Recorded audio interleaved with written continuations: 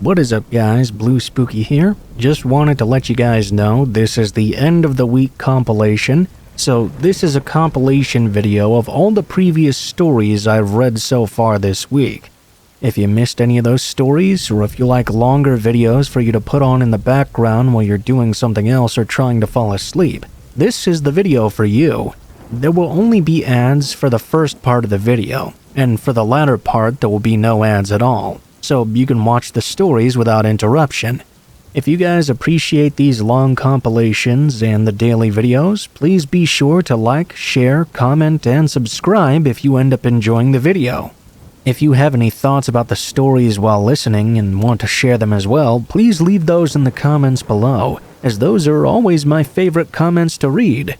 Either way, I hope you guys enjoy the video, and I hope you guys have a great day.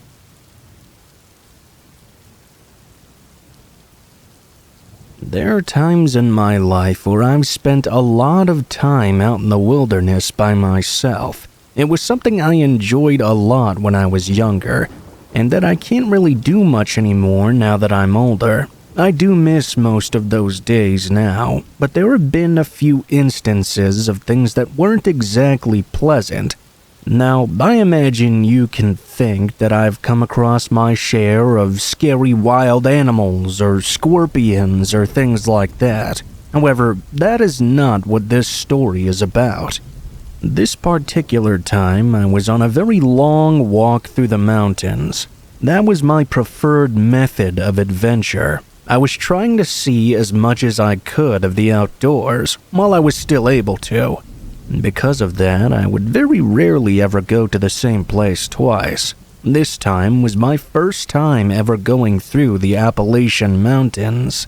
The woods in those mountains could be very thick depending on where you were. I brought a tent with me just in case there was severe weather that would warrant it, but for the most part I just slept outside. Having done this many times before, I wasn't really scared of anything out there.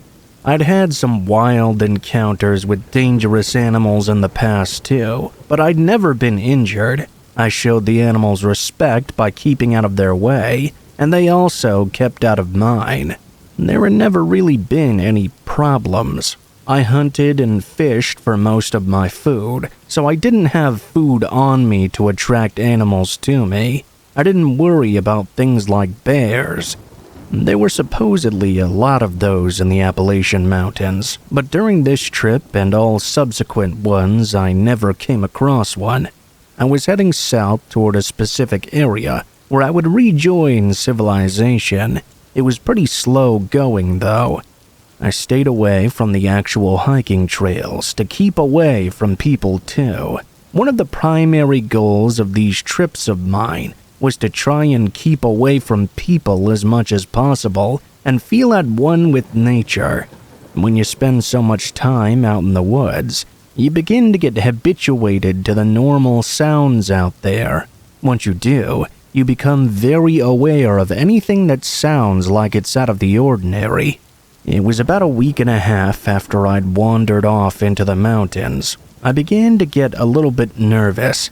I started hearing this occasional sound that seemed totally out of place for where I was.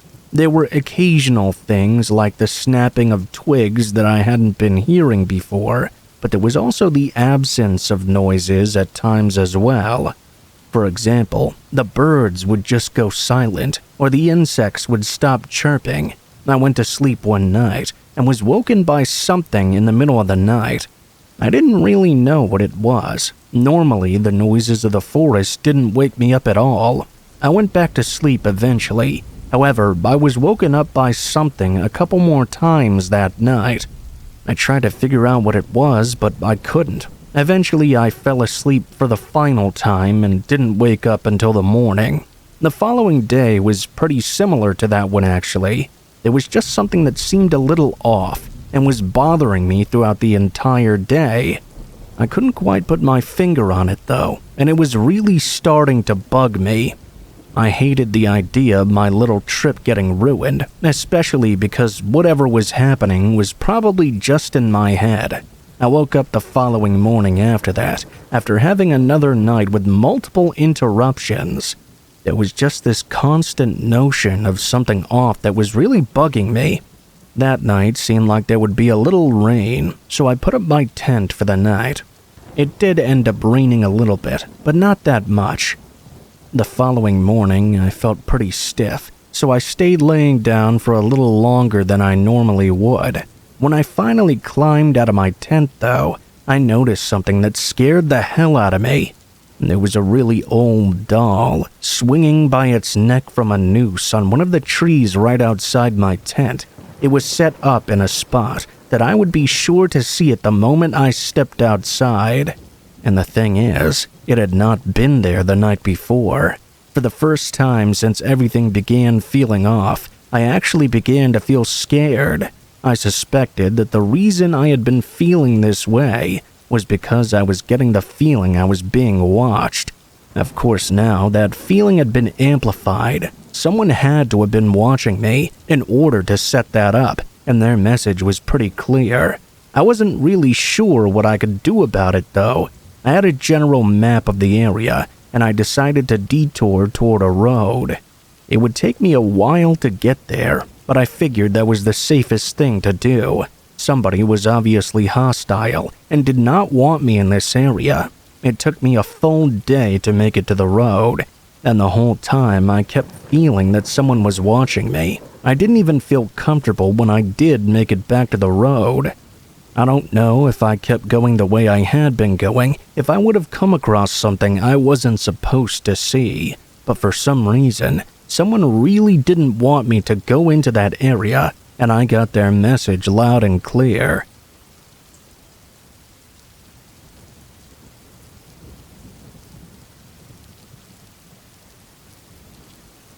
When I was growing up, we lived in a rural home that was about an hour away from the elementary school we attended. We would catch the bus to school every morning, but the bus did not come down the gravel road that we lived on. We would have to get up early in the morning when it was still dark outside, and after getting ready for school, we would walk along the road until we came to the paved road, and that's where the bus would pick us up and take us to school. It was usually still very dark out when the bus would arrive, and we would watch the sun rise as the bus took us on our way. There weren't a whole lot of houses along that walk either, only one small one that had another student living in it. That was my friend Jeff, who had been my best friend throughout all my school years. He would meet us when we walked by his house and walk us all the way to the bus stop. There was an even older house, though, that we always walked by. It seemed to be abandoned. It was completely boarded up, and according to my parents, no one had lived in that house for quite a long time. We were forbidden to go and explore it because our parents said it was very old and could be dangerous. We used to go exploring in the woods around that house quite often, which I suppose is why they thought we might try exploring the property itself too. When I was around 11 years old, I remember I was walking to the bus stop with Jeff. As we were passing by that house, though, I noticed something very strange. It looked like there was a light peeking out through the second-story window. I could have sworn I also saw a figure in there, looking out through the curtain. The house was maybe 50 feet back from the road, so it was possible I wasn't seeing it correctly. Jeff claimed that he didn't see anyone himself, but I was pretty certain of what I'd seen. I don't know why it is, but the idea of someone living in an abandoned home was sort of frightening to me. I became very nervous as I would walk by that house, but really only in the mornings when it was dark outside. In the afternoon, walking home, all that fear would go away, and I never noticed anything strange. I thought that perhaps that morning had been my imagination. Maybe I was just overthinking. I tried my best to leave it at that.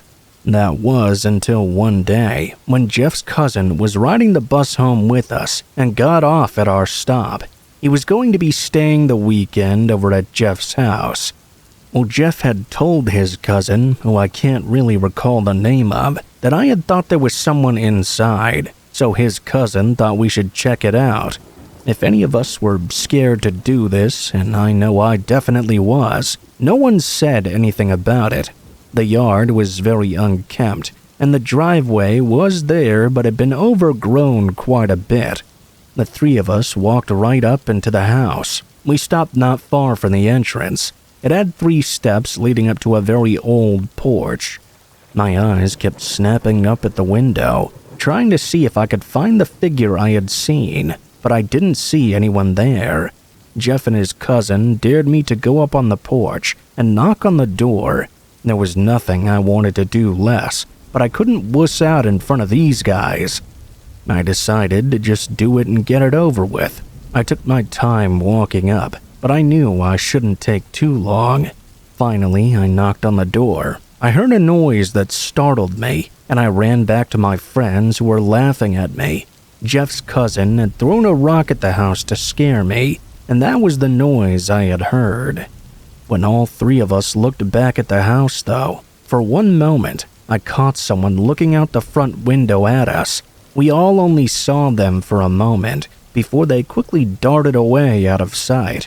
We were only 11, so we were pretty freaked out and ran away from the home. We still had quite vivid imaginations at that age. We thought that it might be a ghost or a crazy person living inside. If that wasn't scary enough, later that evening, Jeff came over to my home. I was surprised that he did, because it was so late and dark out. We often hung out after dark, but what he told me really surprised me. The old house was on fire, and he wanted me to come and see it. Well, my whole family went actually, and he was right. The house was burning down on the exact day we had all seen someone inside. This, of course, made us begin to wonder if whoever was in the home had something to hide, and they burnt the house down once they knew they had been discovered. I really don't know. As far as I know, there wasn't anything found in the house, as it was completely burned down to the very foundations. Whoever had been inside also fled, and we never found out who it was.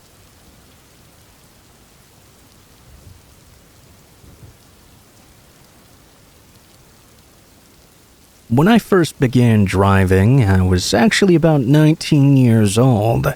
I hadn't had an interest in driving before that, so I didn't do it until it became a necessity for me to do. In the beginning, I was really awful when it came to knowing where I was going. I would get lost a whole lot. My sense of direction is much better now, but it took quite a while before it got to be much better. My first really significant time getting lost was the scariest one of them all. I lived in the suburbs and had to take the freeway into the city for something. It sucked because I had never driven on the interstate before, and I was a bit scared. I did get to the city and get my errand taken care of, though. I was just as eager as can be to get back to the suburbs. I didn't realize, however, that I'd hopped onto the wrong interstate going home. They both started with the same number, so in my driving naivete at the time, I assumed I had taken the correct way. I was so focused on driving and the other cars around me that I didn't really notice right away that the surroundings were different than the ones I had been on before. I didn't know all the exits either, except the one I was looking for that was close to where I was living at the time. So I kept looking for it, but as I kept driving and driving, obviously that exit never showed up. I started to get a little bit worried. It wasn't until I had driven a whole hour and a half, though, that I really began to panic. I hadn't come across my exit yet, and I had no idea where it was. It wasn't until I came across a sign with an exit to a town I knew was over a 2-hour drive away from where I lived that I realized I had taken the wrong way. I wasn't sure what to do now. I knew I had driven out west and that I could go east in order to get back home, so I found an exit going east and decided to take that road and see how far it would get me. Sure, not exactly the greatest plan in the world, but this was long before we had mobile phones that told us which way to go. It was the only thing I could think of that would at least get me back in the area that would lead me back home. It's quite amazing how such rural areas can exist around and close to suburban and urban areas. The road I took first took me through a really small town. After I got through that town, it was even more rural. I was driving through cornfields which I had never seen before. I found driving that way much more comfortable though than I did driving on the interstate. As the drive went on and on, I began to get uncomfortable for some reason. I think it was because I felt so amazingly alone on this road. I hadn't come across a single other car, and the only lights I had to go off of were my headlights. I kept looking up into the rearview mirror. I was worried I couldn't see anything behind me due to the darkness. The whole experience was really unnerving.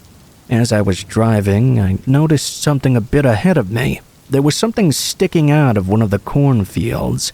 I tried to figure out what it was as I got closer and closer. It wasn't until I came right up upon it that I could finally make it out. There was a car sticking out of the cornfield front end first. I drove past it and slowed down. I began wondering how long that car might have been there. I thought about how there were barely any other vehicles on the road that night and began wondering if someone had crashed their vehicle. Someone else might not have come along to help them since this road was so empty. I began thinking about whether someone might be injured as well, and that worried me. I turned around and decided to go back. I wanted to try and help if they needed help. I drove past the car one more time going the other way, then turned around and pulled up on the side of the road. I had to get my car all the way off the road, and there was a ditch between that and the corn, so I couldn't have my headlights shining on the vehicle. I got my flashlight out of my trunk in order to see anything. My flashlight wasn't the greatest, but I was able to see enough to not trip or fall over anything. I awkwardly made it over the ditch and went to walk over by the car. I felt pretty nervous approaching the corn in the dark like that. It was so quiet and dark out there. It had a very ominous feeling about it. I was mostly hoping there would be no one inside. It definitely looked like this vehicle had crashed into the corn. There were tire tracks that ran through the ditch and then up to the car itself. Honestly, I half expected to see someone dead in the driver's seat or something. I got up to the vehicle and shined my light into the driver's window. To my relief, no one was inside. I looked around the rest of the car and didn't see anyone. I relaxed, thinking that whoever had wrecked this vehicle had at least walked away from it fine. Perhaps they had gotten a ride into town or something and would be coming back. I could just get back into my car and go on my way. "Hey, you!" I suddenly heard a voice scream out from the corn. It was so loud and sounded so freaky that I turned around and almost fell over. I had to grab the car for leverage so I wouldn't fall. "Get out of here! Don't touch my fucking car!" the voice said. I shined my flashlight into the corn, just in time to see a man hiding inside of it. He rushed over and slammed his hands down in the hood and repeated again what he said to me. I tried telling him I was sorry, but he began to come around the car. My fear got the best of me. I turned around and ran back to my vehicle. When I got into my car, I looked over and noticed the guy had opened his car door. He had something in his hand and was storming over to me. Before he could get over the ditch, though, I started my car back up and got into drive. The man had nearly made it to me before I was able to speed away from him. I looked back in my rearview mirror, seeing something shining in the red taillights behind me. Other than that, I couldn't make anything out. It took me a long time to calm down. I was so freaked out that I kept expecting the guy to pop out of my back seat and grab me. Yeah, I know that's supernatural horror movie nonsense, but I was pretty shaken up. It took me a while to calm down, and an even longer time before I was able to make it back to familiar territory. I don't know why that guy was hiding out in an abandoned cornfield, but he really scared the daylights out of me.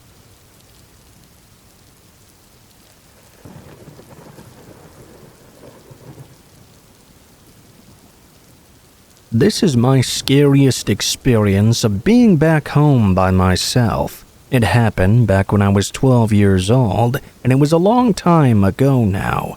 I still remember it really well, though. During that time, I lived with my parents, older sister, and younger brother. It was very rare that I would be at home by myself, but somehow it happened. It was a Friday evening, and my dad was out of town until the next morning for work. He didn't have to travel out of town a whole lot, but every now and then he did. I remember my sister was at her best friend's house and was going to be sleeping over there. As for my mom and brother, they were at some sort of a birthday party my brother had been invited to. I was not invited, and my mom went with my brother because she was basically helping the birthday kid's mom with the party. That left me home alone all by myself on a Friday night. My biggest plans were to relax and play video games. I was pretty excited about it myself. I rarely got to have the entire place all on my own. Our house was pretty average for the most part. There were 2 levels with all the bedrooms being upstairs. Downstairs was the living room, dining room, and kitchen. My mom left that afternoon, shortly after I got back from school. She gave me instructions on how to make a frozen pizza. I had never cooked before, but I loved frozen pizza. At about 7 p.m. or so, I cooked it and everything went pretty well. I went into the living room and sat in an office chair right in front of the TV. I started playing my PlayStation. This went on for several hours.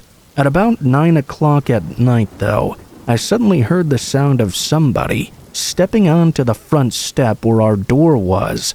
The living room was at the front of the house, so it really wasn't that far away. When I heard the person walk onto the front step, I assumed it was my mom and brother returning from the birthday party. I kept playing, expecting to hear the door open at any point, but after several minutes gone by, nothing happened. Nobody entered, and I got curious. I got up and walked over to the front door to look outside. When I did, I didn't see anybody there. There was no one at the front door, and my mom's car was not in the driveway either. As I was looking, though, something caught my eye off to the left. I saw what appeared to be a man walking through the front yard, just barely in my line of sight. He disappeared past where I could see, towards the side of the house, or maybe the neighbor's yard. I couldn't really be sure. I was a little bit nervous after seeing this, but I assumed the man had left. I didn't know who he was or what he was doing. I kept watching the front yard for a minute or two and saw no more further movement. After that, I returned to my video games, but I couldn't help being creeped out by what I had seen. I was trying to take my mind off of it, and after about 10 minutes, it was finally starting to work. That is, until I suddenly heard another sound, the sound of someone trying to open the back door of our home. Our back door was connected to the kitchen and went out to the patio. This sound was much louder. I instantly stood up and ran over to the phone. I called my mom's number. During that time, I didn't hear any more noises. I told my mom that somebody was trying to get in through the back door, and she told me to call the police. She also told me she would be home as soon as she could, but the birthday party was still going on. After that, I ran upstairs to my bedroom. Once I was in there, I called the police and told them that I thought somebody was trying to break in. After giving them my address, I went and hid behind my bed. I covered myself with tons of blankets. I was really too scared to want to know what was going on. As I waited for the police to arrive, all I could do was hope the man had already left and not tried breaking in any further. I wasn't hearing anything, but then again, I was covered by a pile of blankets. It felt like forever, but maybe 10 minutes later, the police arrived. I remember I got a call on the phone and was told they were there. I never would have gone down otherwise. I got up, but I could hear people talking, so I stayed in my bedroom. I remember a while later there was a knock at my bedroom door. I was terrified until I heard a voice on the other side, saying it was the police. I answered the door, and there was an officer there. He told me they'd actually caught the man who had broken in and been hiding inside. I was told the police got there right in the nick of time. The man had got the back door to the house open and had just entered and started hiding when the police arrived. The man was arrested and luckily didn't get far. I was honestly shocked when I heard that, but luckily everything turned out fine. He wasn't able to steal anything or do anything to me. Damage to the back door needed a little bit of fixing, but that wasn't the hugest deal. After that, though, I didn't want to stay home by myself for a while.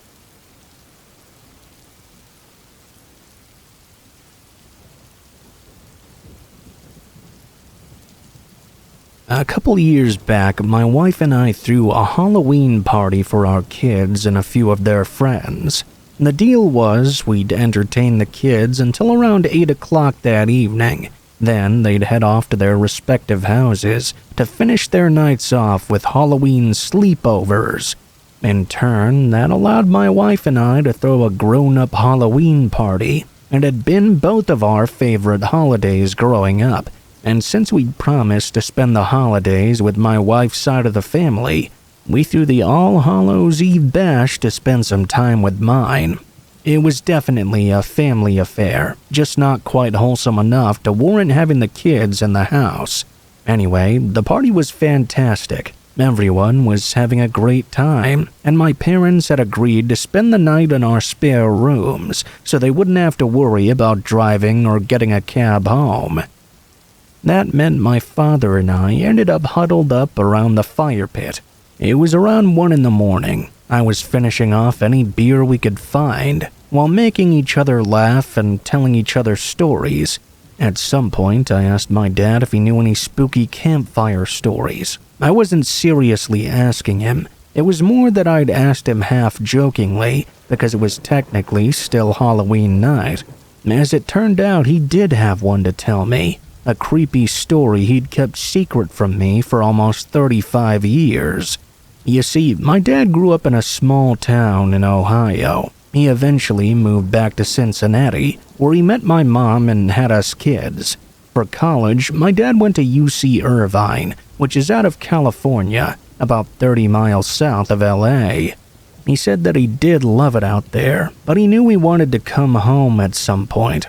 He reminisced that his days as a beach bum are some of the most treasured memories of his youth. I knew that, of course, but what I didn't know was that apparently my dad had dated some smoking hot windsurfer chick that he'd met on Newport Beach. During the summer of 1982, his buddies and he headed down to the beach to throw a ball around. They saw this sign advertising windsurfing lessons, and the two instructors were a tall, wiry guy and this absolute fox with a mess of golden blonde hair. My dad said that he and his buddies found a spot for their stuff and started to throw the football around. All Dad did was walk off toward the windsurfing instructors, though, and talk his way into getting a lesson from old Blondie. My dad hated windsurfing, but thought it was a great way to get close to the instructor. Once he was satisfied there was mutual attraction, he asked her out and they started dating. She seemed like a wonderful girl at first, but after a month of seeing each other, he realized there was some weird stuff going on. There was a strange love triangle with her roommate and some professional surfer she'd met on a trip to Hawaii. My dad explained that he trusted the roommate was just a roommate, but over time it became obvious they were romantically involved. He didn't mind her dating other guys, they weren't official or anything like that, but what he did mind was her duplicity in trying to lie to him. She hadn't been honest with him from the get-go, and as they say these days, that's a big red flag. They stopped seeing each other, and eventually my dad moved back to Cincinnati. He started what became our family. Now cut to 1994. I was 6, my little brother was 3, and for my dad, the memory of Blondie and her weird love triangle was a distant memory. One day, he opened up a newspaper, and there she was. He didn't recognize her at first, to the point he thought the name was just a coincidence, but there was no coincidence at all. The woman in the newspaper was the very same one he dated while in California. Her name was Dana Sue Gray. For those of you unfamiliar, she murdered many people in early 1994 and used their credit cards to go on a shopping spree. Once she realized there was a big manhunt for her, she cut off all her hair and dyed it black. The cops still caught up with her in the end, and she was sent to prison for multiple murders. Dad said it was obviously very shocking. My dad said the thing that creeped him out the most was that he actually wasn't all that surprised. Sure, he was shocked that she had murdered many people, but it seemed in character to him, especially toward the end of the relationship. It became obvious to him that she simply didn't think rules should apply to her. Seemed to have this idea that she could do whatever she wanted and get away with it, maybe on account of her good looks. My dad said it was very scary, thinking that a minor and irritating personality disorder had grown and grown until one day she thought she could murder people and go on shopping trips with their credit cards, and the law would never catch up to her. It makes me think that psychological stuff like that is almost like a sort of cancer. You have to deal with it when it's small and manageable, or you let it grow and spread until it's far late to ever recover. What used to be a single flaw has taken over a person completely.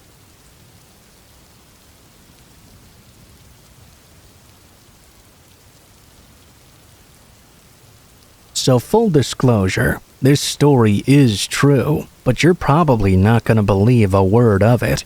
You'll likely dismiss it as a complete fabrication and go on with your life. Honestly, I wouldn't believe it myself if I hadn't experienced it firsthand. There isn't much I can do, though, to convince anyone this isn't something out of a Stephen King novel. There seems to be a trend to these sorts of unbelievable experiences. They always seem to happen when you're all alone, and almost always at night. These are the exact circumstances of my particular experience. By the way, I'm a journalist, and writing is what I do for a living. Because of that, my wording can be quite strange. I'll try to remain as grounded and concise as I possibly can, though. I don't expect you to just believe my story, but I ask you to at least listen and consider if it may be real. It was fall of 2006 in my hometown of Austin, Texas. I was a senior in high school back then and found myself in the unfortunate position of having to walk to and from school every day.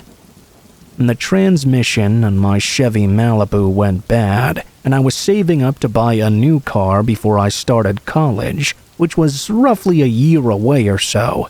One morning during a homeroom, the entire school was called into the gymnasium for an important announcement. Once everyone was settled down, our principal, Mr. Keller, approached the podium and gave some rather unpleasant news. Over the screechy PA system, he informed us that one of our classmates, a young freshman named Stephanie, had died in a hit-and-run the day before. I had vaguely recalled hearing something about that on the radio, but I didn't know all the details until then. It was definitely a tragedy and very alarming. I didn't know the girl personally, but I couldn't help but bring myself to think of some unhinged guy just riding around town, not a care in the world after running a young girl over. They couldn't tell whether it was an accident or on purpose either. I felt I was at risk of being a potential target. I was one of the only seniors to walk home when school let out. I couldn't ask any of my friends for a ride because most of them either took the bus home or had jobs they had to be at after school. My place was about a 20-minute walk away from the school, so not too bad, but the route I took led me down some rather obscure back roads that someone could easily get lost on. I tried to brush off the idea that someone had deliberately killed this girl. I mean, Austin did have its fair share of drunk drivers, and it was also possible that it was just an irresponsible person looking at a cell phone or something at the time. I hoped the police would apprehend whoever took her life away at such a young age.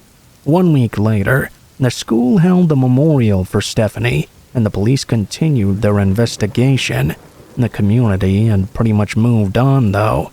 It was a Friday, and me and a friend of mine, Mike, decided to ride over to his house after school and get his older brother Roger to buy us some alcohol.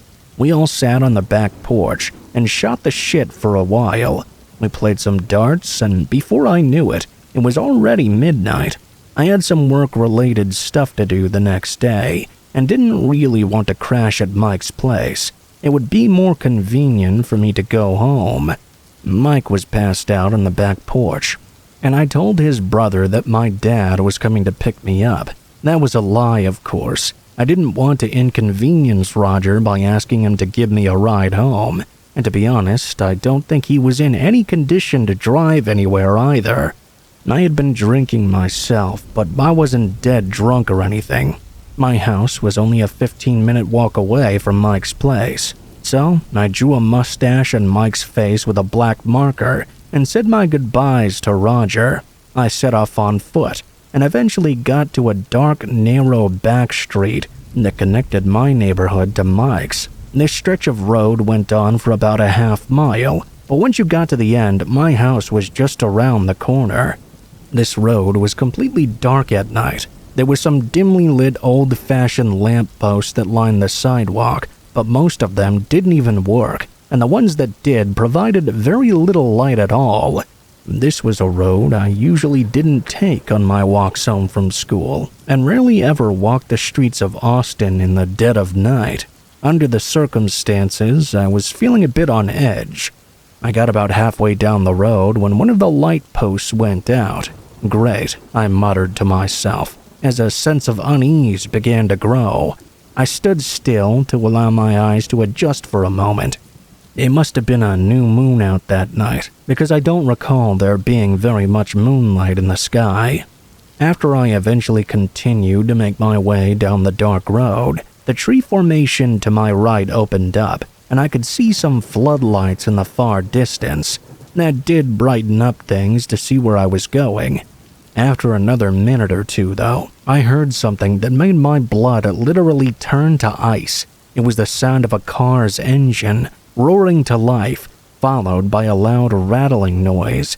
It's the kind of sound that's commonplace at vintage car shows, but when you're alone on a dark, isolated road in the middle of the night, that sound is terrifying.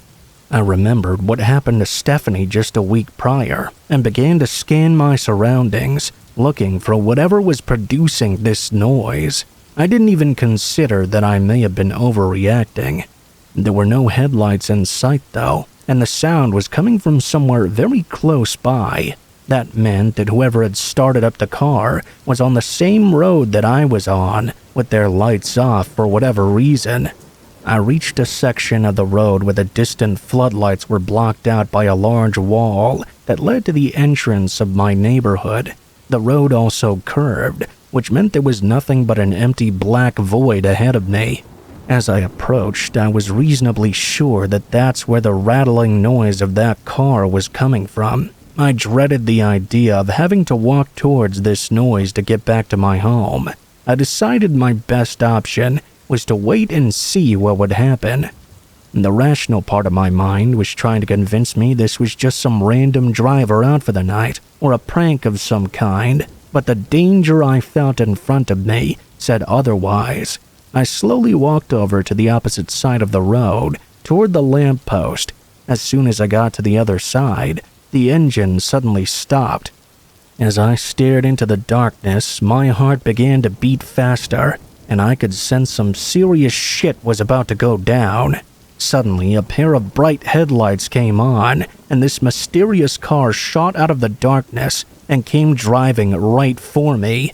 The blinding light momentarily stunned me, and I only had seconds to act before the car rammed into me with the force of a freight train.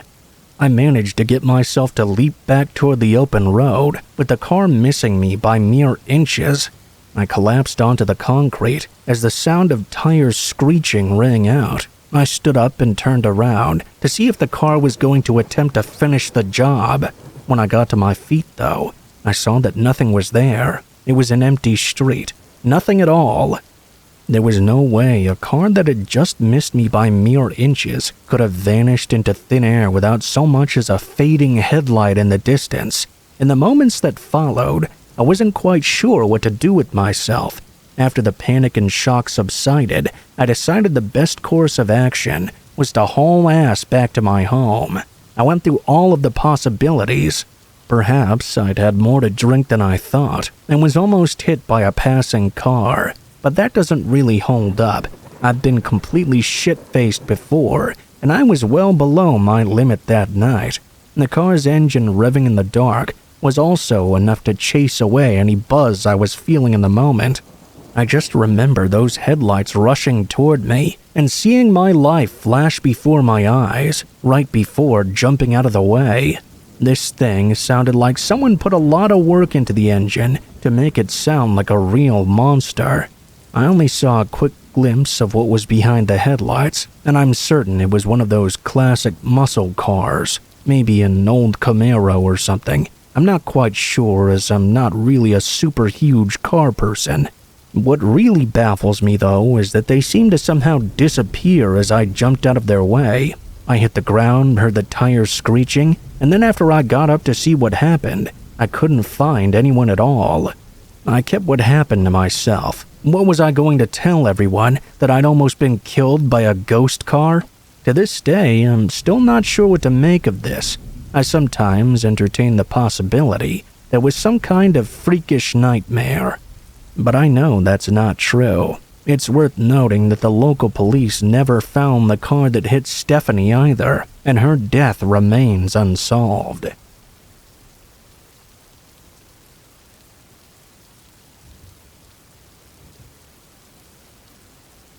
Something extremely creepy happened to me about a month ago. For some brief background, I live by myself in a small house in a busy neighborhood. I've lived there for about a year now, and it's been going pretty well. I plan to move out into a bit of a larger house in a nicer neighborhood once I had more money saved up. I work an office job with pretty standard hours. Well, one day, after getting back home from work, I went to get my mail like usual, and I noticed an envelope in the mailbox that looked different from the others. I didn't know where it had come from, and there were no stamps on it of any kind. I was curious about what this could be, so I decided to open that one up first. I went inside and opened up the envelope, only to see some pictures inside. They appeared to be printed on a piece of paper, and not in very good quality either, like they hadn't been developed or anything.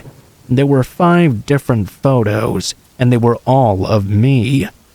One was of me on the sidewalk. Every day when I went to work, I had to park in a lot that was a few blocks away, and then walk there on the side of the street.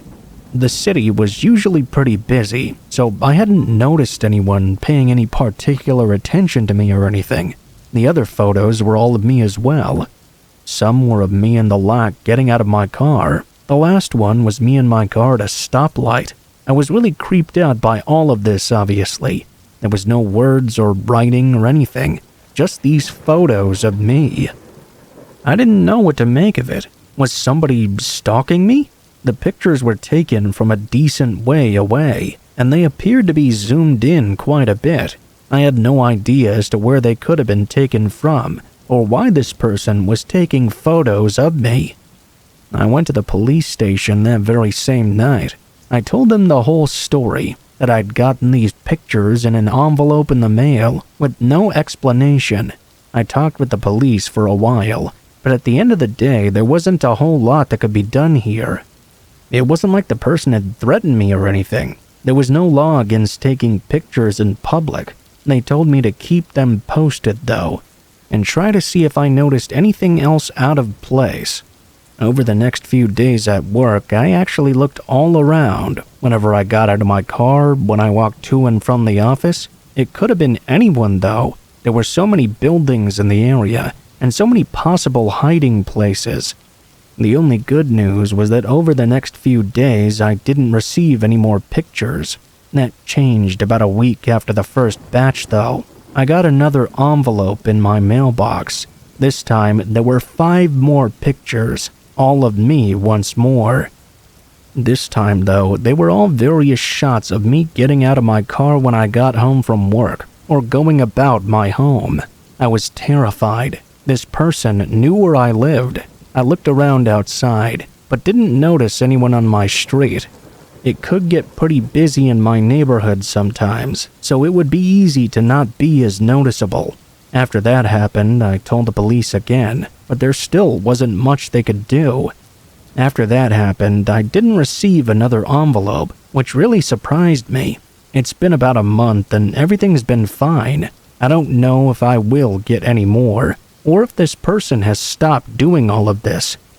It still really worries me, though. I'm currently looking for another place to live, either an apartment or another house. I also found a different parking lot for work.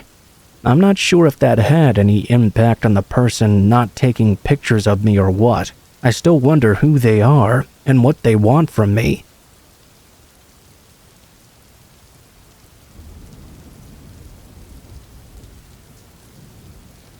Something really weird happened to me last summer. I live all alone in a house that's somewhat out in the country. My house is on a busier road, but I have a large yard, so it doesn't really bother me that much. My house is a ways away from the proper road itself, and I have a very long driveway. In whole, my property is 7 acres. Next to my driveway, I have a mailbox, and some trees are planted along the road for privacy. There's a good amount of grass as well. One morning, I got up and went outside, when I noticed something strange immediately. Someone had parked their car in my front yard. I walked out to examine it, and saw it was a car apparently for sale. They had parked their car right at the end of my yard, about 50 feet from the driveway. It was facing the road, so anybody driving by would see it. The car was what looked to be a red 2002 Dodge Neon. There was a price and a phone number to call as well.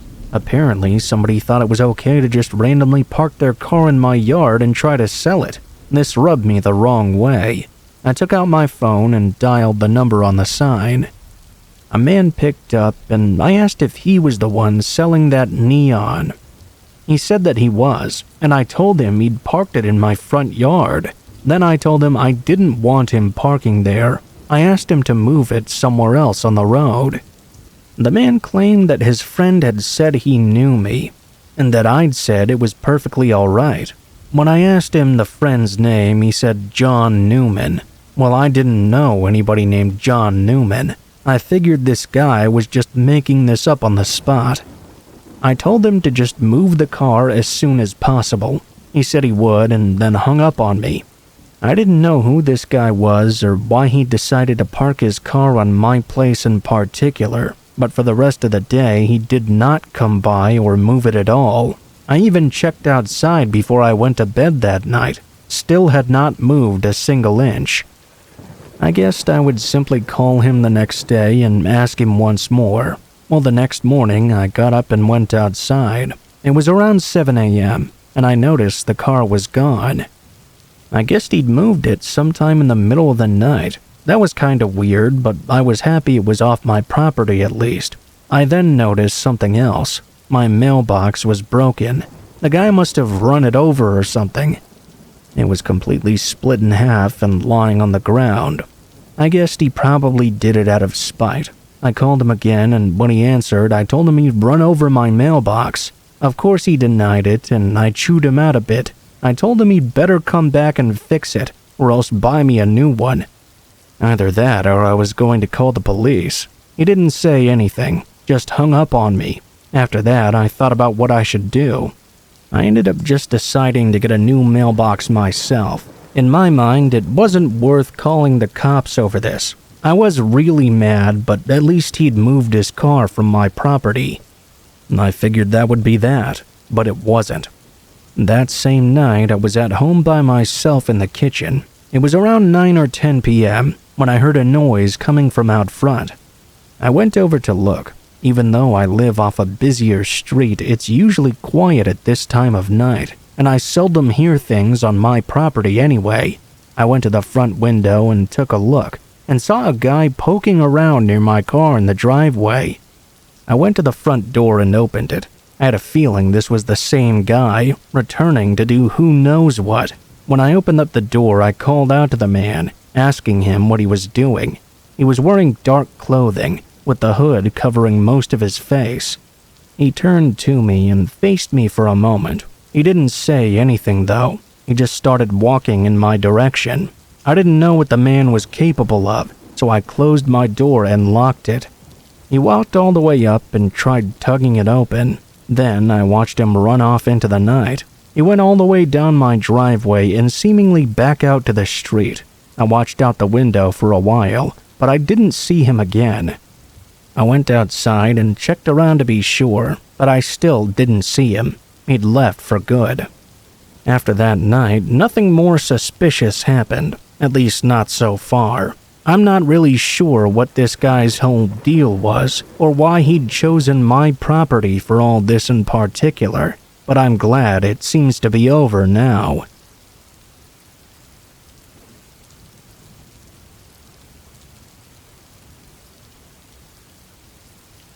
This happened a few hours ago during my night shift, and for some reason was so disturbing to me. I'm a police officer in a big city, so I've had to deal with some pretty awful sights and smells while doing this job, usually on a daily basis even. This, however, was something most unusual.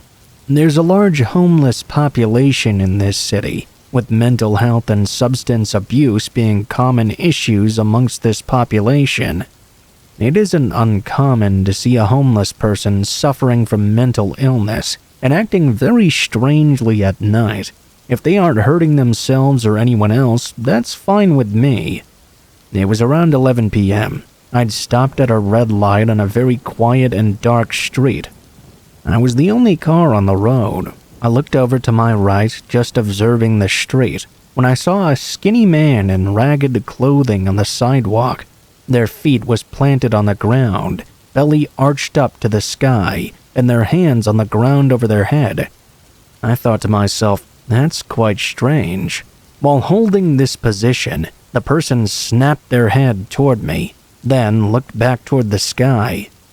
They then proceeded to do that exorcist spider walk at me, at a speed which seemed like it was the only way they'd ever walked in their life. I immediately thought, what the fuck? It was just like a sight out of a horror movie. The light turned green, and I drove off before the man could actually reach me. I have no idea why that sight was so disturbing, but it really did bring back memories of like watching the Exorcist movie.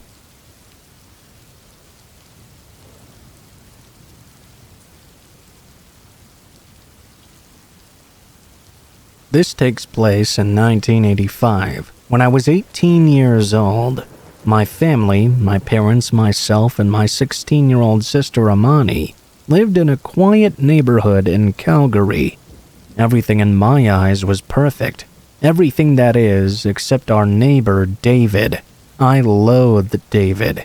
He was 22 years old, and very cocky because he played electric guitar in some local rock band. He would always bring different women over, and from my sister's window she could hear everything. Whenever Amani and I walked home from school, a shirtless David would conveniently be there, doing bicep curls in his front yard. Every day he tried to find a way to interact with Amani. She would greet him back to be polite, but I always got a gross feeling about it. He would just stare at her until she entered the house. His eyes were so intense, and it was very predatory and off-putting. I'm now going to tell you what happened to my sister. It was a very hot Saturday night, and our parents were away for some reason. Amani was sleeping, but she was awoken by the sound of her window blinds twisting around. Amani immediately got up and turned on her lights, only to be met of the sight of David entering her room through the window. Amani was caught completely by surprise, which left her unable to speak. He told her not to scream and said he needed something from her. She began to tear up. She was convinced David was going to assault and kill her. He grabbed her face with his hand and began to wipe her tears. He bluntly told her he was going to marry her and took out a ring he said his mom had given him to give to a lucky girl one day. She tried to tell him no, but he, still holding her face, said they'd move to Mexico or South America and escape everything. She said no louder and tried to push him away from her. In response, he got extremely angry and hit her and told her if she refused again, he would kill her and me right now. She became so overwhelmed with fear she passed out. At that point, I heard a loud thump from my sister's room, which happened to be her hitting the ground. Immediately, I knew something was wrong, so I ran over. There David was, having picked her up and holding her in a bridal carry like a messed up groom. Judging by the intense smell in the room, he was dead drunk. I screamed at David, which startled him enough to let her go. He dropped Amani right there on the floor. He then jumped out the window, and I immediately called the police. David did not go to jail, but he had to attend mandatory anger management classes and was put under house arrest. Needless to say, my family moved shortly thereafter.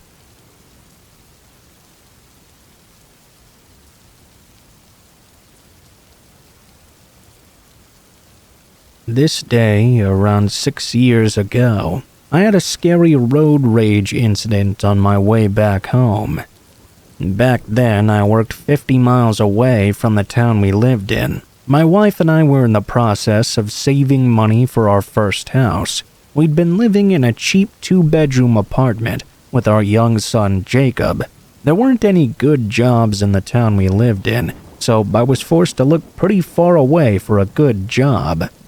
The job I did find paid very well, which made the long drive worth it.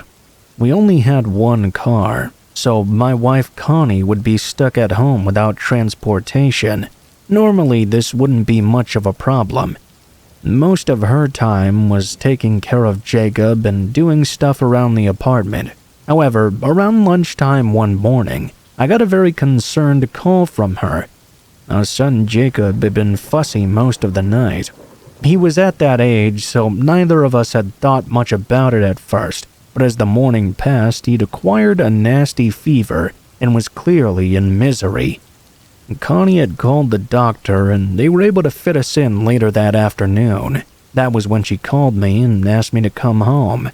I informed my boss of the situation and let him know I had to take the rest of the day off. He was very understanding. He gave me his blessing, considering Jacob was our first child.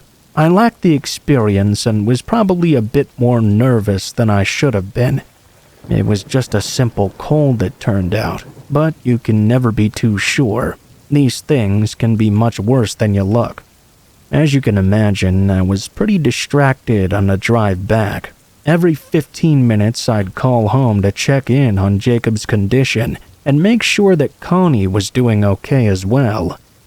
I was in one of these calls when I almost had a wreck with another driver. I was about 10 miles from home and needed to take the exit off the freeway.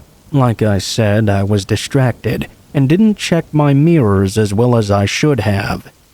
I gave 2 quick glances and merged into the right lane. I didn't notice there was a car in my blind spot. All I heard was the long droning of their horn. Luckily, we managed to avoid crashing into each other. But the driver of that car was justifiably furious. I looked in my rearview mirror and gave him a meek little sorry gesture right before I exited. I didn't expect it to go beyond that point, but the driver had other ideas.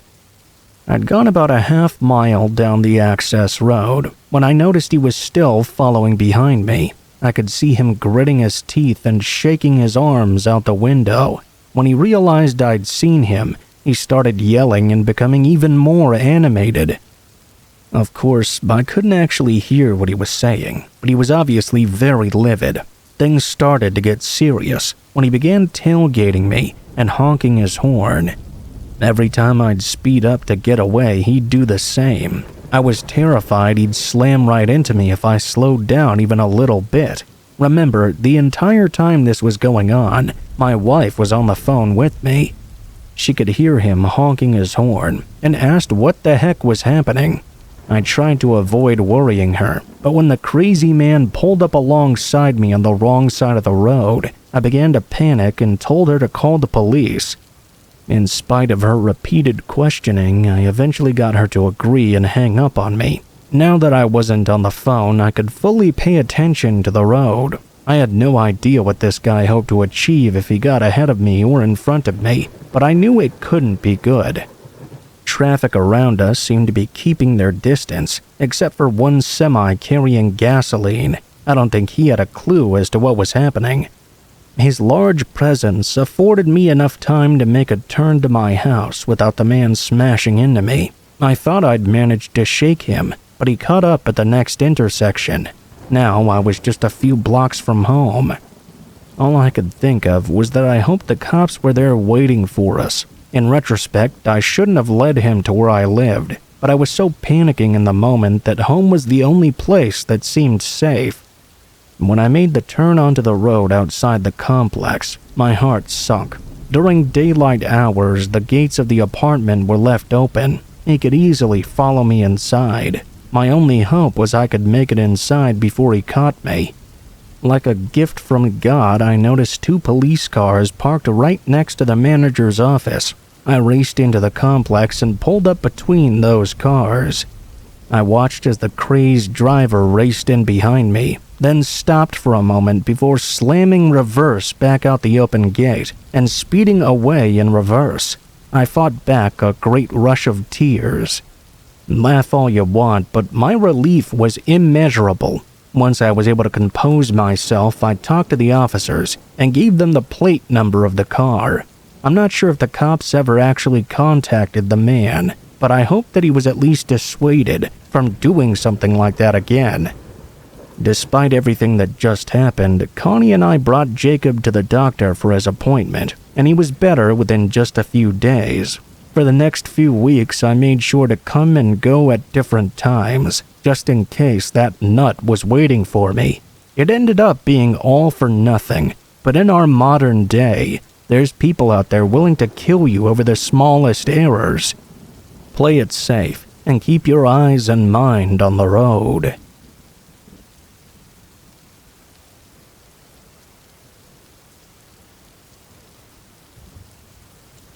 I heard this from a close friend of mine. He said it would be fine to share it, as long as I keep his identity anonymous.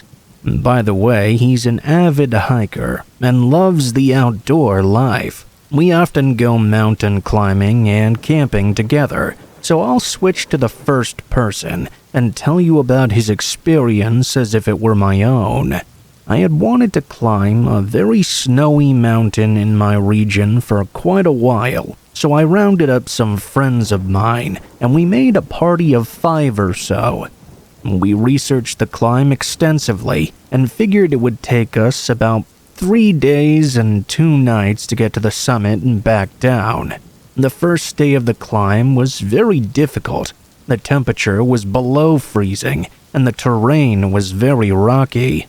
We ended up expending a lot of our energy. It got dark at around 4 p.m. or so, making progress very difficult. We pushed on still and managed to set up base camp. We pitched our tents once we'd made it to a flat area, which was kind of like a field of sorts. Fresh snow covered almost all of it, and all we could see was black and white. The sky was black, and the ground was snow white. Quite the contrast. It didn't take too long to drop off to sleep, despite the fact that I was shivering in my sleeping bag. Needless to say, I was very surprised when I was woken in the middle of the night. I could hear a voice calling from outside my tent. I was very groggy, and I almost thought that it must be morning. I couldn't see any light at all, though. At first, I thought it must have been one of the people I was out hiking with. I laid there in the dark, trying to get back to sleep, when I heard the voice calling again. "Hey! Hey!" I was very confused at that point, because to me, that voice didn't sound like anyone in our group. There was another off-putting thing as well. The voice almost sounded like it was coming from the direction we had just climbed up from. The voice was coming from the descent, if you know what I mean. I checked my watch and saw it was just past 2 a.m. I wondered if someone had been injured, perhaps. Maybe another hiker out on a trip. I woke up our whole party. We lit our lanterns and turned on our flashlights and called out in the direction I'd heard the voice coming from. "Is anyone out there? Are you hurt?" We called out, but the only response we got was the howl of the wind rustling through the trees. There was also the gentle sound of snowfall. It was as if the moment I'd called out, the voice had stopped calling at all. I didn't hear anyone else that night, but it did play on my mind, and I wondered what that was all about.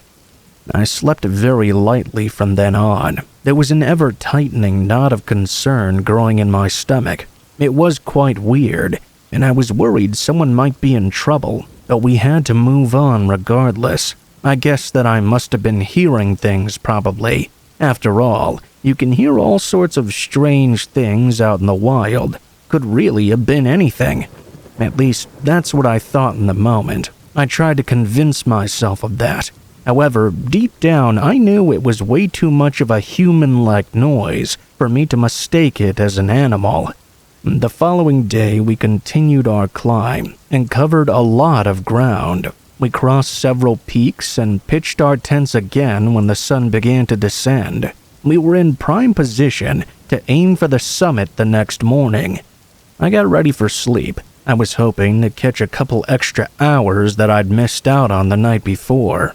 I ended up waking up again, though, this time because I needed to use the restroom. I got up and headed out of the tent into the freezing cold to find a place to relieve myself. It was pitch black, but at least the light reflecting off the snow at my feet allowed me to see a little bit of where I was going. The moon was full, so there was some moonlight out. I was looking at it jutting out from behind the summit of the mountain and stopped to admire the view, and that's when I noticed something. I tried my best to get a better look, but it was quite difficult as all the snow was obscuring my view. There was definitely something out there. It looked like there was a light flickering in the distance, perhaps a small fire or the light of someone's lantern. I decided to call out to this person. The light immediately disappeared as if in reaction to my voice, and something strange happened. I heard multiple voices coming from that direction. Their calls carried on over the wind, and I heard them calling back to me. "Hey, come over here!" I shouted back. "Are you okay? Do you need some help?" It sounded just like the voice I'd heard the night before, but I didn't receive an answer. I couldn't consider it a coincidence anymore. All I could do was head back to my tent and get back into my sleeping bag. Someone was trying to call me out to them in the middle of the mountains. Whoever it was trying to separate me from my party. The mountains can be very scary, especially in the dark, but thankfully nothing much else happened after. We climbed to the summit and made it back down without any further issue. While we were moving, I kept a careful ear and eye out for any signs of fires or people about, but I couldn't find any trace of them. I do wonder who was calling me and what might have happened if I did go in search of the owner of that voice.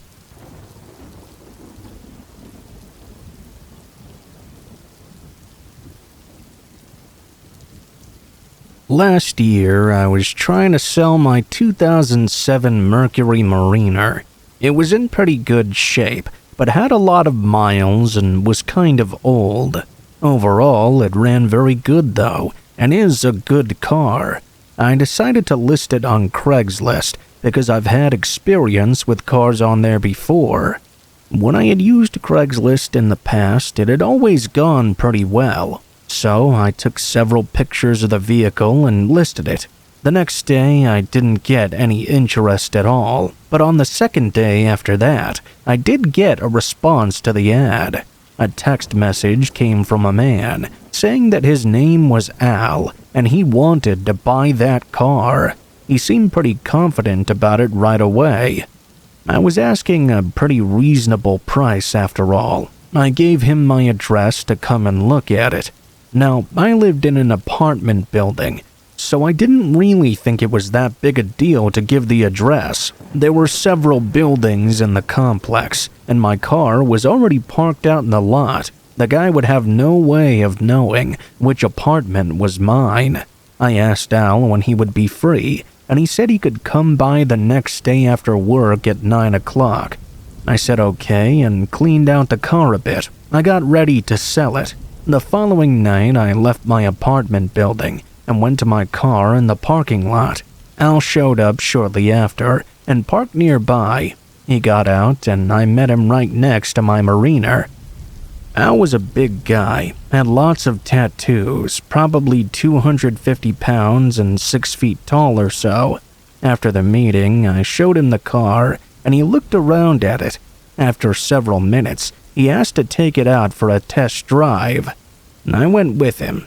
Al drove the car around the block and down some nearby streets. I remember he said he really liked it, and everything seemed fine at that point. I was really thinking I was going to sell the car that night. After the test drive, we returned to my apartment complex, and he parked the car in the space that it had been before. After we got out of the car, though, Al said he would think about it. I was disappointed because it really seemed like he was going to buy it. I just said okay and said goodbye to him. And that's when Al asked me if he could use my restroom real quick. This seemed pretty sketchy. Why did he think it would be okay with me for him to use my bathroom? I said no thanks and started walking away. I was honestly afraid this might be some sort of a setup. I didn't want this guy coming up to my apartment. He was still just standing around by my car, though. My apartment building had a side door and the front door. The side door was not very far away. I decided to walk around to the front instead, and out of Al's line of sight. I left him standing there and headed inside. I was afraid that he was going to try and follow me, but once I got to the front doors, I looked all around me and didn't see him anywhere at all. This made me feel much better, and I entered the building. When I got inside, I turned right and entered the elevator. I took it up to the 3rd floor, which is the level that my apartment was on. When I arrived, I stepped off and started walking to the left. When I did, though, I saw that the door at the end of the hallway was already open, leading to the stairwell. I could see that Al was stepping through it. What was he doing here? At first, I started to go towards my door, but then I saw Al begin rushing toward me. I quickly stopped and turned and started moving in the opposite direction. At this point, I began to hear Al fully charging in my direction, so I started running as well, to the end of the hallway. When I made it there, I went into the stairs on the other side and ran down as fast as I could go. As I was moving, I heard Al enter the stairwell and continuing to chase me. I ran into the underground parking garage beneath the building. When I got down there, I ran across it to the other end. I had extended my lead on Al a little bit, but I heard him follow me into the parking garage and continue chasing me. I arrived on the stairs at the other side and ran up them to the ground level. I left through the side door. After I was out of the building, I ran to my car and jumped inside. Then I just left. I drove away and immediately called the police while driving off. I told them about this man. I drove around the streets nearby for a few minutes and then returned. When I did, Al's car was still there. He was not inside of it, though. The police got there just a couple of minutes later. I didn't dare to go back inside the building until they did, and when they did, they actually found Al attempting to break into someone else's apartment. It turns out he was never interested in buying my car. I guess he was just going to try and rob me or something.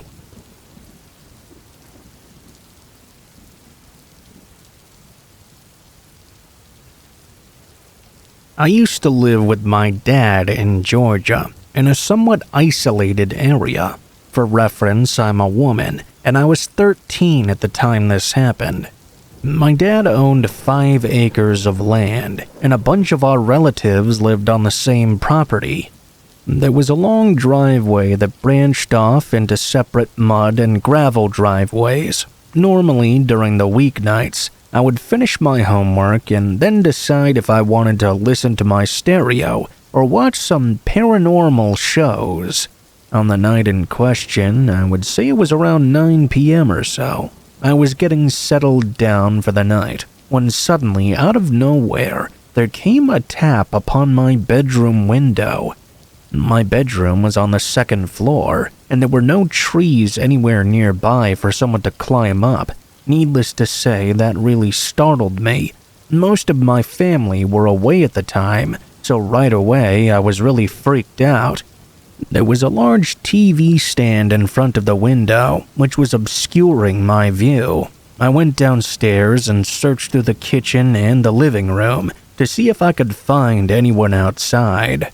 My dad usually worked late nights, so unfortunately I was home alone at the time. I thought that maybe he had forgotten his house keys or something, and started walking towards the front door to check if he was there.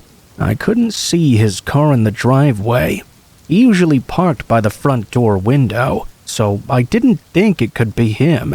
Directly behind the living room was a sliding glass door with long blinds. I could see that the light on the back porch was on, and there was the silhouette of someone standing there. Panic took over. I knew now it wasn't my father, and I didn't know if the door was locked or not. If I just stood there frozen in place, I would give the intruder a chance to enter my home. I bolted for the door to make sure it was locked. I stuck my hands through the blinds, too afraid to look outside them. Thankfully, it was. I ran to the kitchen and grabbed a big knife to protect myself. I went back upstairs to my bedroom. Right as I turned my light off, there came a loud bang outside my window. I hid in my closet and called my dad to let him know what was going on. He confirmed that no one should be there and said he was heading over right away. Before he hung up, I called the police, and dispatch informed me that the nearest unit was 25 minutes away. I waited in the closet with a knife ready to strike at whoever tried to enter my room. The banging noises continued and sounded as if they were coming from every direction, almost as if there were more than one lunatic outside trying to get in. My dad and the police got there at the same time, but by then the assailants were already gone. The officers conducted a quick search of the property before taking my statement. My dad told me afterward that they had discovered multiple sets of footprints in the mud, going all the way around the house. I'm not sure what was scarier, seeing the figure on the back porch or knowing there were multiple people after me. Nothing ever came of it though, and to this day I still have no clue exactly why they were there.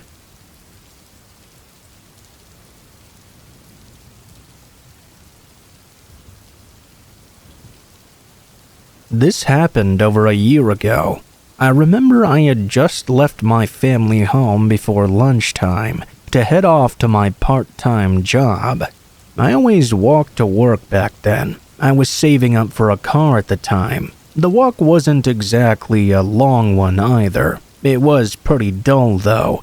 I grew up in a really rural place, and all there was were fields and fields as far as the eye could see. The houses in my area were pretty spaced out and sparse too, which meant there wasn't exactly a whole lot of passing traffic. It was perpetually quiet. There wasn't ever much to look at on my commute. Like I said, there was just fields and a few houses, and a small cemetery along the way as well. On the day that this took place, there were no people on the streets at all, and no passing cars either. It was a particularly quiet day. I didn't like the feeling it gave me, like something was off.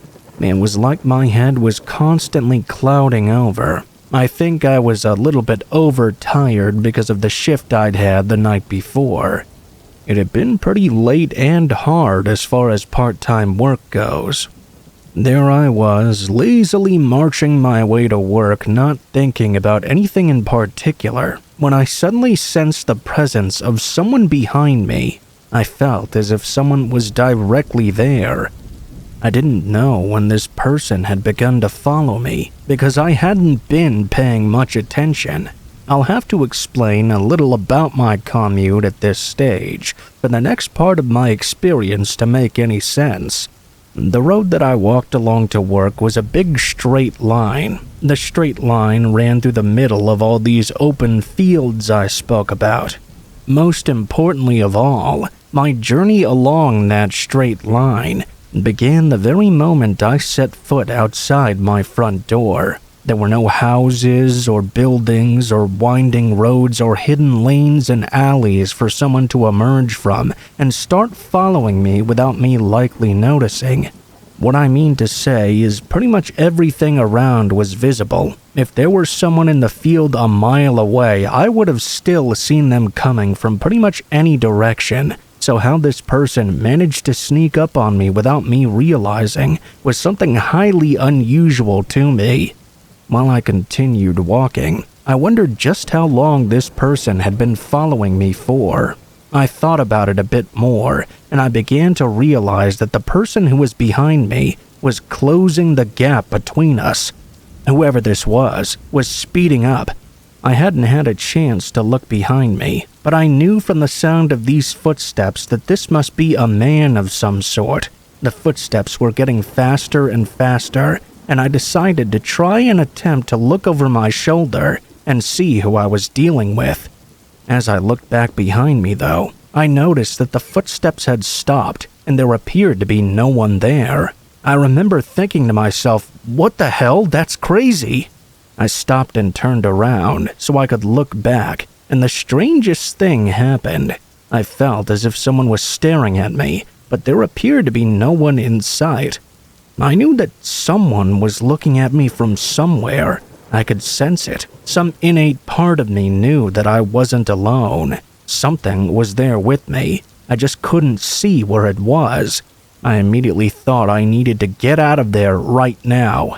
I turned to leave, but my body wouldn't listen to me. I don't know if it was due to shock or surprise or fear, but I felt like I couldn't move a single muscle. I felt cold chills running down my back, like an ill wind was flowing through me.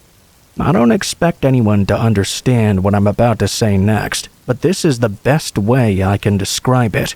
It was like my internal organs were suddenly cold, as if cold hands were groping around my insides, wrapping their cold fingers around me.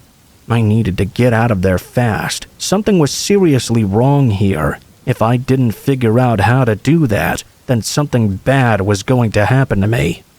I couldn't bring myself to move, though. I felt arms wrap around my neck and the disgusting feeling of someone touching me. But just as suddenly as they'd started to grope me, I was released. I sprinted as fast as I could from the scene, not daring to look behind me again as I ran and headed to my part-time job. All the while, that ominous sensation I'd felt did not subside. I tried not to think about it too much. I took some medicine at work, but the pain in my neck didn't go away. After I had some lunch, I ended up throwing up in the bathroom. I just felt so embarrassed.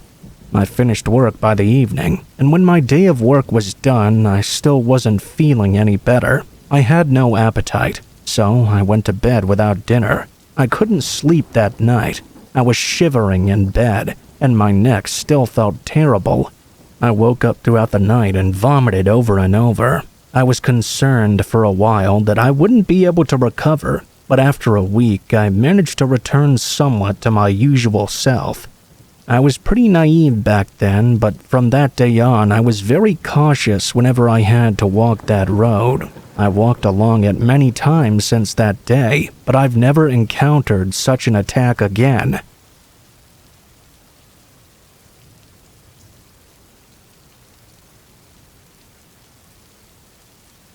This happened when I was younger. I had a part-time job where I was collecting money for a newspaper delivery fee company. It was a pretty okay job. I didn't hate it, but I will tell you about one of the reasons why I ended up quitting. It was summer and a hot day. Whenever it's hot outside, I find myself easily irritable. I'm guessing you can probably relate. I was sent to collect a payment in a large apartment block. I had been doing the job for quite a while, and I had met a lot of different kinds of people and their families. People can be so different. Some were extremely wary of people they didn't know, asking them for money. When they realized who I was and why I was there, they would only hand it over through a small gap in the door and keep the chain up as well. These people were incredibly cautious of others. Then you get the ones who seem to not care anything about it at all. I've been met by people gladly opening their doors to a stranger, and even once a housewife wearing next to nothing basically. It was eye-opening just how different people can be for a young man like me. There was one apartment that I don't ever want to go back to though. I rang the doorbell like I usually did, and heard a child's voice. The door unlocked and the child opened the door a crack, then stared at me and shouted back into the house, "Mom, there's a strange old guy at the door." I thought to myself, come on, kid, I'm not that old. The boy's mother came walking down the hall, smiling and apologizing to me. She told her son I wasn't a strange old man, and it wasn't polite to say that to me. I noticed there were a lot of children in that house. They were running around in the back. Their mother, I guess, went in search of her purse for payment. I wasn't the best with children at the time, so I was feeling a little uncomfortable. I was also irritated from the heat, like I'd said before. The door had opened a little more by that point, and that was the moment that I noticed something quite strange. There was a little girl about 3 years of age, lying across the shoe rack by the front door. I was shocked that I hadn't noticed her laying there before. It was an obvious and very strange sight. The mother came back to the door to provide payment. As I was absent-mindedly getting everything in order, I began to wonder, was something wrong with that girl? Why was her mother letting her lay across the shoe rack like that with all those kids running around? Didn't she care? I handed over the change and thanked the woman for her payment. I watched as she went to take a step backward to close the door. As I watched, I couldn't help but shout, "Watch out!" It seemed to me she was about to step right on her sleeping child's face. The woman fixed me with a confused stare and then planted her foot. I was sure I was about to hear the little girl start wailing, but I didn't hear a thing though. The little girl was still there as if nothing had happened, but I couldn't believe what I'd just seen. It took me a second or two to consider that I might be encountering something paranormal. I could clearly see there was a kid there, but no one else appeared to be able to see her or interact with her at all. The housewife was staring at me with an inquisitive look that slowly turned into a menacing glare. I don't know if that was just my own sense of paranoia or not, though. I knew I could see someone lying there, and no one else seemed to care, especially the homeowner. I got away from that place and called my boss. I said I was sick and took the afternoon off. I think I saw a ghost that day. I don't know. I mean, it's all speculation from me, but it was a very creepy experience. Nowadays, though, it feels more concerning to me than scary, I suppose.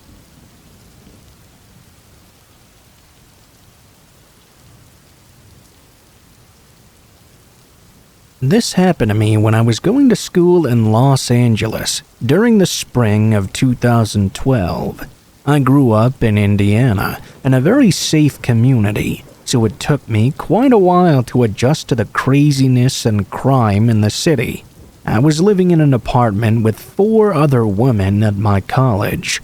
Our place was above a house, so to access it you had to go down a long alleyway and up some stairs. It was pretty out of the way. On this particular day, I stopped by the apartment to grab some music before choir practice. I came inside and started gathering up my materials on the kitchen table. I didn't bother locking the door, since I would only be there for a few moments at most. I was surprised by a knock on the screen door, and when I looked up, there was a man standing on the doorstep. He was a young Hispanic-looking man, medium height, and wearing a t-shirt and jeans. Hello? I called out to him, thinking he was delivering a package or something. The man didn't say a word. He reached down and pulled open the screen door, then began to walk towards me. Still at this point, I was not yet alarmed, starting to say something about him leaving whatever package it was on the table, when I noticed that he didn't have one. The only thing in his hand was a box cutter.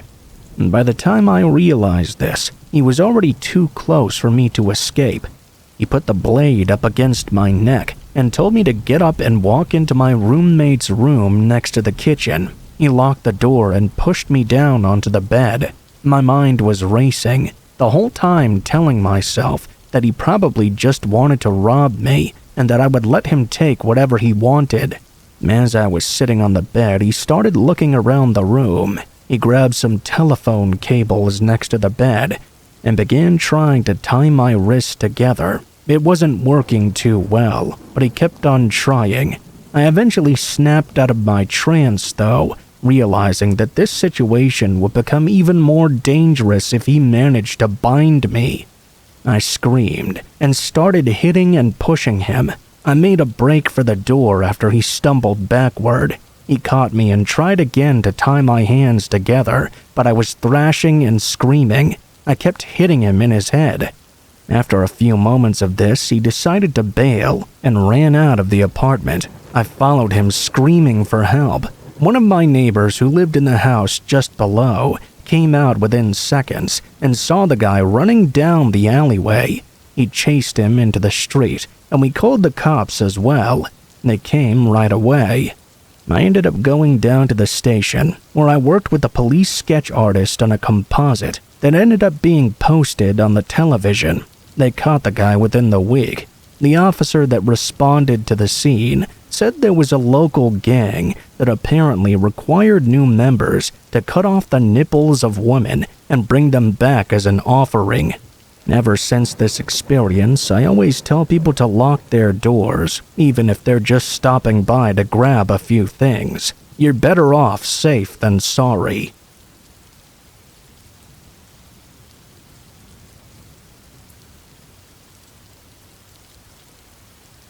One time, I was going to buy a TV on Craigslist. This was years ago, but I would browse Craigslist at work all the time back then. Several times, I got really good deals, or even things for free. You never really knew what you would find there. You also had to be very careful, though. I remember I found this really good deal on a nice TV. I was in the market for one, and the ad appeared very legit. The price was a bit cheap, but not so cheap as to make one wonder if it was too good to be true. The pictures of the TV appeared to be in someone's home. I responded to the advertisement and said that I would like to purchase this TV, if it was still available. Within an hour, I got a text back from the seller saying that it was. It was a woman who said her name was Joy. She gave me an address and told me to come over the following night to buy the TV. I looked up the address, and it appeared to be a house in a neighborhood that was about 10 minutes away. The next day, I grabbed up the cash and drove out to the address. I parked on the side of the street in front of the home. in what appeared to be a fairly average neighborhood. I think it was about 7 p.m. when I knocked on the door. It was quickly answered by a woman who looked to be in her 30s or so.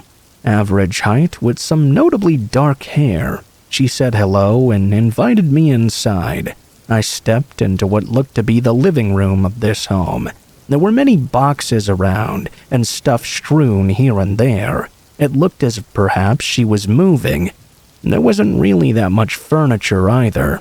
Joy said sorry that it was a mess, and I said it was fine. She told me the TV was in her bedroom and led me down the hallway. She stopped and opened a door at the end of it and said the TV was in there. I took a step inside, but as I did, I immediately noticed that the room appeared to be completely empty. Right after I stepped in, the door slammed shut behind me as I was pushed inside. It all happened so fast. I looked all around. Obviously, there was no TV in there. I turned back and saw Joy had closed the door on me without ever entering the room. I walked over and tried to open it, but it had been locked from the outside. This was so strange. I knocked on the door and yelled out asking what was going on, but nobody answered.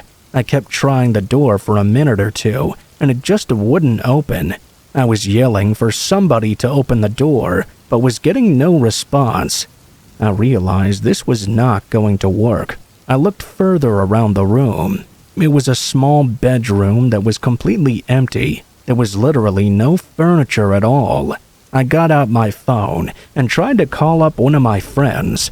I was getting no signal in there though. I thought that was quite weird. I kept trying to open the door and calling for help, but it was apparent that nobody was going to be helping me.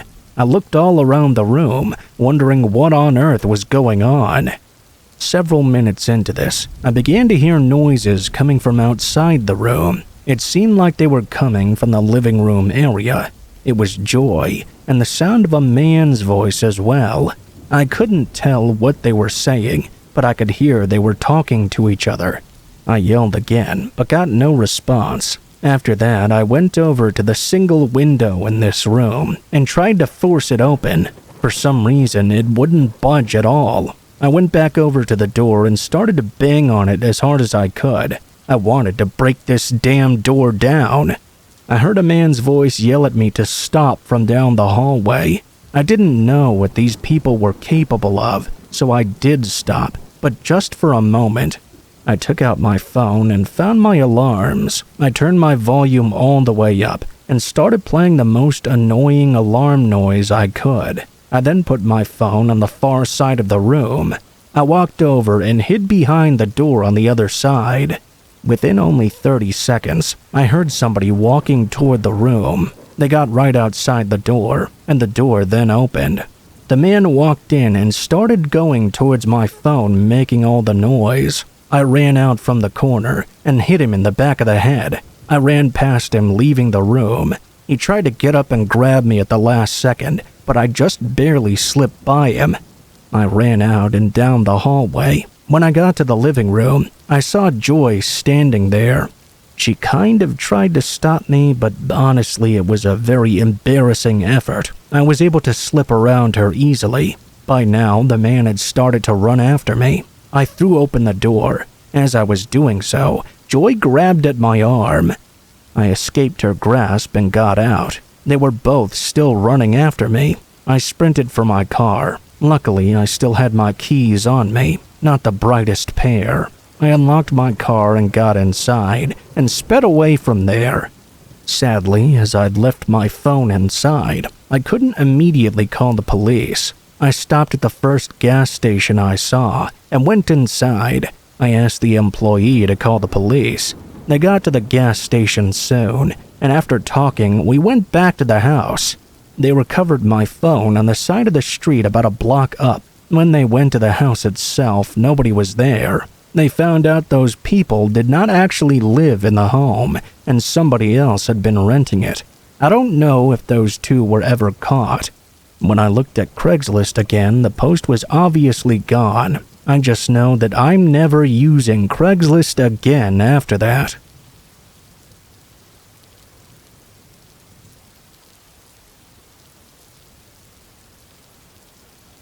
I once matched with someone on a dating app, and it completely put me off of ever using apps like that again. At first, we appeared to get on quite well enough for us to set up a date, obviously. Something about him and me just didn't feel like a great fit, though, during that. The reason why I didn't think we would ever become an item was because he came across as a pretty weird guy. He was more than a little bit intense, and after I rejected him, a bit stalky as well. Unfortunately, he already had my information, so sometimes I would hear from him. I would keep in touch with him just barely, via an app called Line. Honestly, he felt like the sort of man that if I ever blocked him, he might do something bad to me and fly off the handle. The intensity this guy had was just haunting. I really didn't want to provoke him. I know that sounds dumb, but that's just the way I felt. Eventually, though, I stopped opening his messages and just left them on unread. After a while, he appeared to get the picture and stopped contacting me. I know it's not nice to give someone the cold shoulder like that necessarily, but he left me no other choice. If I ever did reply to him, he would immediately pounce on it and bombard me with messages at all hours of the day and night. Now that he'd finally stopped messaging me, though, I thought that would be the end of things. I assumed he had now given up and moved on. One day, during a particularly cold winter in my city, though, something bad happened. It was freezing as I walked home from work. I didn't think that I could feel any colder. But when somebody suddenly jumped out in front of me from within a darkened alley, my heart felt like it was turning to ice.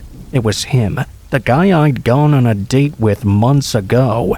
There I was, confronted by this creep who just tried to ambush me. I thought I had been successfully avoiding him.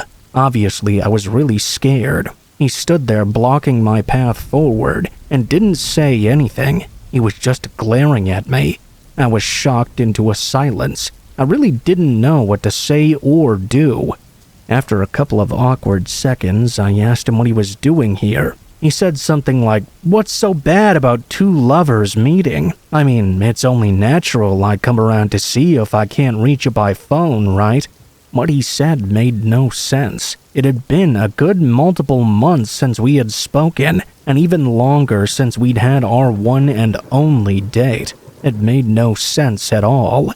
This guy was crazy. Fight or flight kicked in, and I just started to run.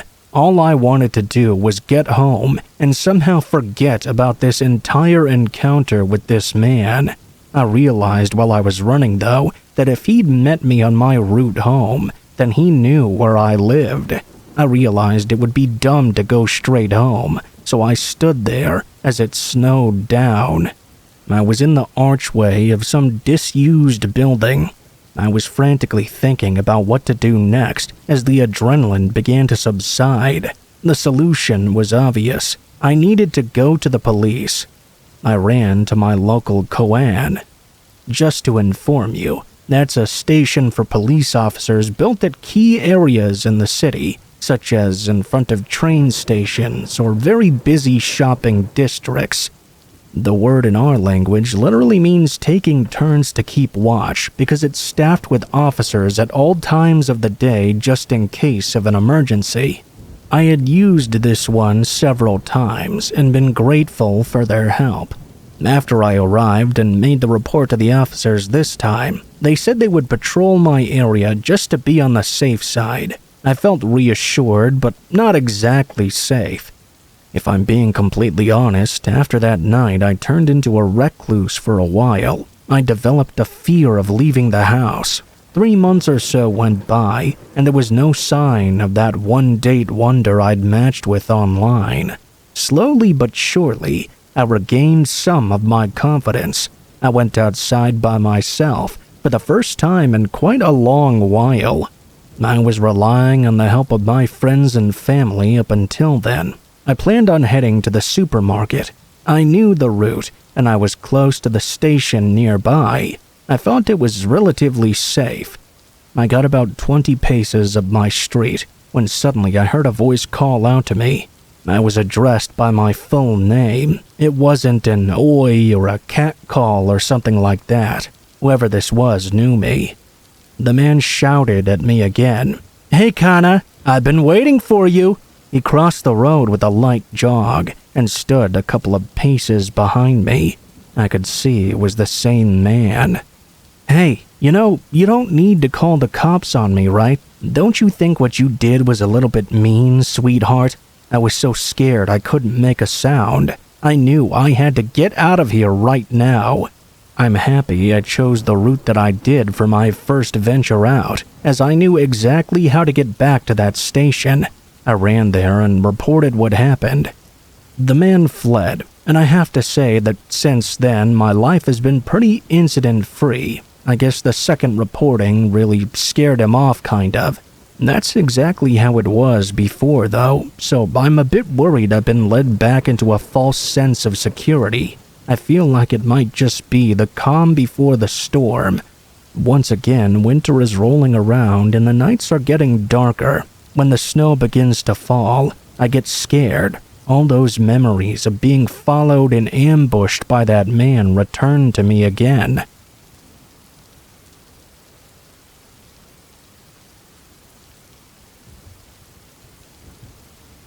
Let me give you some background before I begin my story. This took place in the summer of 2014. I'm a woman who was 22, turning 23 that fall.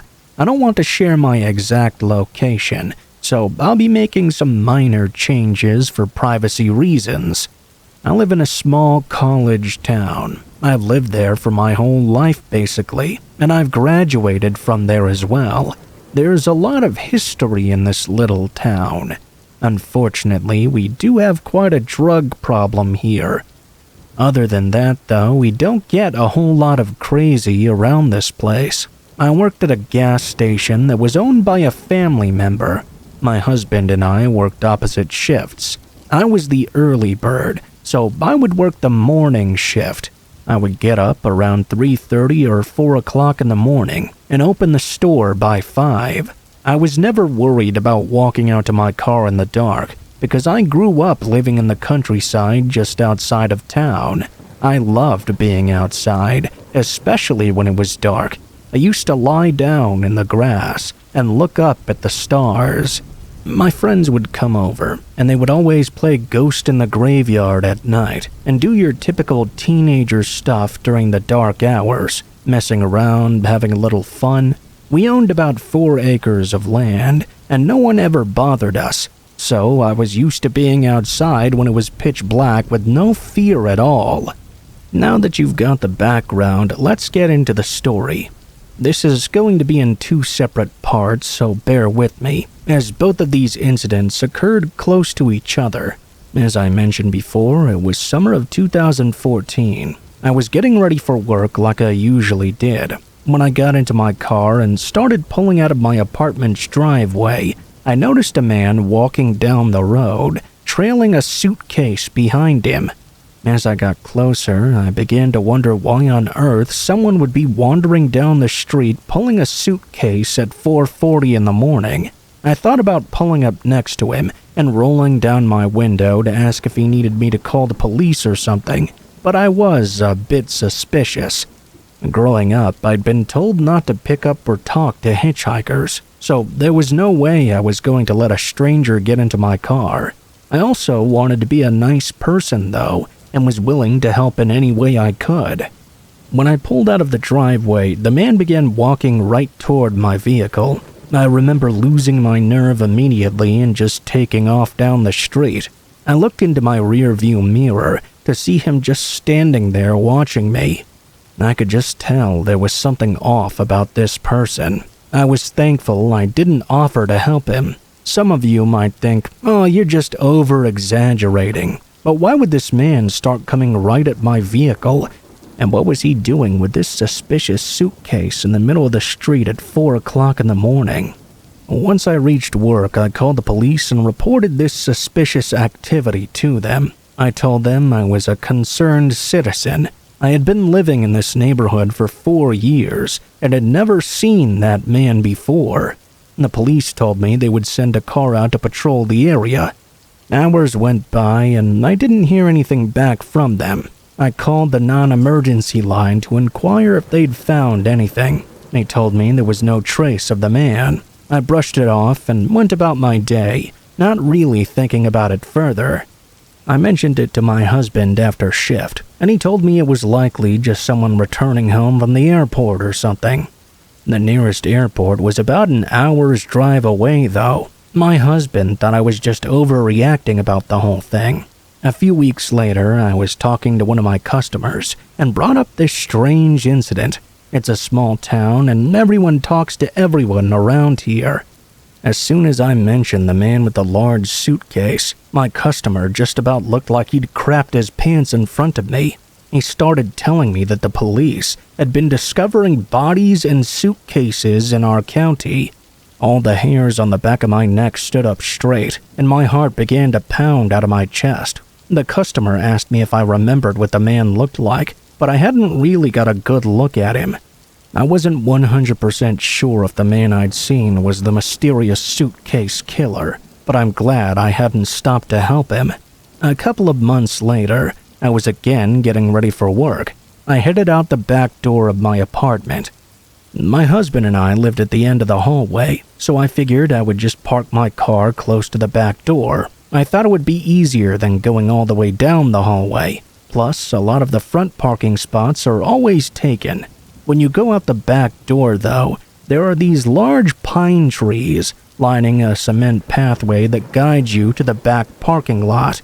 It was still dark out, and the instant I opened the back door, straight ahead I could see the dark figure of a large man sprinting right toward me.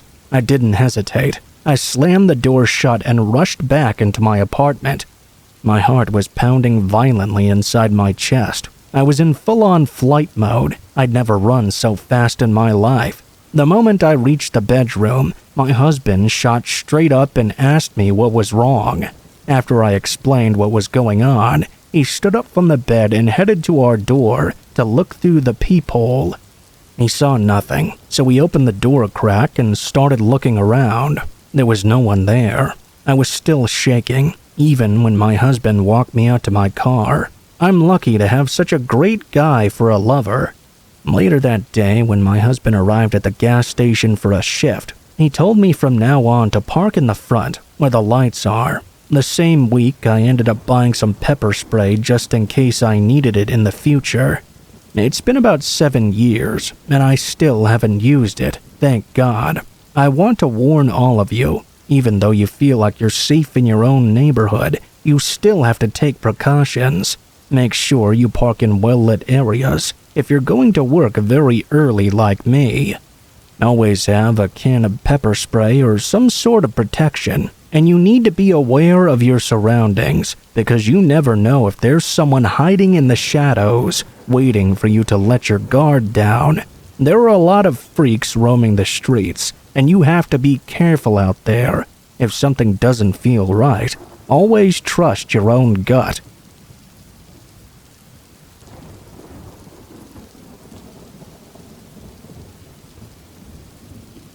Sometimes I think I just have bad luck. I'm almost 30 years old and can't seem to find myself a nice partner to settle down with.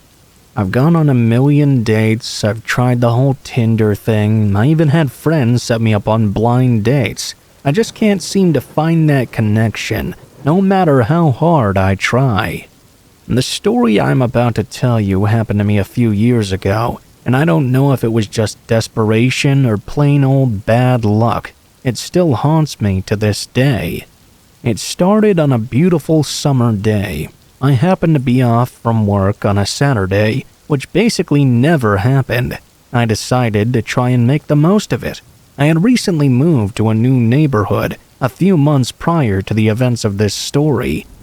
I was kind of excited to see that my neighborhood was having a bunch of yard sales. I usually worked on Saturdays and tended to miss things like this. The fact that I could actually check them out really thrilled me.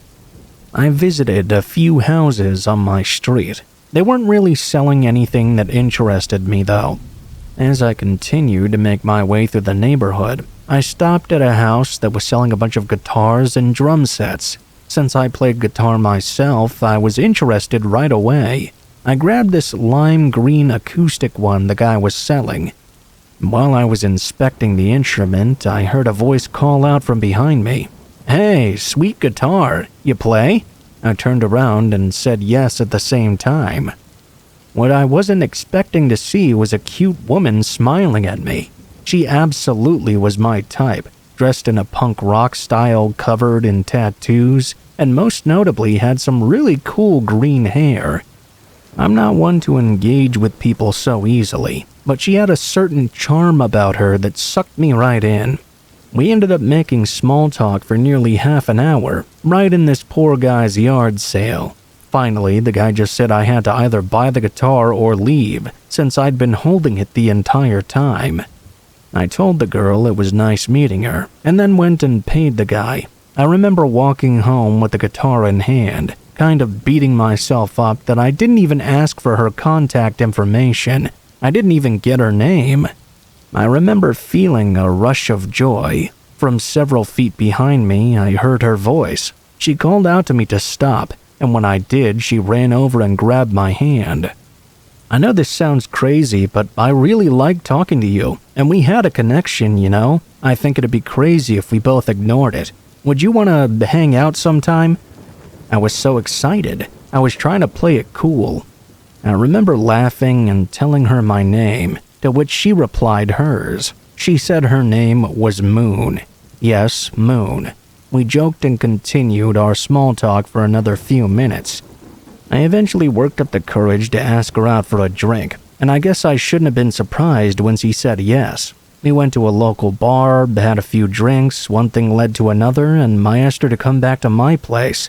Again, she went with it. We had an amazing night. We stayed up for a while playing Mario Party and ended the night on a high note. I went to bed in one of the best moods I'd ever been in. That very quickly changed when I woke up at around 4 in the morning.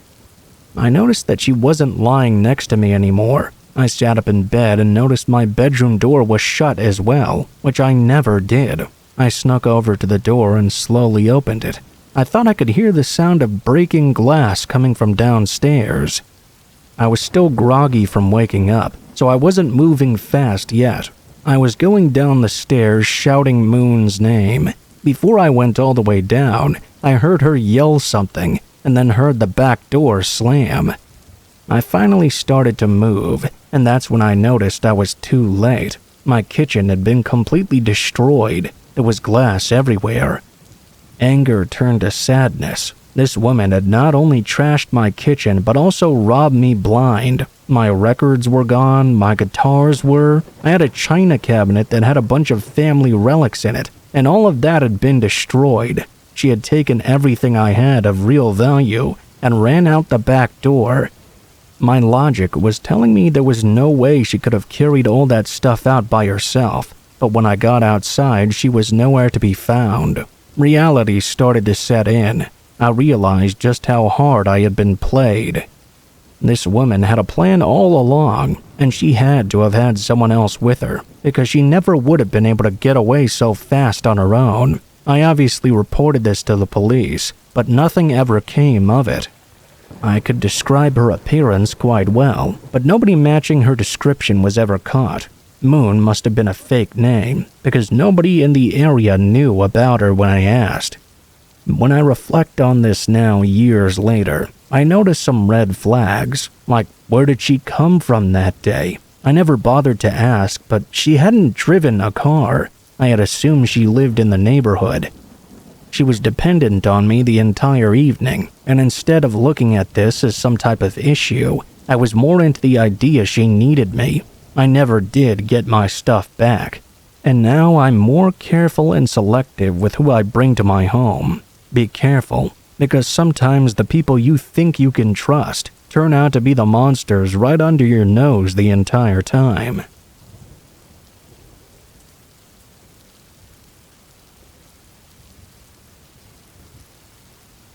When I was 15, I found a job in a local newspaper for a live-in babysitter. It was summer and I wanted to make some money. I lived in a rural area and did not have transportation to get to a mall or fast food place to work, the usual jobs for teens. There was no public transportation where I lived, and no jobs in the rural town I lived in either. I called the number for the live-in babysitting job, and a man answered. I found out he was a divorced man with 2 young children. They were school-aged, around elementary, and were home for summer vacation. He needed someone to watch them while he was at work. He spoke to my mother on the phone and somehow got her to agree to allow me to do this job. As an adult, I questioned so many of her decisions, and certainly this one. He picked me up and drove me to his house. While driving, he told me he had actually gotten re-engaged. He said his fiancée was his former babysitter, and she was just a year older than I was. As a 15-year-old at the time, this didn't set off any alarm bells. I just thought it was weird that someone my age would want to be with an old man like this. He was in his late 30s to mid-40s. I remember thinking it was weird too when I was taking the children for a walk, and a woman who lived in the neighborhood gave me an odd and concerned look, like something was wrong with me walking those children. I smiled and waved, and she simply looked away and ignored me. I didn't give it much thought though. It all just seemed a little bit strange, and that was it. The house was a split-level home, a style where the floor levels are split. The main living area and the bedrooms were on the top level. The lower level had just a living room area and a single bedroom. That was my assigned room. Not long after I began living in the home to babysit for this guy, he began to try and sneak into my room after he thought I had gone to bed. Needless to say, I was pretty freaked out by this. He would always act friendly when I caught him, and asked me if I wanted a beer like he was cool with that. I would always say no and wait for him to leave, then slam the door shut. Eventually, after a while of this, I told him I no longer felt safe doing this job, and forced him to take me back home. I didn't fully understand at the time, but he was a predator who was trying to groom me into being another babysitter in a relationship with him. I knew enough at the time to know something was not right about the situation, and thankfully that was enough for something to tell me to get out of there before he could do anything further.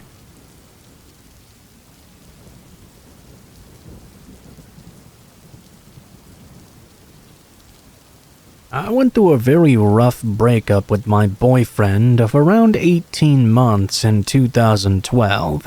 You know that old saying, you live by the sword, you die by the sword? Well, our relationship was kind of like that, only instead of a sword, there was a whole lot of drugs and alcohol. He was a real party animal, and at first I found that very attractive.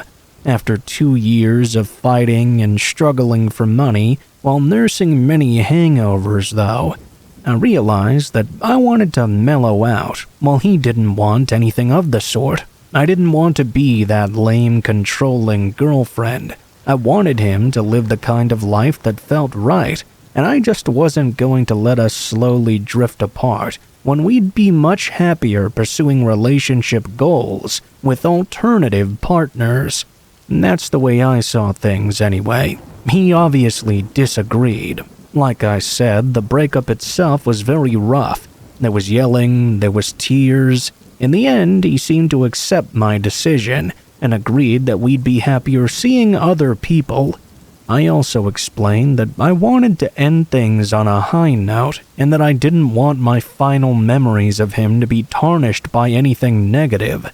That's what really seemed to make it through to him, and after that, everything seemed fine. Then the night came that he drove over to complete the ceremonial exchanging of stuff. I'm pretty sure a lot of you know what I'm talking about. If you've been seeing someone long enough to frequently stay over at each other's places, chances are you've left a whole lot of stuff over there, For example, skincare stuff to keep in his bathroom, so I didn't have to carry a makeup bag to and from his place. I'd been texting my ex back and forth for a few days, organizing the exchange and making sure we were not forgetting anything, so it would only be a one-time thing, and we could make as clean a break as possible. He agreed to come over to my place once we'd both finished up work. When I got home, I bagged up all of his stuff and waited for him to arrive. He told me that he'd be at my place by no later than 7. Well, 7 turned into 7:30, and there was no sign of him. I texted him to ask where he was, but got no reply. 5 to 10 minutes later, I started calling him, and after getting his voicemail a few times, he finally picked up. He didn't sound like he was in a particularly good mood. He told me he'd gotten caught up in a few things, and that he'd be over by around 8:15. All I did was ask him not to be too late, as I had work the next morning. He hung up, and I went back to waiting. Finally, just before 9 o'clock, he buzzed my apartment, and I let him upstairs. I waited near the door with his bag of stuff in hand. It took him longer than usual to make his way over, but when he did, I opened it. I could smell the stink of booze on him right away, and that gave me bad vibes immediately. He had a shopping bag that looked like it had my stuff in it, so that was a good sign at least. I had also explicitly asked him to stay sober for the exchange, because I knew what it might lead to. I say I knew what it might lead to, but that's not strictly true. I figured it'd get emotional or something, but I never guessed he'd take things as far as he did. The first thing I said when I opened the door and smelled the booze on him was a reminder of what he'd promised me. He brushed it off and asked to come inside, but I said no. I'd prefer if we left things at the door. He started asking me, "Really? Is this who you are now?" I politely reminded him that if he couldn't conduct himself, then he wouldn't be getting his stuff back. It was a huge bluff on my part, but I didn't want to give him the impression that he could just do whatever he wanted even outside of our relationship. I took a step back from the door and was getting ready to close it. I attempted to do so. His response was to shove his foot in the doorway to keep it from closing, and then barge open and break it down. It frightened me. He walked down the hallway of my apartment and into the kitchen. I started yelling at him, saying, "What the fuck do you think you're doing? Get out of here!" He didn't listen. He marched over to my kitchenette area, where there was a small dining table. He slammed the bag of my stuff down on it, and then took a seat. He demanded I come talk to him about the breakup, so he could get some final closure, as he called it. I held firm, though, and refused to allow him to do so. I kept demanding that he leave before I called the police. That really made him lose his mind. He started screaming at the top of his lungs. By the time he started freaking out and screaming, I was already on the cusp of dialing 911, but when he walked over to my knife block and pulled out the biggest one, I realized things were beyond negotiating. I dialed in 911 and ran back toward the front door of my apartment. I had some pepper spray in my jacket that I kept on the hanger, just out of sight, in case I ever needed to use it. I grabbed that. Now I was outside my apartment in the hallway, with the door wide open. While I was talking with the 911 operator, my ex started screaming at me to get off the phone and come back inside. Since he was still carrying that knife and brandishing it toward me, though, there was 0% chance of me heading back inside to talk to him. I gave the operator the address to my apartment building, and my ex started moving toward me out of the kitchen. Obviously, I wanted to keep out of stabbing range. I remember I ran out of the hallway toward the elevator and the stairs, stopping to check if he was following me. Initially he was, but when I turned around in that split second that he saw me and the fear on my face, he stopped walking. He turned the knife and started to stab himself in the stomach. Every time he stabbed, blood came out.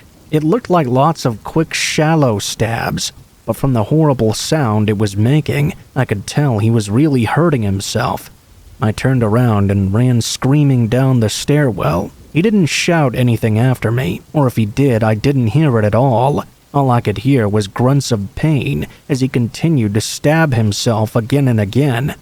I started screaming even louder and didn't hear anything else after that. I took my phone away from my ear as I ran down the stairs because I felt like I might lose my balance. I remember running down them, screaming, "He's stabbing himself! Someone call an ambulance!" I ran all the way across the parking lot of my building before bringing my phone back to my ear. I kept talking to the operator as I waited by the street. I knew the cops would come down this one. I remember begging the operator to tell EMTs to hurry up. My ex was hurting himself to the point I thought he was going to die. She did her best to try and keep the calm. Next thing I knew, the cops showed up. I started frantically waving at them to flag them down. One of the other things I remember is how as I let the cops into the building with my key fob, I kept telling them, "Please don't shoot him. He's trying to hurt himself, so please don't kill him." And the cops completely ignored me. I guess they were focused on their job.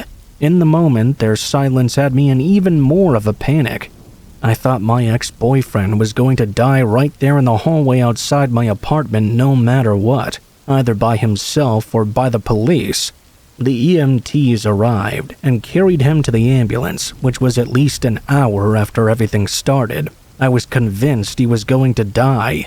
Thankfully, my ex actually survived his self-inflicted wounds, although he did need multiple critical surgeries to repair all the damage he'd done to himself. I thought the whole experience might sober him up, but last I heard he'd gone right back to his old self after maybe a year on the wagon. It's a shame, really. He had lots of potential. I wish he'd made some better choices in life. As I said earlier, though, if he's living the life he wants to live, then I'm happy for him, but I'm also happy to be apart from him.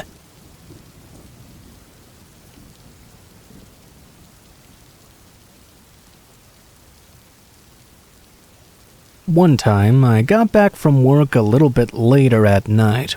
I lived alone in an apartment on the second floor during this time. After getting back home, I changed and went into the living room. I was sitting on the couch eating something when I suddenly heard this loud noise coming from next door. It sounded like the next door neighbor was banging on the wall. It was extremely loud and went on for almost a minute or so. I was really confused when I heard this.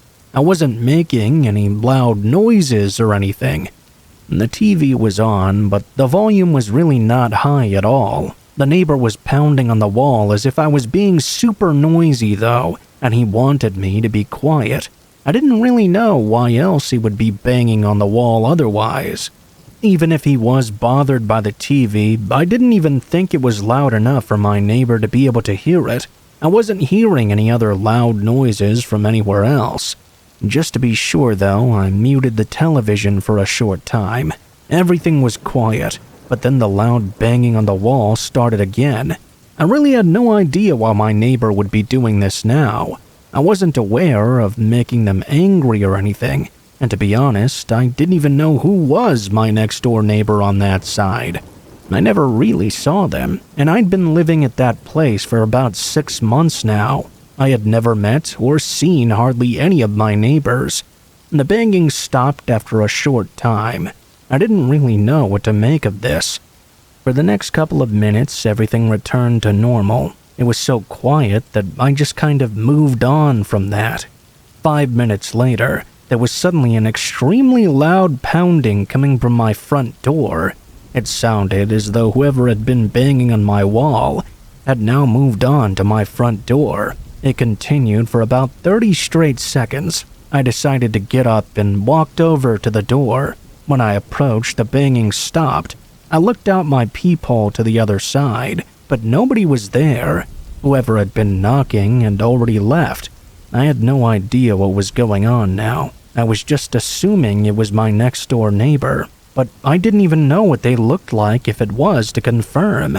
I considered going over there and asking what their problem was, but I decided not to. Based on how hard the pounding on the walls and door was, I had a bad feeling about all this. I moved on and tried to ignore it. I was hoping there would be no further incidents on my walls or door or anything else that night. Luckily, there wasn't. The next day, when I was leaving for work, I walked out of my apartment and went down the hallway. There was an elevator and a set of stairs right next to it. Now, I was always in the habit of just taking the stairs, and I very rarely used the elevator. After walking down the hallway, I passed by my next-door neighbor's door. Just a moment after, I heard the door open behind me. This was the very same neighbor who'd seemingly been banging on my walls and door last night. I did remember that, but I just kept walking. When I made it to the stairs, I started to go down. I heard whoever it was walking behind me. As the stairs turned in the stairwell and I went around the corner, I glanced up and saw a man following me. I didn't look directly at him, but apparently this was the guy who lived next door to me. After walking down the stairs, I went through the lobby and left out the front door. The guy that was walking behind me followed me exactly and walked out the door as well. He was following me even out onto the sidewalk. I had parked in the large parking lot that was at the complex. After getting to my vehicle, I got inside and saw the man just standing there staring at me. He was about 50 feet away, and I had no idea what his deal could possibly be. He stood there even as I drove off and went to work. I had never seen that guy before, but he must have been my next-door neighbor. I worked the day as normal, and when I arrived home afterwards, it was a little bit later at night.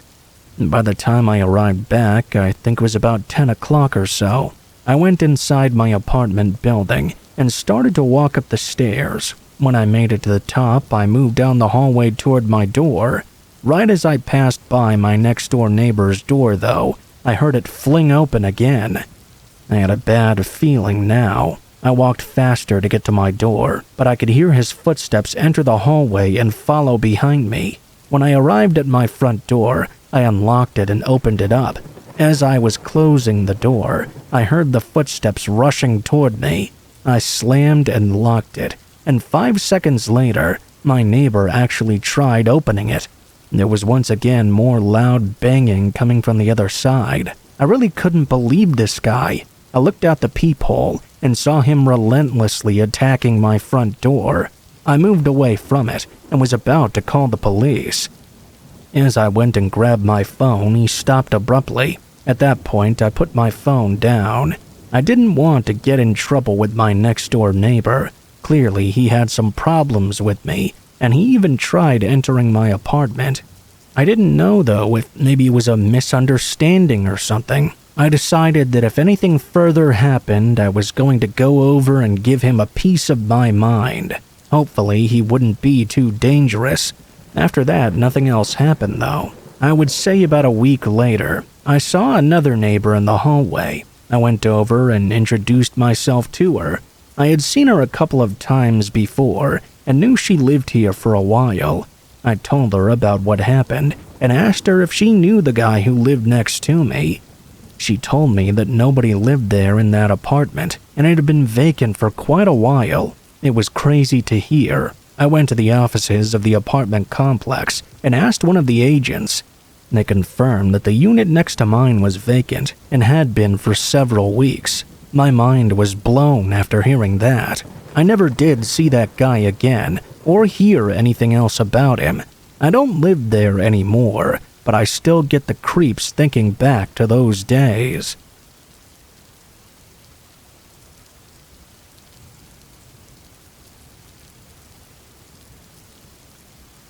I grew up during the 1980s in a very tight-knit community in Georgia. When I was a kid, I used to love camping in my backyard almost every Friday night. Me and my little brother Donnie would set up a tent back there and spend the night playing with our G.I. Joes inside. Our neighborhood was nice, but the surrounding area was a bit shady. You see, this was at the height of the cocaine epidemic, and within a few years our small town became infested by addicts. and drug dealers. I remember there was an old man named Mr. Carl who was once a pilot in World War II. He used to live across the street from us. His wife had died of cancer around 1984, and after that he really went off the deep end. 3 years after his wife's death, he became addicted to crack and began wandering the streets at night. It wasn't long after that when his house got repossessed by the bank and Mr. Carl became homeless. Donnie and I would see him almost every morning, sleeping on a bench at our bus stop. Sometimes he would be awake and talk to us. We knew Mr. Carl, so we weren't afraid of him, and he never did anything to us. He was always extremely friendly. After a while, Donnie and I noticed that Mr. Carl was no longer around. We asked our parents if they knew anything about what might have happened to him, but they didn't have a clue. I can't recall how much time went by since the disappearance of Mr. Carl. I would say it was at least a month or so. One Friday night, me and my brother were in our backyard, playing with these rubber band rifles our dad had made for us. It was a piece of wood, with a wooden clip glued to the top of it, and a nail sticking out of the front so you could stretch the rubber band around it. That way, when you released the clip, the rubber band would go flying. Donnie and I were shooting up plastic toy soldiers when we heard something rustling in the bushes outside. Now, this is Georgia. We've chased away our fair share of raccoons and stray dogs, and with our new makeshift weapons, we were feeling extra brave that night. We decided not to go get our dad, and that we would handle this intruder ourselves. We both exited the tent and made our way to the very back of the yard, where a chain-link fence separated our property from a small forested area. Donnie had brought along the flashlight and was pointing it into the forest just beyond the fence line. When we got there, a figure emerged from behind a tree suddenly. I recognized the jacket the person was wearing. It was a dark brown bomber-style jacket, and I saw the person was also wearing one of those Army veteran caps. There's only one person I knew who wore clothes like that: Mr. Carl. When I got a better look at this guy in the woods, though, it didn't look like Mr. Carl at all. He was definitely wearing his clothing, but the man appeared to be way too young to be him. I didn't get a good look at the man's face, as he was looking down, so the bill of his cap concealed his features. And that's when I noticed dark red stains all over the man's jacket and jeans. Me and Donnie stared at the man for 30 seconds before asking him what he was doing. The man reached down and grabbed a large axe that had been laying at his feet. He then began moving toward the fence. Me and my brother dropped our wooden guns and took off back toward the house.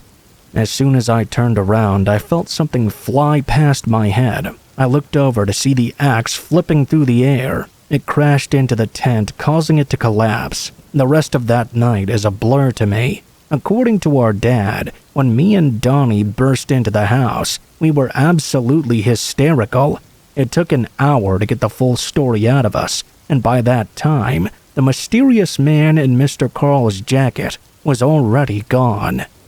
I just remember my parents talking to a police officer in the living room.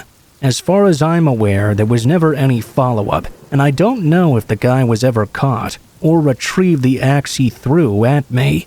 This incident effectively put an end to our Friday night camping, and we never did figure out what exactly happened to Mr. Carl.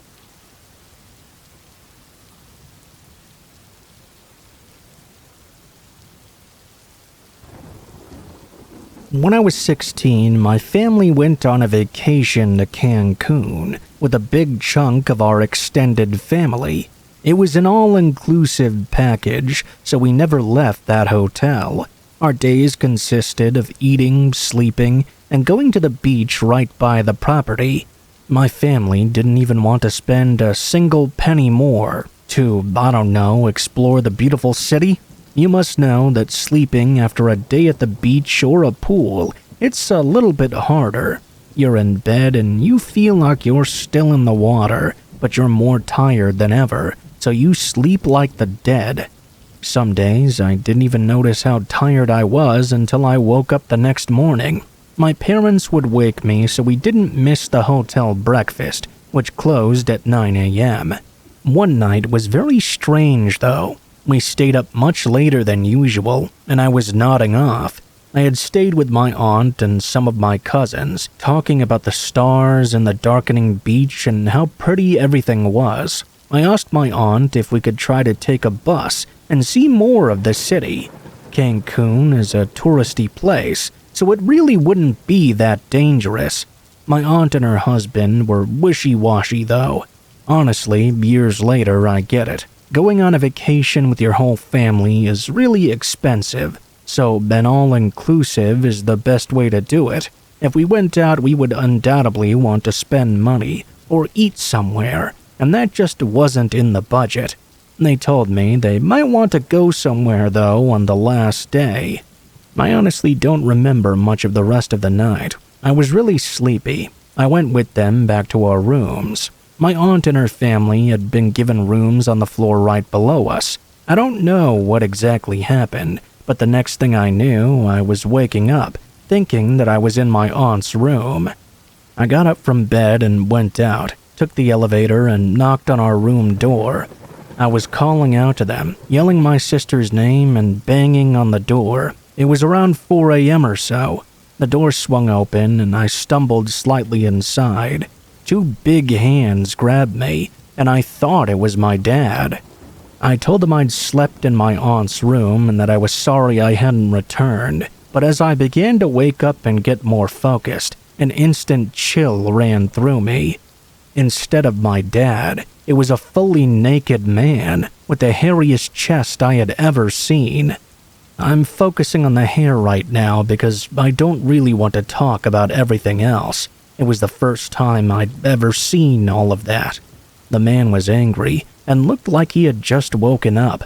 All I could think was, what had he done to my parents, and why was he naked in our room? Why was he still holding on to me? I asked the man what he was doing. He looked at me strangely and stepped closer.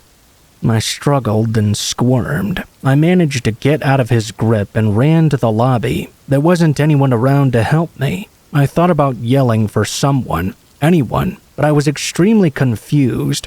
I sat down and tried to breathe. I don't know how, but apparently I passed out. I woke up after my sister was slapping my head. She started to berate me, asking how I could just sleep there. I tried explaining myself, and she told me that I was never in my aunt's room. I had gone to our room apparently, just like always. I spent the rest of our vacation thinking about what happened. My sister told everyone, and they all laughed at my expense. My aunt confirmed that they had gotten in the elevator before me, so they assumed I had just gone to my room. After teasing me for a bit, they all concluded it must have just been some sleepwalking episode. I never told her or anyone about the naked man that tried to drag me into his room, but I thought about him a lot. Anything could have happened to me. Waking up a random naked man as a 16-year-old girl in the middle of the night on vacation and stumbling into his arms. I'm just so glad I managed to get away. Nothing similar ever happened to me again. I didn't have a sleepwalking disorder, thank God. Whenever I go to hotels or other vacations, I always do a little ritual of checking the door number before falling asleep now. My husband says it's OCD, but I say it's just being careful.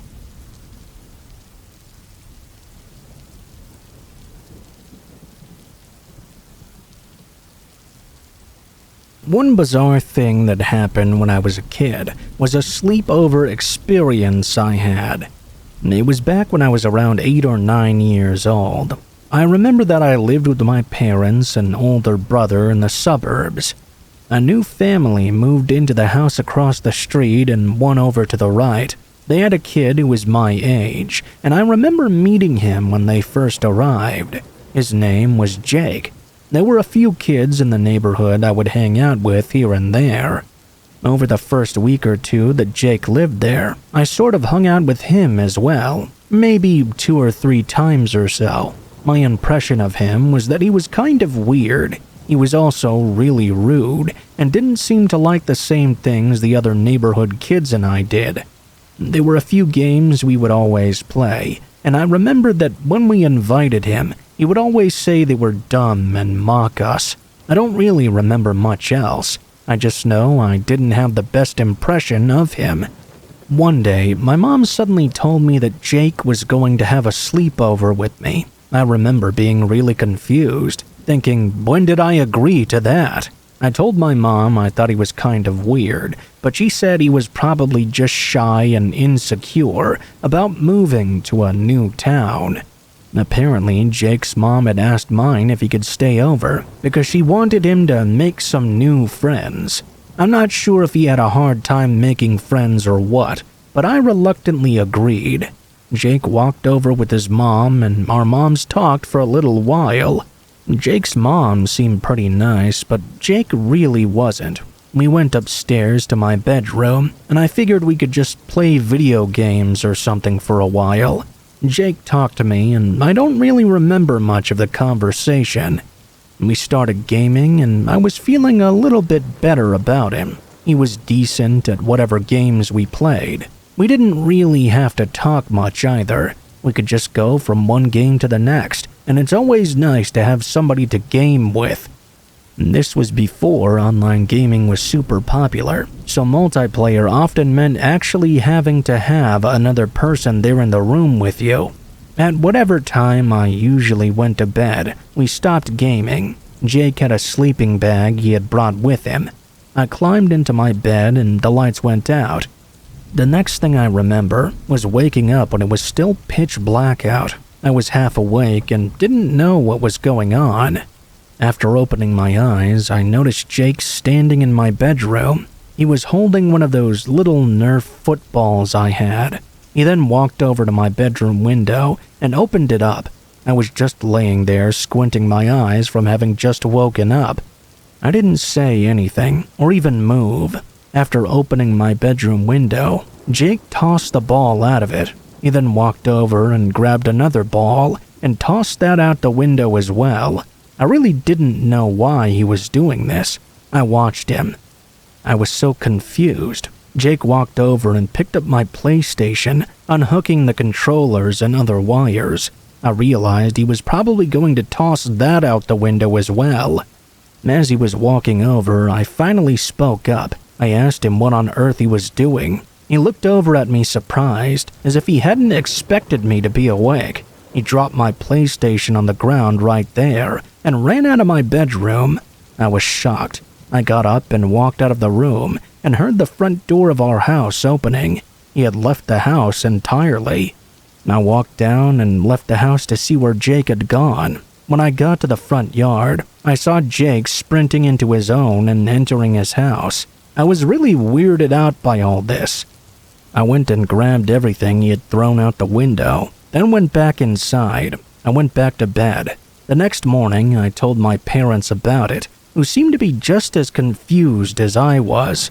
We thought that maybe he was sleepwalking or something, but his parents never said anything about it, before or after. For about 2 weeks, I didn't see Jake at all. I don't recall seeing his parents outside either. The next time I saw him was almost just as strange. One night, I was sitting in my bedroom playing video games, like I often did. It was warm, so I went to open my window and got a cool breeze flowing. My window faced out at the front yard, and as soon as I looked outside, I saw somebody was standing there. I looked closer and realized it was Jake. He was just standing there at the end of the front yard by the street, right next to the pine tree. He appeared to just be staring right at me. I kept looking at him for 10 seconds when he turned around and walked away. I didn't know what this kid's problem with me was. I checked out my window several more times that night, but didn't see him again.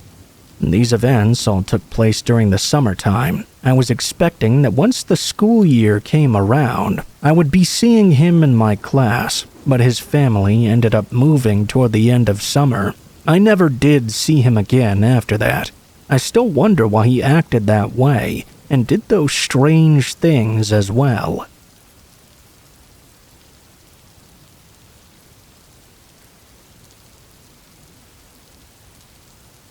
This happened about 6 years ago, and I'll never forget it. I woke up at about 3 a.m. or so, needing to use the bathroom. I was a high school student back then, and was living with my parents. In our house, we only had one bathroom, and it was downstairs. As I went downstairs, my eyes were drawn to the front door, and I noticed that just by the position of the door handle, the front door appeared to be unlocked. This actually happened quite a lot when I was in high school. I had the worst habit of leaving the front door unlocked. When my parents came home from work, they would just stay home, but I liked to go out. I didn't ever stay out too late though. Usually, I'd be home by 10 o'clock. One of my closest friends lived on the same street as us, and we went to each other's homes very regularly. I figured I must have forgotten to lock the door when I came home that night. The first thing I did when I went downstairs was lock the door again. I didn't want to be in trouble in the morning. Next, I went and used the bathroom. Just as I was heading back upstairs, I heard a terrifying sound. The door handle began to rattle. Someone was trying the door.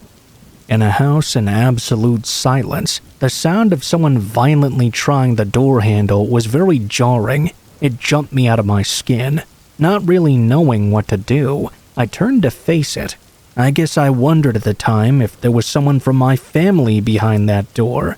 Maybe a family member who had just stepped out, and now I'd locked the door and they couldn't get back in. Maybe someone had realized that we were out of something we would really need in the morning time. Possibly went to the convenience store. These thoughts all seemed plausible to me at the time. I thought that maybe I should just unlock the door before whichever family member was out there got angry at me. I turned to head back to the door, but for some reason I hesitated on picking up the key from the bowl on the table. Something just didn't feel right. It was 3 a.m. I was sure that no one would be out that late. I decided to go upstairs quickly and see if anyone wasn't accounted for. I slowly creaked open my parents' bedroom door and took a peek inside. I expected to see one half of the bed vacant, but it wasn't. Both of my parents were right there sleeping soundly in their bed. That left me with an unanswerable question. Who was trying our front door? I stood at the top of the stairs thinking about this for a while. I began to creep downstairs one step at a time. A part of me was thinking there must have been some sort of emergency. This kind of thing just didn't really happen in my town. No one came to your house in the night. I thought I should try to figure out who was out there. I got a good halfway down the stairs and froze when the door handle started rattling like crazy. The person who had a hold of it on the other side was really forcing their weight down upon it. They were pressing against it with their body, and as they tried to open it, the door is making this horrible metal clunking sound. It was shaking the entire frame. I stood there almost whimpering, trying not to attract attention. The door rattled like crazy for 30 seconds. I heard a heavy thud against the bottom of it. It seemed as if someone had tried one final attempt to kick the door in. After that final kick, the house went back into silence, and whoever was out there seemed as if they had left. The following morning, all the neighbors were out in the street talking. I was waiting to leave for school. It turned out a number of cars in the neighborhood had flat tires. Someone had been out there last night slashing all of them. I was so shaken by the whole series of events that it took me 2 years after it all happened to be comfortable with walking home alone again. I know it might not sound like all that much happened, but it was very traumatic for me.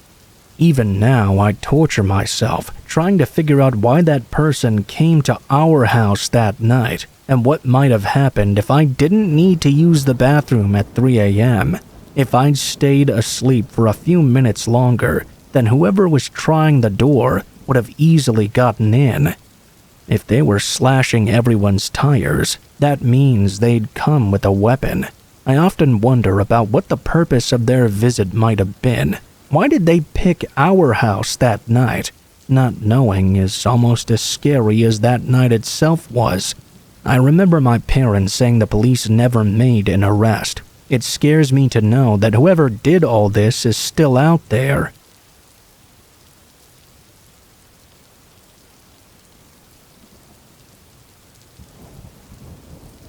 This happened when I was in kindergarten. We all used to sleep in the same room when I was young. On the night that this took place, I was sleeping in between my father and younger brother. For some reason, I suddenly woke up. That wasn't like me at all. Even at that age, I would usually sleep through the night like a dead man. My eyes had just opened, and I was awake. I think I've always been sensitive to sounds, so that might have been what woke me up. It was a noise of some kind. We had a night light, so I could see most of the room. I didn't see anything I thought might have awoken me. I should have just gone back to sleep, but for some reason I didn't. I was worried about my night light. It wasn't just a night light. It was also a baby monitor. Despite the fact that my younger brother wasn't a baby and I was in kindergarten, my dad still kept the baby monitor plugged in at all times. When my dad was at work, it acted as a kind of live video feed, so he could keep an eye on my brother and I. Usually, the baby monitor never bothered me. I was glad it was there. That night, though, I felt like something was wrong. I laid there in the quiet of the night, just cautiously listening and watching, and then I heard a noise. It sounded like a radio. The sound was very low. I had to strain my ears to even hear it. It was very weird. I remembered there was a high school student who lived above our apartment, and she often listened to the radio. My dad always got annoyed when she played it too loud at night, so I figured this was just one of those times. I turned onto my side and tried to get back to sleep. Then, instead of a radio, I heard a piano playing. The sound of the piano was much louder than the sound of the radio. I knew the high school girl's family also had a piano as well, so I thought maybe she had started to play it.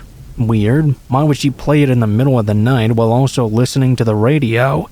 Eventually, I couldn't take any more. If she kept on playing it, I thought I'd never get back to sleep. I shook my dad by his shoulder and woke him up. I said, "Dad, the piano is too loud." He woke up and after a while said he couldn't hear anything and not to worry about it. He didn't really seem to care. I reluctantly went back to trying to get back to sleep, but it seemed like the sound of the piano was getting louder. I tried to wake my dad again, but he ignored me. I was looking at my brother, and he was soundly asleep. I couldn't believe it. Just as I was starting to feel uncomfortable and a little frightened, the sound stopped. I closed my eyes, finally feeling at peace, and then I froze. Some strange-sounding music started, and it played a voice singing "Tomorrow" over and over again. It was a man's voice, singing in a jaunty nursery rhyme sort of way. It was again at a really low volume. It was at this point that I realized that these sounds could have been coming from the two-way intercom function of the baby monitor. I laid there as still as possible, trying to figure out what on earth was going on. I couldn't help but go back to straining my ears to listen to the voice and music. I began to be able to make out a few more words than just the "tomorrow." The singing man was singing this: "Tomorrow you'll die, you'll die, you'll definitely die."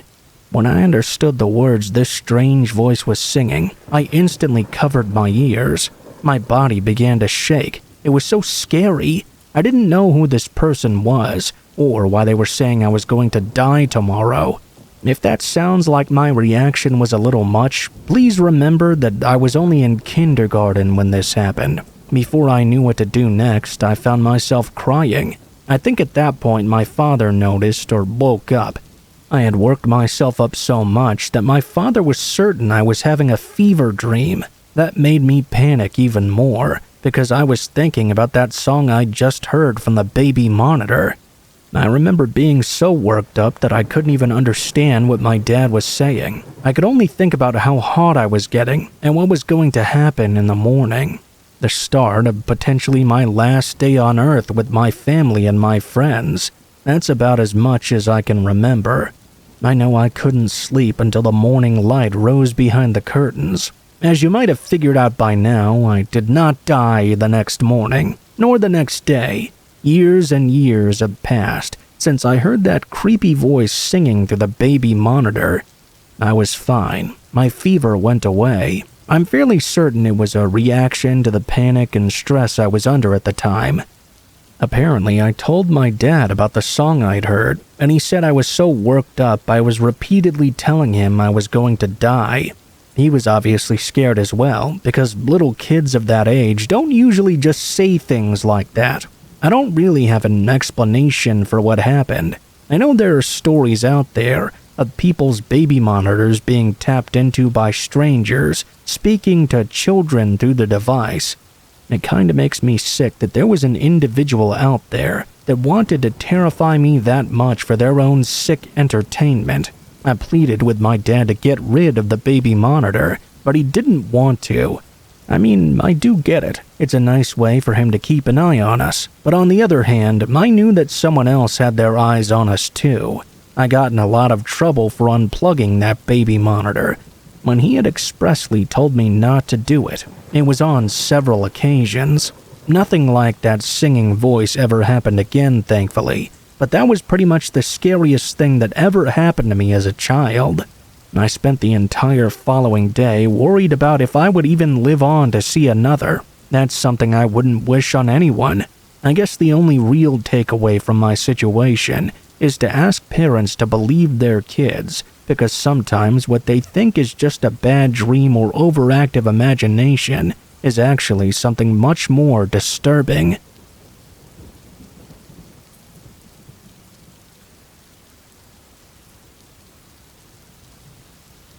This is something that happened back in 2003. For some background details, I'm a woman, and I was around 12 years old at the time this happened. I had a group of friends that I went to school with, and we would hang out together all the time. One time, I remember I was at my friend Jen's house with a couple of my other friends there as well. There were maybe 4 or 5 of us in total. We were all going to be staying over for the night at Jen's. I remember her parents' house was really nice, and they had this big living room. That's where we were all going to sleep. We all had our sleeping bags on us, other than whoever would be sleeping on the couch, of course. I remember we were hanging out, and as it got later, we were just watching TV and movies. Everyone else had gone to bed besides us by around 11 o'clock. Now, I remembered that a little while after that, another friend, Alyssa, that was with us, went to the kitchen. The kitchen was next to the dining room, which was directly next to the living room. Just as suddenly as she'd gone, though, she came back really fast and said she'd seen a man in the window in the kitchen. At first, we thought she had to be joking with us. I mean, that just sounds so unlikely, right? But Alyssa insisted she was not joking. I thought that either she must be serious or she was a really good actor. She was telling us she'd seen a guy lurking past the window and then looking in at her. One of the lights in the kitchen was on, but it was dim outside. It was dark, so it was difficult to see any details about the man. After a small discussion in the living room, basically all of us went into the kitchen and looked out. Obviously, now there was no one there. We gathered back in the living room together and tried to decide what to do. We were trying to figure out why somebody would even be in the backyard in the first place. Jen said that she wasn't aware of anything like that happening before. Eventually, we just continued on with what we were doing. I think we all figured that maybe it was just a neighbor cutting through the backyard or something, since a couple of hours had gone by since then, and nothing had really happened. At about 1 o'clock in the morning, we were starting to get tired and going to go to sleep soon. I remembered that I was really thirsty, so I went into the kitchen to get some water. When I walked in, though, I noticed that through the back window, there really was a guy right there. I couldn't believe it. He at first appeared to be looking in and was about a foot or two away. I really couldn't tell any details about what he looked like or anything. I immediately ran back into the living room and told everyone at once. Everyone got up and started running through the dining room to the kitchen. But again, when we got there, the man was gone. We looked out the windows of the dining room, the kitchen, and even the living room, but we found no trace of the man. We stayed up for at least another hour, talking about this. Finally, we convinced ourselves that this man must truly be gone for good this time. Everyone went to bed, including myself. We all woke up the next morning, and Jen's parents were making breakfast in the kitchen. I remember that we went in there to get something to eat. A few of us were sitting around talking and eating, and Jen's dad went outside to the patio.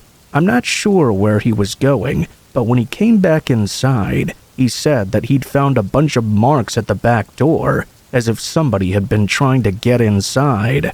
For the next few minutes after that, we discussed everything about the man we had seen. It seems as though he'd tried to break in, but luckily he wasn't able to manage it.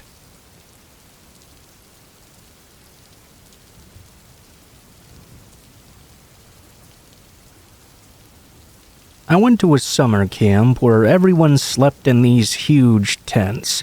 Around 10 children would fit into a single one. We had beds, but we wrapped ourselves in sleeping bags on top of the mattresses as well. There was only one building on the entire grounds, and it served as a counselor headquarters, recreation area, and dining hall. The toilets were outhouses, although they were much cleaner than the porta potties I've had to use at concerts and such. I remember one night, I woke up because I really had to use the restroom. It was pretty dark and scary out, so I hurried out and did my business. I was on my way back when I stopped in surprise. I saw a man holding a torch, not like a flashlight, mind you. A literal torch from the movies, with fire and everything. I saw him open the flat of one of the boys' tents and put that torch inside. I thought that he must have been the security guard at the campsite, and I didn't want to get in trouble. I briskly walked away. My feet stepped on a branch and made a large snapping sound. Instantly, the man snapped to look at me. It would almost be comical if it wasn't terrifying. He looked surprised, spooked, and angry. I walked to my tent as fast as I could. Through the fabric, I could see him moving away. I hoped that he wouldn't come rat me out for being outside so late. I was an anxious kid, and I worried all night about getting punished and being excluded from activities just because I had to use the bathroom. I even rehearsed everything I would say to the counselors if they called to scold me, and since I couldn't sleep at all because of my anxiety, I saw the light from his torch going back and forth throughout the entire campsite. That only made sleeping much more difficult, because I expected him to circle back around and check our tent. When the sun started to rise, my eyes shut for just a little while. We were all woken up for the day, and by lunch I couldn't even hold my head up at all. At that point, 2 female counselors approached me and asked me what was wrong. They took me to the side and asked if I needed to see the nurse. At the moment, I blurted out that I had gone out last night to pee and had seen the camp security guard with his torch. I was worried I would get in trouble with everyone here because he'd seen me. I also told them I'd seen the guard doing their rounds all over the site, and I hoped he didn't check on the girls' tent going forward, because he would wake me up easily. It was hard for me to fall asleep again. I said all of this very quickly. I was hoping they'd listen to me, because I really didn't want to repeat myself. I looked back at them and saw this weird look of confusion and horror on their faces. One of them asked, "What security guard are you talking about?" I told them it was a man who had a real fiery torch and was looking through all the boys' tents. They looked mortified and told me to go back to my lunch while they ran off somewhere. I went to the table and talked to the others about the mysterious security guard. Only one other kid had seen a light late at night. He was glad it was just the guard, because he thought it was something very scary. After lunch, though, the director of the camp made an announcement. We would all pack up our things because our parents were coming to pick us up. We were all so disappointed. Why had that happened? All we could do was speculate. A girl in our tent said it must have been bad weather coming or something, so it was better to just go home. We still had many days left though, so I was pretty sad. The car started arriving and it was a bit disastrous. My mom hugged me tight and didn't let me go for a while. Nothing else was said, and I never went to camp again. Years later, I ran into a girl from that tent. Her name was Cherry, and she was older than most of us. I was shy and didn't talk to her much that summer, but she remembered me, and we reminisced a little about that summer camp. I wished I had gone to the others, but Cherry said there was no way our parents would ever allow that after what happened. I asked her what she meant, because as far as I was concerned, we really had been sent home because of bad weather. I'd never questioned it, but she was a bit older than me, so she knew the truth. The counselors had discovered that a man who had recently been released from prison around that time happened to be living in a shack near that camping spot. No one knew about it until I alerted them about that man lurking outside at night. She went on to add that he was a registered sex offender. So yeah, the camp had to close down.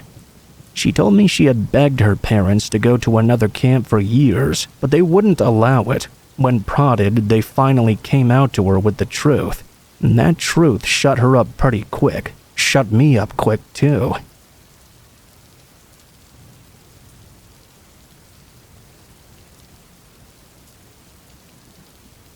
This happened when I was back in high school. It was a Wednesday night.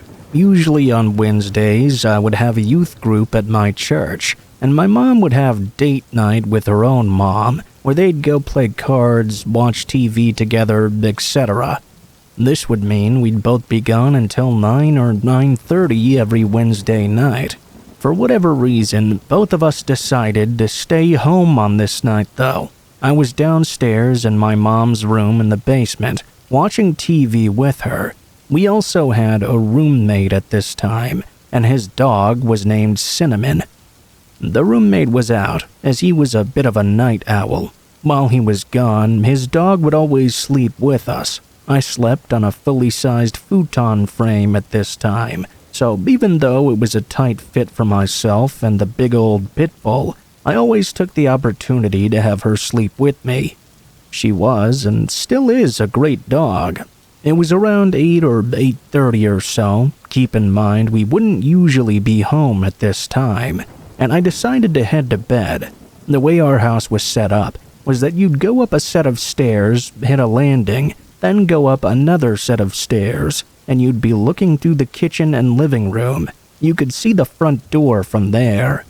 Cinnamon and I were walking up the stairs to my room. Right as we hit the landing, Cinnamon barked a loud bark and booked it up the other flight of stairs.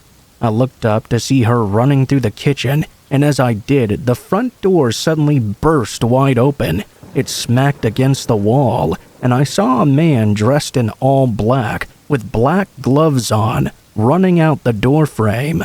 He jumped down our front steps and away on the sidewalk. Cinnamon stood barking at our screen door on our porch. It was a fast, loud, and shocking event. It was winter and pitch black, so I didn't really see much else. It was dark and happened so fast. I ran over and slammed the front door shut, then locked the deadbolt.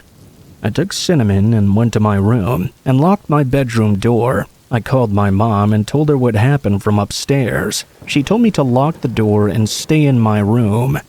That night, I really didn't sleep much. I was keeping an eye out for any noise or footsteps outside my window, and I swore I did hear some things, but ultimately nothing else happened that night. I spent the night snuggled up to Cinnamon, thanking her for protecting me and being a scary pit bull. Even though she was always so gentle, I'll never forget that.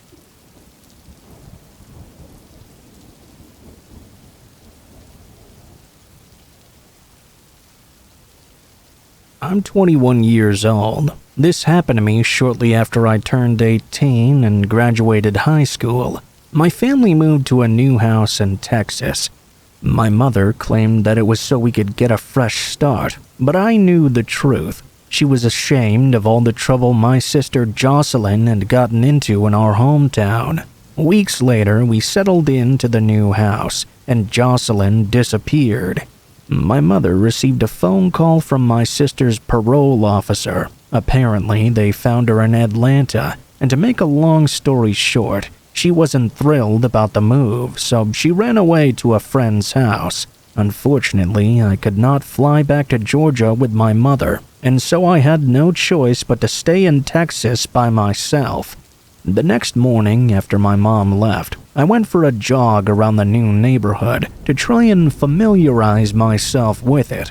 When I stopped to catch my breath and change playlists on my phone, I felt a cold feeling creep up my spine.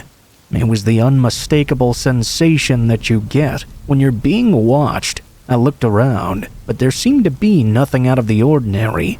I knew from this feeling, though, that someone was watching me from somewhere close by. I decided to cut my walk short. As soon as I reached my house, I locked the doors and immediately ran upstairs to take a quick shower. While I was washing up, though, I heard a faint thudding noise from downstairs. I quickly turned off the shower and listened in. Another thud followed. I quickly threw all my clothes on and ran downstairs to check what was going on. I didn't find anything. The front and patio doors were locked up tight, so I was left feeling a little confused as to what that sound was. I was trying my best to keep my composure. I was finally able to relax and breathe a little when my mom called in to check up on me. I didn't want my mom to be too worried about me. She was already stressing out enough because of the situation with my sister. I told her I was fine and that I was going to order some takeout and relax for the rest of the day. Later that night, around 10 p.m. or so, I finished up my dinner while binge-watching How to Get Away with Murder on Netflix. Eventually, I fell asleep on the couch. I suddenly woke up a couple of hours later. It was around 1 a.m., and the room was absolutely freezing. The thermostat showed 42 degrees, and that's when that dreadful feeling came back.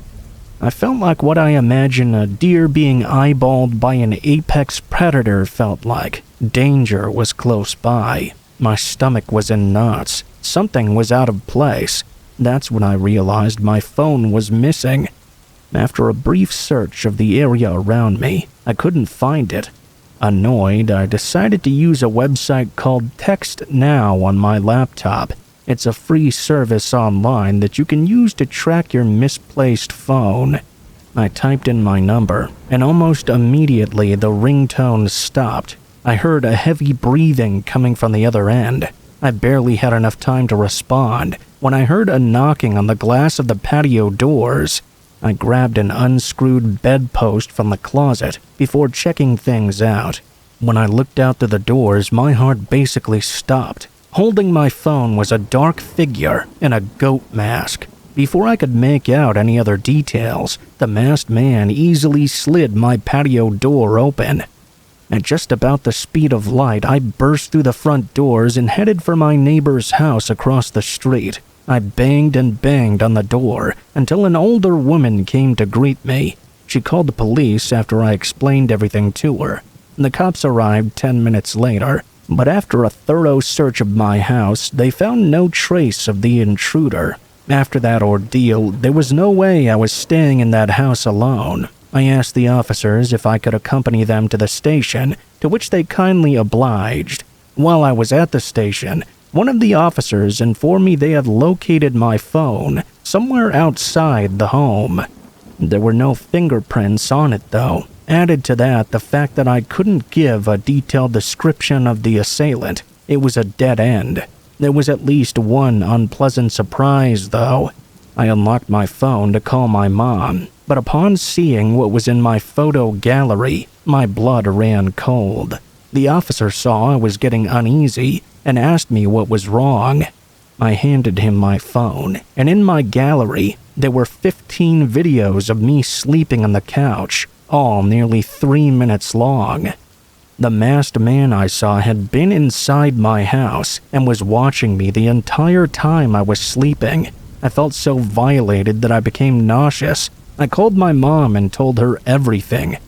Hours later, she and my sister came straight from the airport to come get me. We didn't live in that house much longer after that.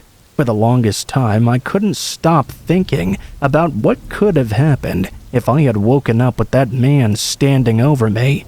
Perhaps I wouldn't even be here to tell you this story. It took me a while, but I finally came to terms with what happened. I would be lying, though, if I told you that that experience doesn't haunt me to this day.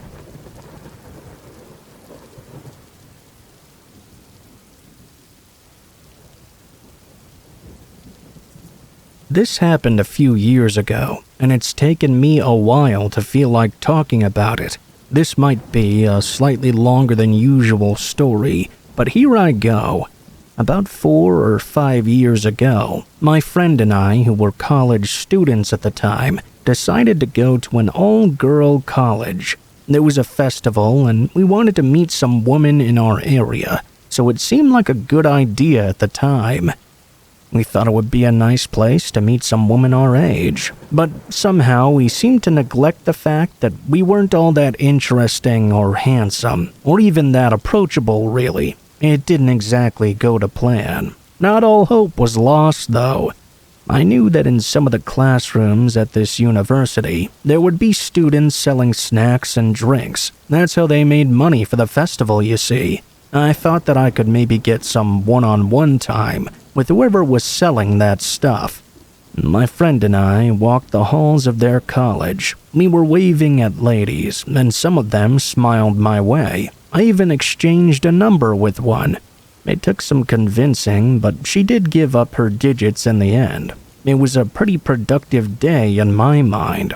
My friend and I decided to head out. We were smiling as we were heading toward the entrance, but that smile was short-lived. It looked like there was increased security presence at the gates. We were both kind of shocked. I wondered if maybe one of the girls we had waved at had taken it the wrong way and complained about us. I hope not. We didn't come to upset or offend anyone. There were more teachers and security people than there had been earlier in the morning, and rather than risk getting into any kind of trouble, we decided to slink out of the back of the school. I hoped there might be some kind of unlocked gate we could slip through. Thinking back on it now, it wasn't exactly the best idea at all. Although what we were doing wasn't exactly the most wholesome of things, I doubt we would have been in all that much trouble just for being there. It was a public event, and we didn't harass anyone or anything. All we had to do was walk out the very same gate we'd come in through, but we didn't. We found a gate at the back of the college campus. The only thing was, it was locked. So, being our dumb young college selves, we decided to climb over it. For some reason, I felt for sure we were going to get in big trouble if we got caught. Somehow, we made it out, and it looked like we'd made it out undetected, too. We climbed down from the gate and came out into a residential area. It was a built-up area of suburbs. We knew that if we kept going in the direction we were heading in, we would probably arrive back at the train station we hopped off at earlier. We walked on for a while, making small talk. We spoke about the woman we had minor exchanges with, and the overall impressions of the festival that day. After a while, though, the small talk kind of dried up, not because my friend and I ran out of things to talk about, but because something weird appeared to be going on. I realized that there were no people around in this place that was usually so dense. So many cars were lining the streets, but not a single person was in sight. I found it incredibly hard to believe that we hadn't seen a single human being as we walked along. It was so strange. Not even a bus, a taxi, a car, or a bike passed us by. It was so quiet. Maybe it was quiet because it was a Sunday. I looked over at my friend, and I felt as if he was thinking the same thoughts as me. It looked like he had noticed how quiet it was as well. There we were, both continuing to walk and pretending nothing was out of the ordinary. We walked for a few minutes when I was suddenly struck by a sharp feeling of anxiety. I felt as if someone was watching me. I felt it from somewhere behind me. I'm not that great with intuition or anything like that, so I wasn't sure what exactly my gut was trying to tell me. I took a quick look over at my friend, hoping it was just me being paranoid about things. But when I caught his gaze, I realized that he was feeling exactly what I was feeling. We exchanged some nervous glances, and he asked me, "Do you feel like something's behind us?" "Yeah, I don't know, but it feels like someone's following us." "Don't look back." "I don't know, man, maybe we should speed up a little, just in case." We started walking faster, and I noticed a couple of things about the area. The first thing I noticed was the residential area we were walking through appeared to be going on far too long. Our way to the college felt like it took half the time we had been walking now. The other thing was the fact that even though it felt like something was behind us, it was strange that we hadn't seen a single other person at all. The houses all started to look the same. It was very eerie feeling. I looked up at one of the windows in one of the houses we passed by, and I saw something moving. When I saw that something in that window, my first reaction was something along the lines of, "Oh, I'm glad there's at least some people in there." As I focused on what it was that was moving, though, I realized that something was very wrong. There was a pale, bloodied hand waving at us. I looked at the next window, and there was another hand waving. I could see slightly more of the arm this time. I looked across the street, and through the kitchen blinds I saw more pale hands waving at me. It got to a point where every window we passed by appeared to have these strange hands waving with different degrees of excitement. Some waved erratically, and some seemed to wave suggestively. You could almost tell what the owners of those hands might be looking like just by the way they were moving. We walked past a parked car on the other side of the road, and a hand emerged waving from the back seat of the window. It was downright disturbing. I really didn't like this. I spoke sharply under my breath and asked my friend if he was seeing this too. He didn't answer. I looked over at his face, and in that moment, it looked like he was on the verge of tears. Behind him, I could see a flurry of hands waving from the windows. I asked him an important question. "Can you run?" I watched as he nodded slowly. He seemed scared to speak. Those waving hands were so scary, and so was the feeling of whatever was still following us. It was coming closer and closer. I broke out into a jog, or maybe more like a sprint. Whatever it was, I started running, and so did my friend. I don't know how long we were running for, but my friend started to run out of gas a little. I was in the track and field club, and I wasn't a bad runner back then. My friend was, I don't really know a nice way to say this, but let's just say he was more of an indoors type of gentleman. He was clutching at his sides and complaining. I think he physically couldn't go on any further. He was wheezing and sputtering. He yelled on to go on without him, like we were in an action movie or something.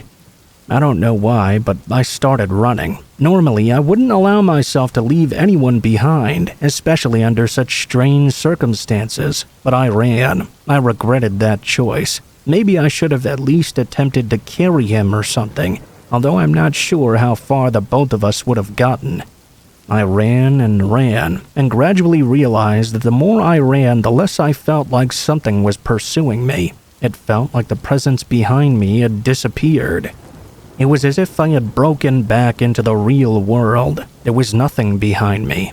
Life seemed to feel a little bit more normal than it had been a few moments ago. I collapsed in a public park out of exhaustion. There were people around, and that made me feel incredibly relieved. They all seemed concerned for me. I heard the splashing of water. I don't know why, but I brought myself to my feet and went in search of that sound. In the middle of the park was a lake, river, or pond. I'm not exactly sure which one, but it was a big body of water. In that body of water, I saw my friend laying down. It was the one I had been with earlier. There was just no way in hell he could be here after I'd left him behind. I really didn't allow that thought to occupy too much of my brain space, though, because I was so pleased to see him. I yelled his name at the top of my lungs and waded into the water to grab him. My friend's face was expressionless, though. As I entered the water, he went for my legs and took them out from under me. I was submerged in the water and he was wrestling with me. I didn't know what had gotten into him, but it was like he was trying to drown me or something. I kicked him away and he fell back. He got up with his arms raised outright, poised to choke me. In the end, some bystanders separated us, and we found ourselves in the back of police cars. Eventually, my friend snapped out of it. I don't know exactly what happened to us that day, but I have a strong feeling that something we ate must have been spiked at that all-girls college. If we were unlucky, our night could have ended a lot more differently than just a wrestle in a pond in a park. All those weird things we saw, those feelings of paranoia, it was all so terrifyingly real. I can still see all those waving bloody hands in my mind. I'm pretty sure we both had a bad trip together. I can barely even bring myself to look at the windows and buildings as I pass by them anymore, for fear of relapsing and seeing those hands waving back at me. I have no idea what exactly that hallucination meant, or if it's supposed to mean anything at all, but all I can say is I'm glad my friend and I were all right in the end, whatever trip we were on.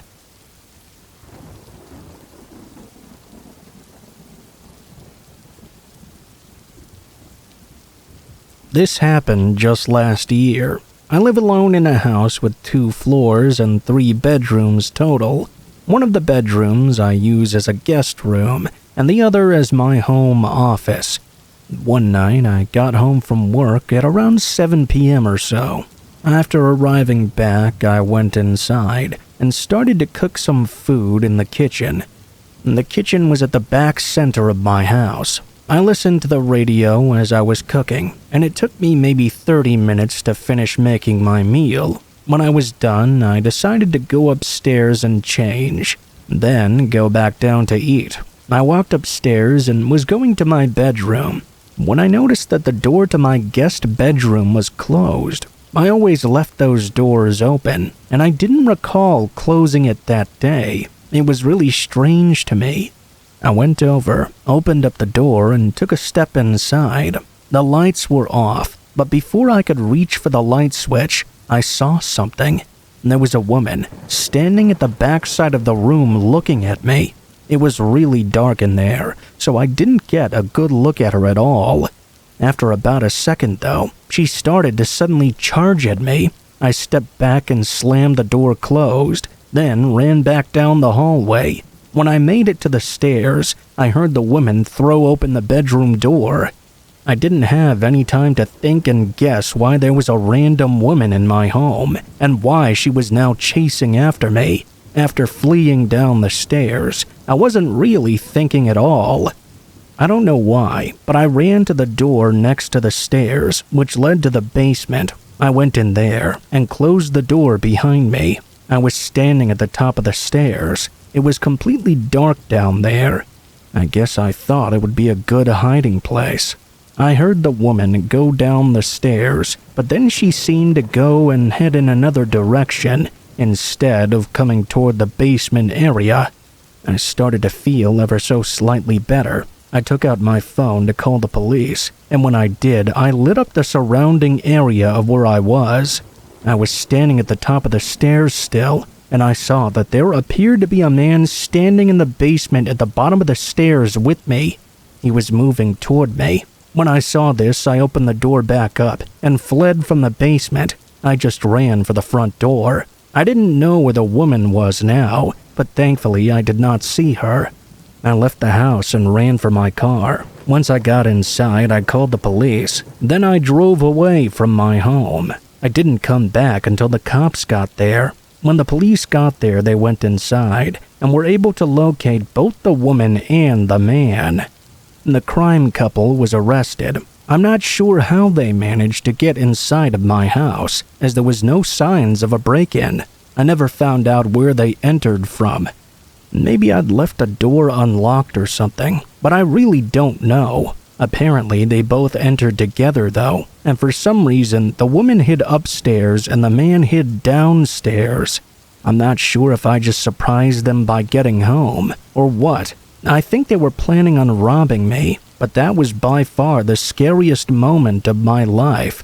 I still live in that house, but since then I've taken just about every security measure there is, and hopefully nothing like that ever happens again.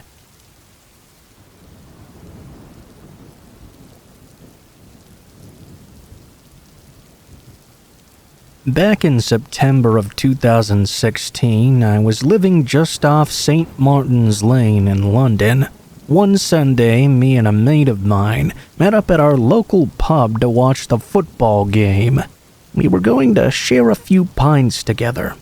We watched on, and after full time, my mate got a text from his girlfriend asking if her and a colleague could join us for drinks.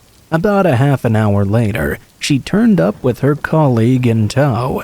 And the first thing I thought when I saw that colleague of hers was, wow, she was without a doubt one of the most stunningly beautiful women I had ever laid eyes on. The very second I laid eyes on her, I was absolutely smitten. For the sake of the story, we'll call her Sarah. She was half Lebanese, and right away there was some chemistry between us. Little did I know, but my mate and his girlfriend had conspired to do a little bit of sneaky matchmaking. Sarah had sent a photo of me on my mate's girlfriend's Facebook and asked her if I was single. They were just as pleased as I was when Sarah and I swapped phone numbers and agreed to go out for coffee sometime. Well, one coffee date became two, then three, and then before we knew it, we were going out together every weekend, and we decided to make things official.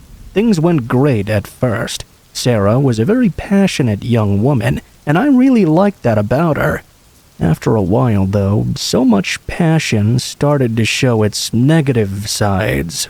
For a start, she could never ever be wrong about anything. It was quite cute when she was being playful with it, but when it got more serious, it was not so cute at all. I remember one incident about 2 months into our relationship.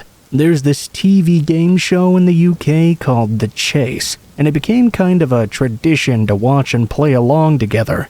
We'd both finish work at around 4, and then she'd meet me at Leicester Square. Then we'd head back to my flat to have dinner together. Since The Chase is always on at 5 o'clock, we'd play along with it while we were eating. One day, one of the questions was something about a former Beatle performing a song at a concert or something. In the earlier rounds of the show, the D option was always a joke answer, designed to raise a chuckle amongst the studio audience. On this occasion, the joke was that Edwin Starr, the option, was never in the Beatles at all. It was Ringo Starr, obviously. I immediately called out the correct answer, but Sarah, who was into much more contemporary music, decided the answer was John Lennon.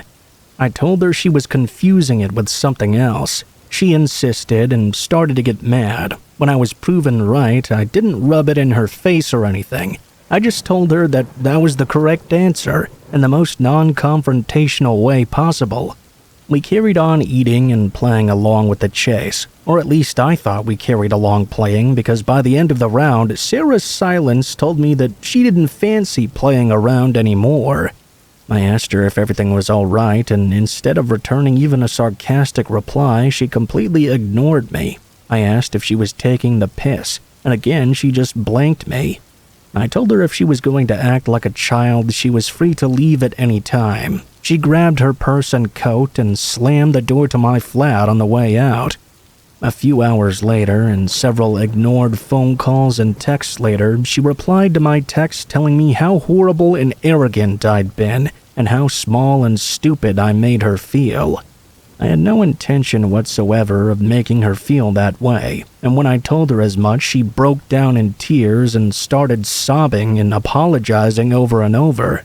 She excused it by saying she was just stressed out at work, and that her auntie back in Beirut was sick. It had all gotten the better of her in that moment, and it wouldn't happen again.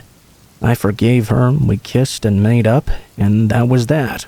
Only that wasn't that at all. This sort of thing happened dozens of more times in the future. I won't bore you with the details of each individual argument, or we'd be here forever. I only went over the first one to give you an idea of just how inconsequential something had to be to set her off. Over time, things gradually got worse until we were falling out over petty things on a weekly basis. I really did like Sarah. I honestly really did. When she was at her best, she was the perfect girlfriend, but at her worst, she would really go crazy. We were together roughly 6 months. When the negatives really started to outweigh the positives, I decided I had to do the right thing for both of us. I needed to end the relationship before things graduated to the next level, i.e. meeting parents or moving in together or things like that. The breakup was very messy, to say the least.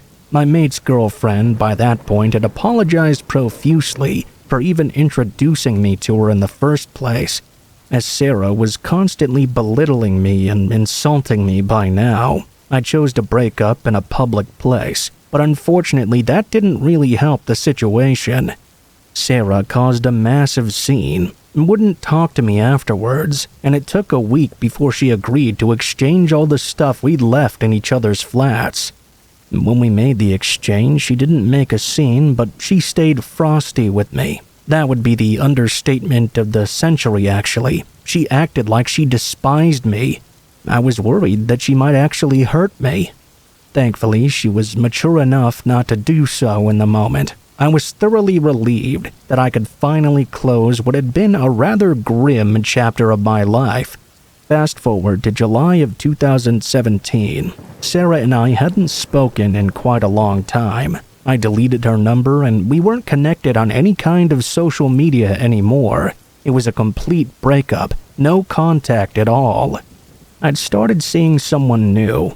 I'd be lying if my experience with Sarah hadn't made me a little bit paranoid that this new lady would also eventually show her true colors. We went on a few dates and were taking things casually. It wasn't until after the third date at a wine bar that we kissed for the first time. I went home feeling rather good about things. After a flirty text exchange with my new partner, and what should have been a cold shower, I turned in for the night, feeling quite happy and a little bit giddy as well. The next thing I know, my eyes were opening in my dark bedroom with a distinct feeling of dread and a tightening in my chest. I can't really explain how, but I knew someone was in there with me. Perhaps it was the gentle creak of my bedroom door opening, or the subtle feeling of my mattress sinking in as they sat down on the bed by me. Either way, I awoke to the instant feeling of terror. I'm not exactly proud of this, but my first instinct was to roll over and beg whoever this was not to hurt me. I spun over in bed, adrenaline pumping, expecting to see some masked burglar or some knife-wielding lunatic. I didn't see a balaclava-covered face, though, or the eyes of some crazy spree killer. Instead, I saw Sarah. I should expect some of you to think I'd be relieved to see my ex-girlfriend in place of an armed psychopath. In that moment, though, I was absolutely convinced she was there to kill me. I remember Sarah just staring at me with a blank expression as I slid off the opposite side of the bed from her and tried to put some distance between us. Instead of doing anything, Sarah simply said, "I'm sorry," then got up and walked out of my room. She continued out of my flat. I stood there for a few seconds, panting like the devil, wearing nothing but my underwear, and contemplating just how close I'd come to getting murdered. As I said, we no longer had each other's contact details by that point. I asked my mate's girlfriend to pass a message on for me, basically saying that if she ever came near me again, I'd be getting in touch with the police. I would have preferred to keep it between us. I really would have. I didn't want to air out my dirty laundry in public, let alone anyone else's. As I'm sure you'll agree, though, she didn't exactly leave me much of a choice on that front. It turned out my mate's girlfriend and Sarah weren't working together anymore. Sarah saw the message and blocked her, without so much as a word of reply. Obviously, the big question on everyone's lips was how the hell did she even get in that night? I have a theory on that. Towards the end of our relationship, I'd say the final 2 months or so, I gave Sarah the spare key to my flat. The letting agency had given me 2 copies of the key, one to keep as a spare. I ended up giving it to Sarah so she could let herself in when I wasn't around. Sometimes she'd finish work earlier than I did, so instead of having to take the tube all the way back, Sarah just used to let herself into my flat and wait there for me. She did give me the spare key back when we exchanged our things. At the time, the thought didn't cross my mind that she may have made a copy. The thing that truly scares me is that she made a copy of my key and waited so long, then decided she was going to sneak into my flat in the middle of the night. I really think she wanted to hurt me but changed her mind. If she wanted to talk, there were a dozen different ways she could have reached out to me. Most certainly she didn't have to sneak in the middle of the night and creep into my bedroom while I was dead to the world. The only reason you'd want to do that is to catch someone unaware. I moved away from London just before the pandemic, so I'm confident that she and I will never cross paths again. But if we did, let's just say I won't be in a rush to grab coffee with her anytime soon.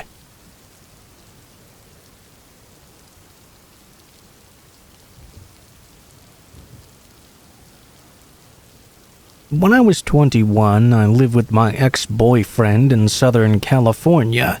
It was the first time in my life that I was on my own, and I had the freedom of being out from under the watchful eyes of my parents. That made me a bit reckless. We lived in what was considered to be a safe neighborhood. Nice houses lined the streets. Cal State University was nearby, and we'd rarely heard of violent crimes happening in the area. One late Friday night, in July at approximately 1 a.m., my boyfriend and I got quite bored. We wanted to get out of our hot apartment and decided to walk several blocks away to a lovely park that had an artificial lake where ducks and geese would gather. There were benches around the lake where you could sit and watch the water. The sky was clear, the moon was out. It was a hot summer night in Orange County. The park was surrounded by an expanse of towering trees and thick bushes. My boyfriend was a naturally thin guy with long hair. I was about 5'5" and weighed 100 pounds at the time. We sat down on a bench to watch the rippling water as the moonlight reflected off its surface. The trees and bushes were at our backs when out of nowhere, the bright headlights of a police cruiser came speeding through the adjacent parking lot. The vehicle's frame bounced off the concrete speed bumps as red and blue lights flashed. It came to a screeching stop, and a spotlight was shined into the trees. We both thought, shit, we aren't supposed to be here. What the hell do we do? We may or may not have been under the influence. This was remarkably bad timing. We knew the cops had seen us, so we just stayed put. If we started running, we would risk being chased down and arrested. The cop, however, didn't approach us right away. We looked on for a while and wondered what the hell was going on over there. We thought maybe the officer had caught a drug deal going down. We couldn't make out a whole lot through the trees. Eventually, the cop approached us, and we thought for sure we would get arrested or fined while being in the park while it was closed. What the officer said, though, was truly terrifying. He had been doing his routine patrol when he'd spotted a dark figure in the trees hiding and watching us. He told us that since my boyfriend had such long hair and was a thin guy, the man hiding in the trees had most likely assumed we were both women. My boyfriend's ego was shattered a little. Once the cops saw the stalker was moving slowly towards us and getting ready to ambush us, that's when he decided to turn on his lights and rush in. He ended up catching the man, and what he found on him was alarming. An arsenal of weapons, handcuffs, zip ties, and duct tape, a gun as well. An attacker's field kit, basically. I was overwhelmed by fear. We were lucky that the cop had seen him creeping around in the bushes because it would not have ended well for us. We thanked the officer and proceeded to walk the few blocks back to our apartment in silence. I feel very lucky to be alive today. We never did return to that park again.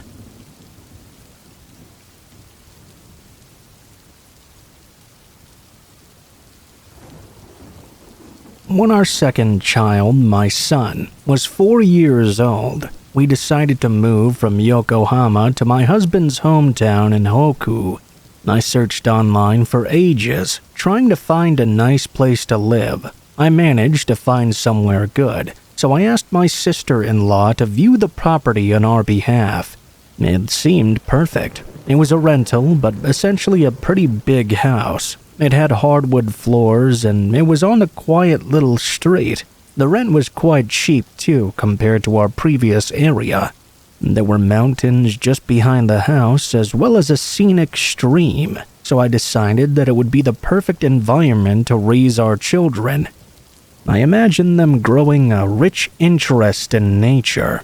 We were so happy to move, and it turned out to be exactly how we had hoped. My husband and I were in love with this place. When we met the neighbors, I was pleasantly surprised to hear that they had migrated from the same area we had, so we had plenty to talk about. They also had children the same age as ours, so we very quickly became friendly with them. This was most welcome, as it did take some time to get acclimated. I felt like we really didn't fit in with some of the people who lived in the countryside. It could be a bit cliquey. We moved in late summer and things went really well. Nothing much really happened. A few months later, snow began to fall. One day, it started snowing during the day, and by the time we had finished dinner, I looked outside at our garden, and there were 5 centimeters of fresh snow out there. I gave my kids a bath and got them into bed, and headed back downstairs to join my husband in the living room. That was when we first heard it. There was this strange animalistic growling sound, and it sounded like it was coming from outside, somewhere nearby to where we were sitting in the living room. I could hear the growling sound so clearly that even with the TV on and all the windows shut, it was clear as day. My husband could hear it too. We both looked at one another in silence. We paused the TV to listen a little more clearly. The growl was very deep and powerful. I started to wonder if it was a wild dog or a bear.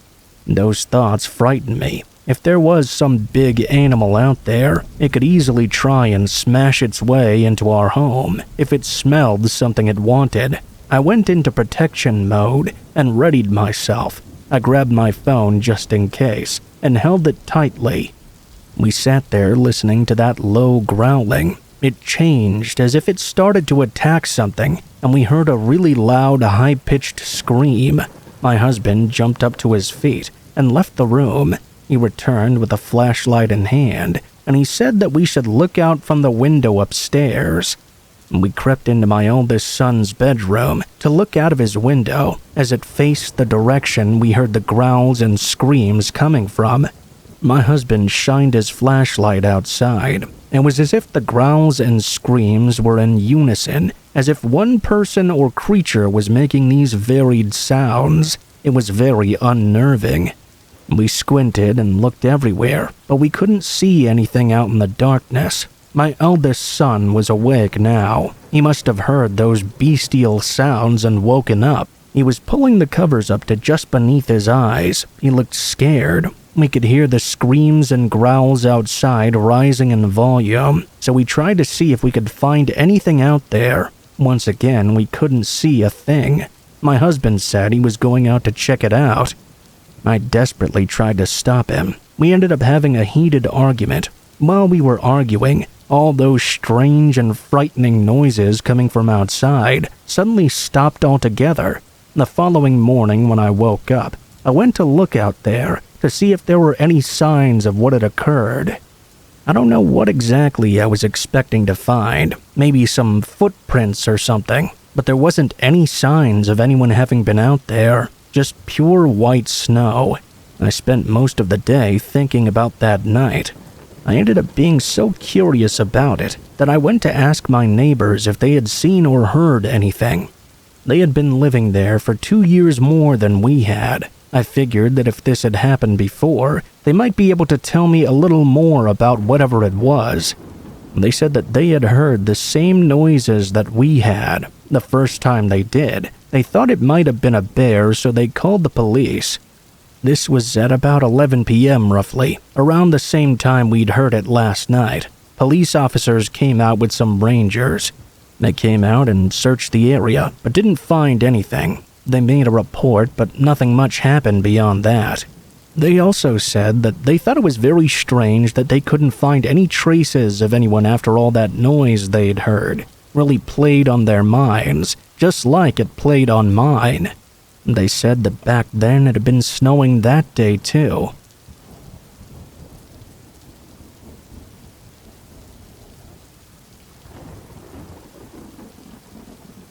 I first noticed it just after Halloween, just at the cusp of winter.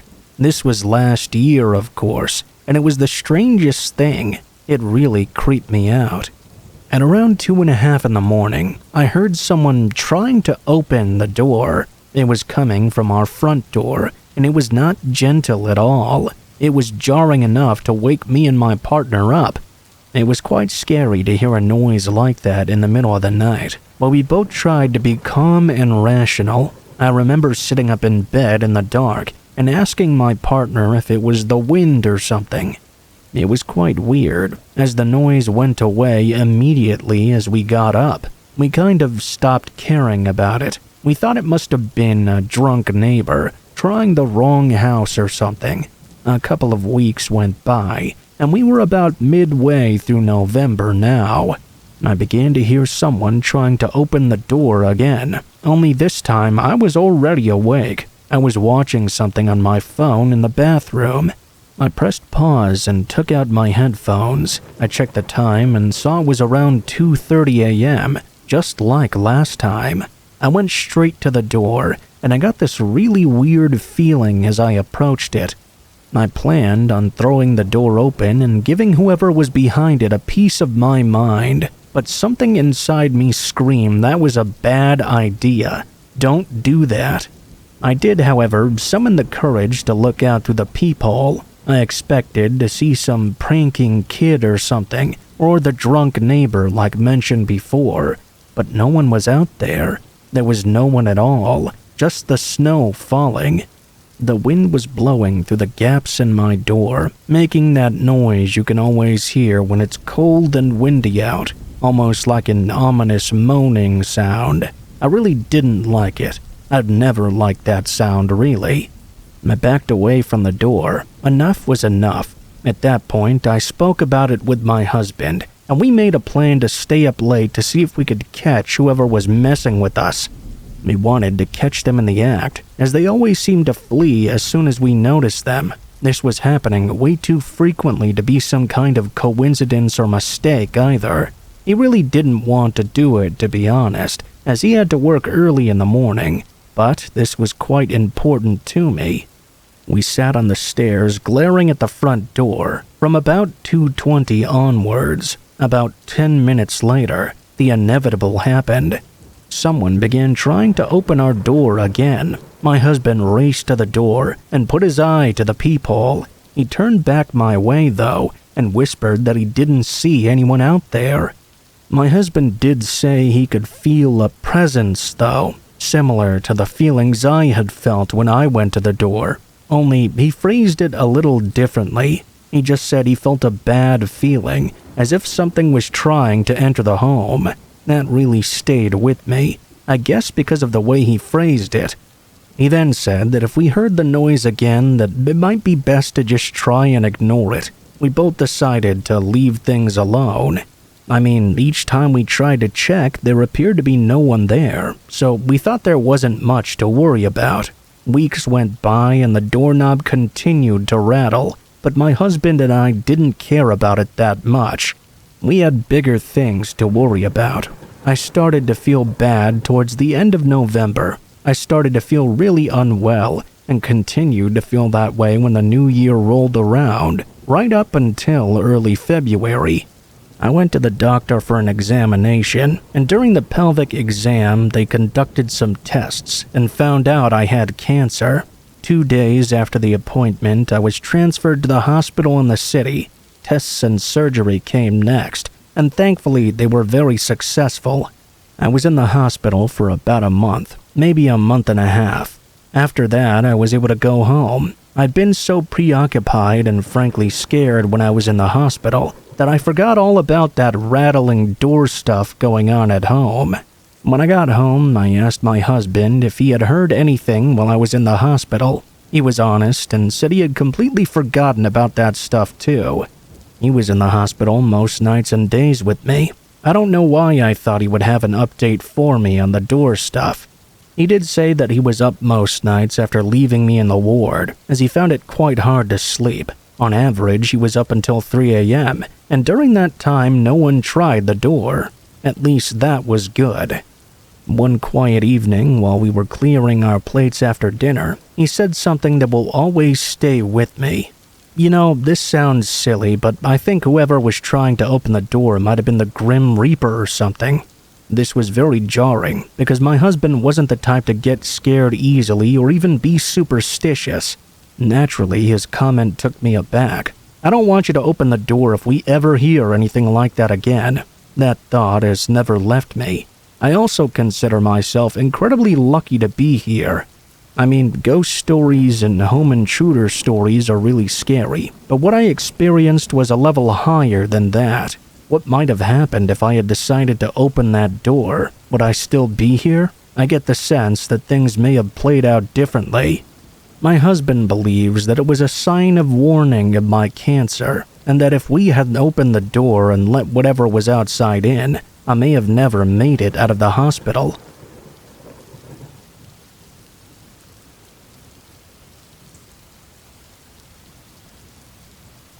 I hate going out. I'm thankful I'm married now. And my husband hates going out just as much as me. I never really enjoyed it at all. I know a lot of people, especially as they get older, slow down. And that's mainly because they get it out of their system when they're young. My friends started going out every weekend back in high school, and I was always the one kind of looking for ways to get out of it. One weekend during my senior year of high school, I was talked into going out to this house party at my friend Wanda's house. I tried every excuse in the book, but she was begging me to go. Eventually, I caved in. I remember being so anxious leading up to the party. Everyone from school was going apparently. All week long, all I remember is people talking about this rager of a party going down at Wanda's. I got there early so I could find a nice corner of the house to post up in. It took a little while, but I finally started to unwind as the party went on. I was drinking a little bit, and I'm sure that was part of the equation of me loosening up. The party started around 7 that night, and by the time midnight rolled around, people were already starting to leave. I remember thinking to myself, maybe going out isn't so bad every once in a while. I didn't want to drive home yet, though. At least, not right away. I had been drinking after all. I stayed with Wanda and helped her clean the place up a bit. She lived alone with just her dad, and didn't want him to come home from his business trip to a destroyed house. There were 5 of us left at around 1 in the morning. The house was almost spotless by now. We'd really divided and conquered the different rooms with our cleaning. The other 3 girls were going to stay overnight. I was going to leave, though, since I wasn't really feeling the alcohol anymore at this point. I went into the bathroom to wash my face and take care of business before the drive home. I wanted to make sure I was okay enough to drive my vehicle. While I was in the bathroom, though, I heard a loud crash, followed by gasps and screams from my friends. I heard Wanda yelling something like, "You can't be here anymore!" That was instantly responded to by an aggressive woman's voice, screaming at everyone to shut up. I didn't know what to do. I could hear them crying and screaming and panicking coming from my friends. I felt like a coward, but I locked myself in the bathroom. I heard Wanda yell to my friends who were out in the room to get out of there. I heard loud bangs occurring, and I just sort of sat in the fetal position on the bathroom floor. I wished I could call someone for help, but I'd left my cell phone in my bag in the kitchen. I heard that aggressive voice again. You're not leaving." I could hear shoving, screaming. It was like witnessing a nightmare, but not being able to see what was actually happening. I couldn't imagine what my friends were going through on the other side of that door, and I just sat there in the bathroom like a coward. The crying and screaming continued. There were more loud bangs, the sound of glass shattering. It was enough for me to be paralyzed in fear. Many moments passed by before I heard Wanda say, "Okay, go now." I heard a series of footsteps running by the door.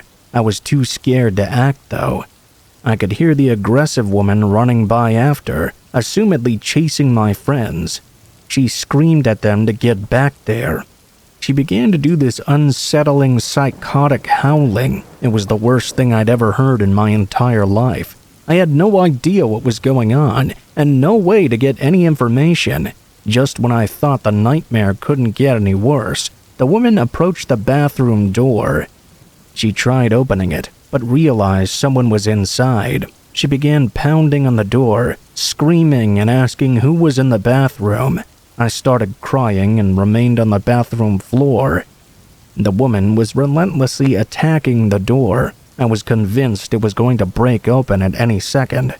This went on for agonizing minutes. I just hoped it would end soon. Then, I'm not even joking, the woman started to run back and forth outside the bathroom door. I don't know if she was on something or just some crazy, insane woman with the zoomies, but her footsteps were fast and heavy. It sounded like a bear stomping around outside the bathroom. I had no idea what was happening. Clearly, whoever this woman was thought this house belonged to her, and she knew Wanda by name. I was trying to put the pieces together in my mind. Due to the frantic nature of what was currently occurring outside my hiding space, though, I was a little bit distracted, to say the least. It wasn't long after my friends ran away that I heard a sound I found very comforting, the sound of the police entering the home. They apprehended the woman. I could hear her screaming and the sounds of a fight occurring on the other side. Eventually, one of the officers knocked on the bathroom door and asked if I was okay. It took me a second to answer, but I was finally able to make the words come out of my mouth. I unlocked the door and slowly came out to see what was on the other side. It was like seeing the nightmare come to reality. Their beautiful home had been destroyed. There was broken glass and objects everywhere. In the kitchen, I saw the woman handcuffed, standing with two officers. She looked over at me, and I'll never forget the look in her eyes. She had the most deranged eyes I'd ever seen. They were so big they were nearly bulging out of her sockets. She was breathing heavily, and when she noticed me leaving the bathroom, she started to scream at me that I was trespassing in her home. One of the officers started to escort me out of the house, and then I looked down at the lady's hands. They were all red, stained with what I assumed to be blood. I looked back and noticed the outside of the bathroom door was covered with bloody handprints all up and down, and blood was trickling onto the floor. This woman had destroyed her own body trying to get inside at me. It was traumatizing. When I got outside, I saw Wanda and all my friends. I'd never been so happy in my entire life. I remember being lost, locked in the bathroom, thinking that maybe they had abandoned me. In fact, they'd actually gone and got help to save me because they knew I was still inside. When I finally got my phone back, I had dozens of texts and missed calls from Wanda, telling me to stay locked in the bathroom and not leave no matter what. She thought I had my phone on me, even though I did not. It turned out the crazy woman was Wanda's ex-stepmother, I guess if that's a thing. When she was married to her dad, she ended up going nuts and trying to kill her father, which was ultimately what led to them separating. She never quite accepted it clearly. We never found out what happened to her after that night. We realized quickly that Wanda didn't exactly want to talk about it, and we never pushed it either. Didn't seem like the right thing to do. Eventually, everyone sort of moved on. I have my reasons as to why I don't like going out much, and this right here was one at the top of the list.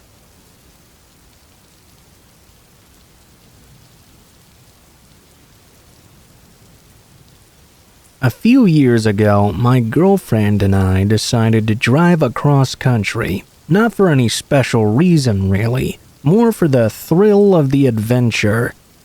We had done beach trips, cruises, skydiving, you name it. The one thing we never did was drive all the way across country. I can't remember exactly what state we were in, but it was somewhere in the Midwest, I believe. We found this cute little diner and decided to grab some food. That was the one thing we wanted to do at each place we stopped at. Find a diner and eat there. We were sitting in a small booth in the back of the restaurant, and a middle-aged woman approached me. She was short and had an average build. Her hair was red and somewhat curly. What I remember most about her physical appearance was she had very vibrant green eyes. I had never seen such green eyes before. They were objectively very pretty. She kinda pulled a curveball on me when she looked right in my eyes and told me I had the most beautiful eyes she had ever seen. I just smiled and laughed a little. I thanked her and went back to drinking my coffee. This woman then sat down next to my girlfriend and continued to tell me how beautiful my eyes were. At first it was nice, but now it started creeping into unsettling territory.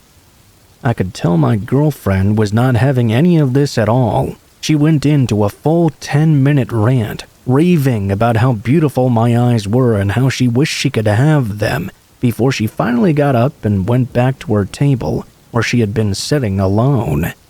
I started to bust my girlfriend's chops. She seemed a little jealous, which I found funny because she's not usually the jealous type at all. I did notice that the woman was continuously staring at me, but I pretended I hadn't seen anything. I didn't want to worry my girlfriend or make her feel bad. I'm not going to lie, this was starting to feel a little bit obsessive.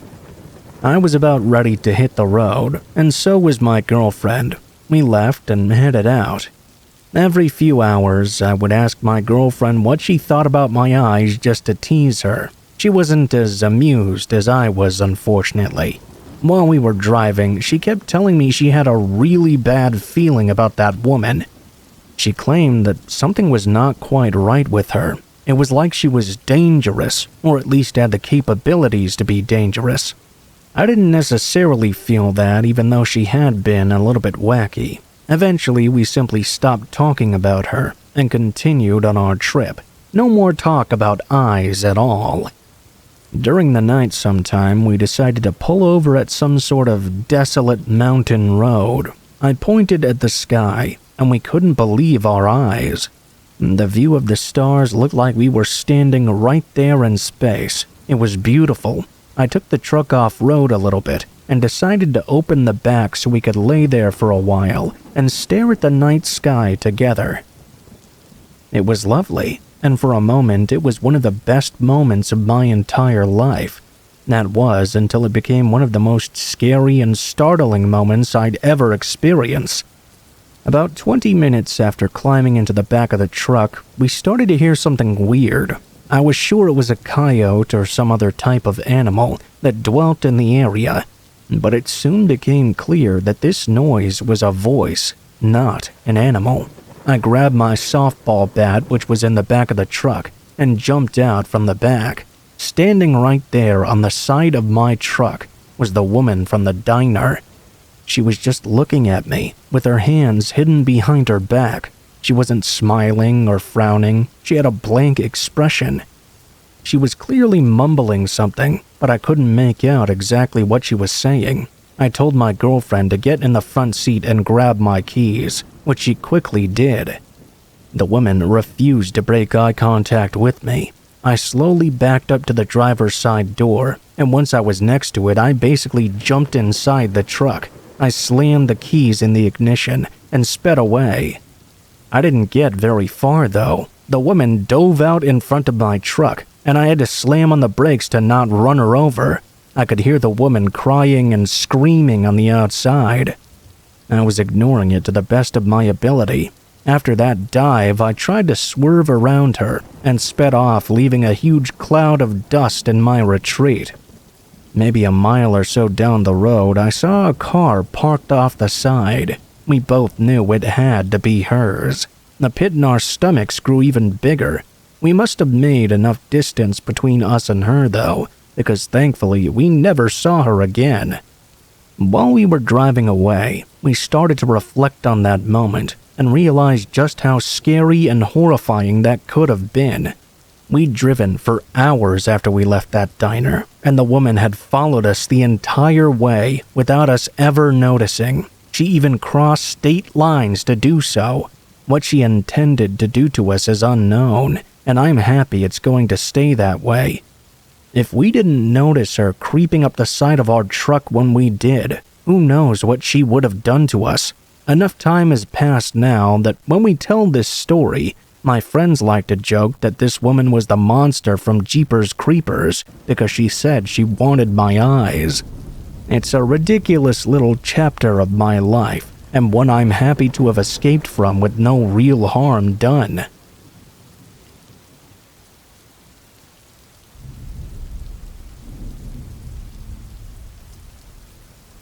This happened one time when I was sleeping over at a friend's house. I believe I was about 10 years old or so. I had a really good friend named Jordan back then, and I would go to his house often to hang out. A few times I stayed overnight as well. He lived pretty close to me. I remember that one time when I went over to sleep over at his house. We were outside in the early afternoon. He lived in a pretty quiet neighborhood for the most part, but there were a lot of other houses nearby. Jordan's yard was fairly big. We were playing some kind of sport outside. I remember he had a neighbor directly across the street. The neighbor was a man who was somewhat thin and had kind of blonde, messy hair. I remember that when we were outside, this guy was just kind of standing around in his front yard, looking in our direction. Jordan told me the man always seemed very odd to him. I didn't really ask why or anything. At least, I don't remember doing that. I remember that the guy almost appeared to be watching us in a way, which was obviously quite strange. We moved into the backyard after that, because he was really creeping us out. It seemed like that sort of behavior was kind of normal for this guy. Eventually, we went back inside altogether. We were probably playing video games for the rest of the time. I just remember that when we went to bed, I was sleeping on the floor in my sleeping bag. I fell asleep rather quickly, but I was awoken sometime in the night. I remember instantly jolting wide awake when I woke up. I just started looking around, feeling somewhat alarmed. Everything was dark and completely silent. The only sound was the sound of the highway, getting an occasional vehicle off in the distance. I'm not exactly sure what time it was. Probably somewhere around 1 o'clock in the morning if I had to guess. I listened in a little closer and began to make out the sounds of somebody shuffling around inside the house. There were footsteps somewhere on the first floor. This immediately seemed odd to me. Things had been so quiet, and I knew Jordan's parents and sister had long since gone to bed. I was hoping that maybe it was one of them trying to get some water or something. I heard the footsteps coming up the stairs and headed for the hallway that Jordan's bedroom was in. Jordan's room was at the very end of the hallway, so I could just about see the top of the stairs from where I was. As I was looking over, I soon saw a man walking upwards. He was moving slowly and very quietly. I immediately recognized it was Jordan's neighbor from across the street. As soon as I saw this, I knew I had to do something. Jordan's door had been left open for some reason, so I quickly leapt up from my sleeping bag, ran over to the door, and slammed it shut. I realized that there was actually a lock on his door as well, so I locked it up tight. I heard the man walking down the hallway on the other side. He seemed to be making a beeline for Jordan's room. I ran over to Jordan's bed and shook him awake. I told him his neighbor was inside the house. It was at about this time that the neighbor began trying to force open the bedroom door.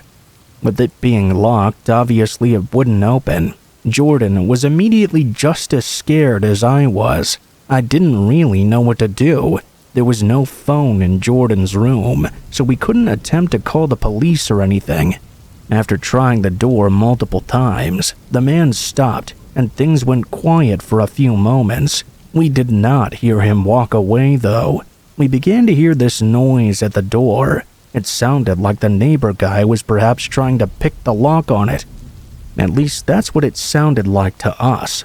He didn't have a key, but the door sounded like it was being unlocked. At that point, Jordan just started screaming loudly. He started yelling for the man to leave and also yelling to call the police. I joined in after him. Hopefully his parents would hear the commotion. They had a phone in their bedroom. We were yelling that there was a man in the house and various other stuff like that. As we did this, not only did the noises at the door stop, but we heard the man begin to move away. Shortly after, we heard Jordan's parents get up and a door to the house open and close. Jordan's parents came to his room and asked us what was going on. When we told them, they of course called the police. The man had already left though and was back at his house when the police arrived. We talked with the police for a while and let them know everything that happened. The next day, I got picked up by my mom. I heard from Jordan later on in the day that the police had arrested the man. That made us both feel a lot better. That was by far my craziest sleepover experience I ever had.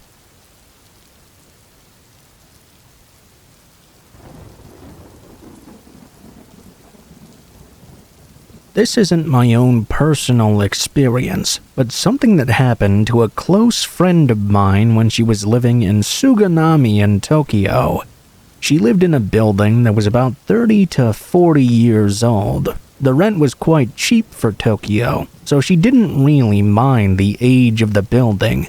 I'll switch the narrative to first person at this stage, as I believe it will flow a little more smoothly. I was living in Tokyo alone when this happened. I didn't really ever interact with my neighbors in my new place. I don't know if it was due to the vast age gap between us or what. I was 25 and they were at least double my age. I didn't mind not speaking to them much though. I liked to keep to myself. I always tried to be polite though. I would always smile and nod at whoever I passed by in the communal hallway. I realized about 6 weeks into my life in that building that I had never met my direct neighbors, though. I had no idea what they looked like. That all changed one afternoon. I had just come home from a bout of grocery shopping, and a man was passing down the hall toward me. The guy stopped in the middle of it and fixated on me with this kind of annoyed look. He then said, "Do you want to stop scratching the walls at night? It's pretty hard to sleep with all that noise." I literally didn't know what he was talking about.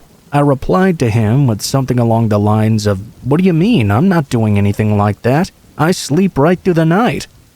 My neighbor shook his head quickly and said, "The next time you do that, I'm calling the landlord." He then went into his apartment and shut the door. I stood there baffled for a few moments, with my bags of groceries in tow. Then I headed into my place. Of course I wasn't making any kind of scratching noise in the middle of the night. Why would anyone do that? I could already tell I wouldn't exactly be becoming best friends with this particular neighbor. The following night I came home from work late. I was absolutely exhausted and laid down on my bed. Before I knew it, I was asleep, fully clothed. I fell into a deep sleep, but I was suddenly awoken by something. I heard a loud banging against the wall. I immediately thought about the interaction I'd had with my neighbor. Was he actually crazy? I hadn't been making a single sound. I was incredibly irritated by being woken up. I did my best to ignore the banging and my neighbor. I rolled over to my side trying to get back to sleep, but but after a few moments, I began to hear this soft and present scratching noise. I guess the neighbor was right about something. There was a scratching sound, but it was not me who had been making it. Apparently, it had been happening while I was asleep. I guessed it could have been a mouse, or maybe even a rat of some sort. It seemed plausible for a building as old as mine. The place was practically made of wood. I figured I would call the landlord in the morning to see if he could send in some pest control. I fell back asleep, but woke up again. I sat bolt upright because I recognized the noise that had woken me up. It was my alarm clock. It was still dark out, and I could see a bright, pale moon. I hadn't bothered to close the curtains before I fell asleep. I grabbed my phone to shut off my alarm. For some reason, it had gone off at 2:50 a.m. by itself. I'd never set an alarm for that time. I sank back into my bed and closed my eyes. Just before I began to drift off, though, I heard a loud bang. This time it wasn't from the neighbor. It was my bathroom door that had just slammed itself shut. I decided to get up and investigate. I thought I may have left the window open in there or something. I opened the door and entered the bathroom. I saw the window in there was closed. I stood there puzzled, trying to grasp for a logical reason why the door would slam itself shut. Then I heard something that chilled me to my very core. I heard a very faint feminine voice whisper in my ear. "Here you are." I froze. It felt like my heart was going to explode. I just heard someone's voice in my bathroom in the dead of night. I was absolutely petrified. I didn't dare to make a move. From the other room, I heard another loud bang. A few seconds ago, I wanted nothing more than to leave my bathroom, but now all I wanted to do was hide there. I had to take some sort of action, though. I couldn't just stand there while I was thinking of what I should do. I began to hear another frightening noise. The scratching was back, and this time it was louder. It was horrible. It made every hair on my body stand on end. It sounded like nails on a chalkboard. I stumbled out of the bathroom and back into my bedroom. I think I was being driven by some sort of adrenaline. Even though I was scared beyond belief, I needed to know what was going on right now. I pushed open my bedroom door, and there, illuminated by the light of the moon, was a shadow on the floor against the wall. The shadow almost looked like a bag of bones, the silhouette of someone incredibly malnourished.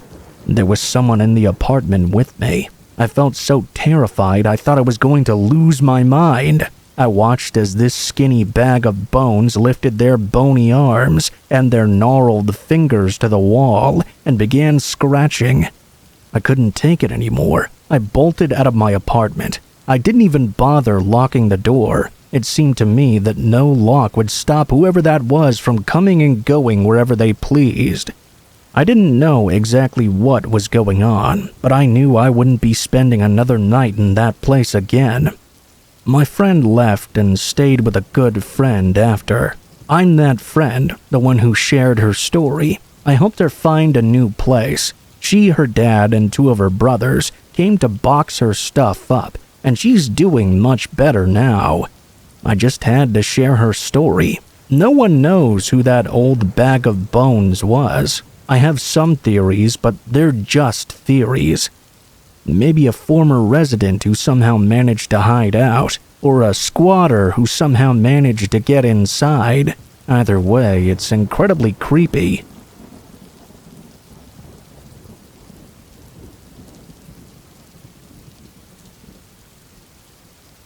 This happened back when I was a kid. I was 12 and my best friend Ryan came over one Friday to sleep over. We would both hang out all the time. On this day in particular, he came over after school. That night, my parents and sister were gone at her soccer game until later.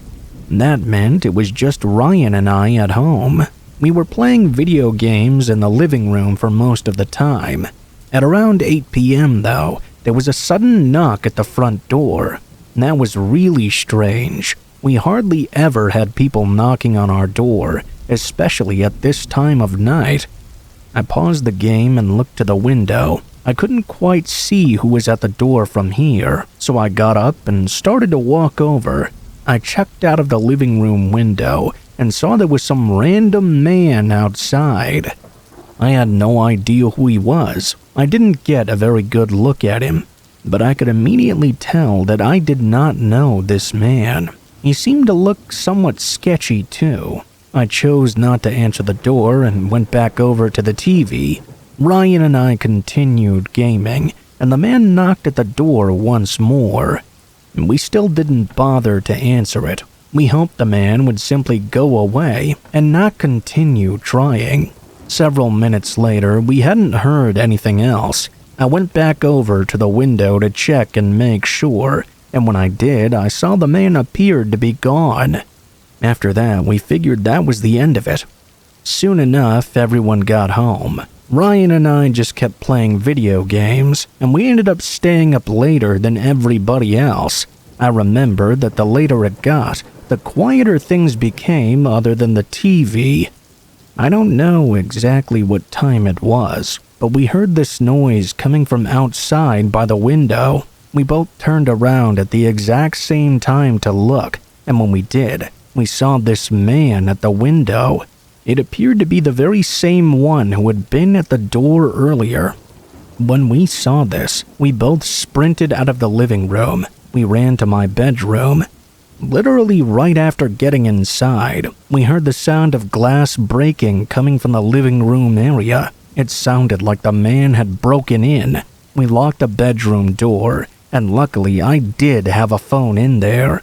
We immediately called the police. I could hear the man inside for just a moment, but things got very quiet. He didn't seem to go anywhere near the hallway where the bedrooms were.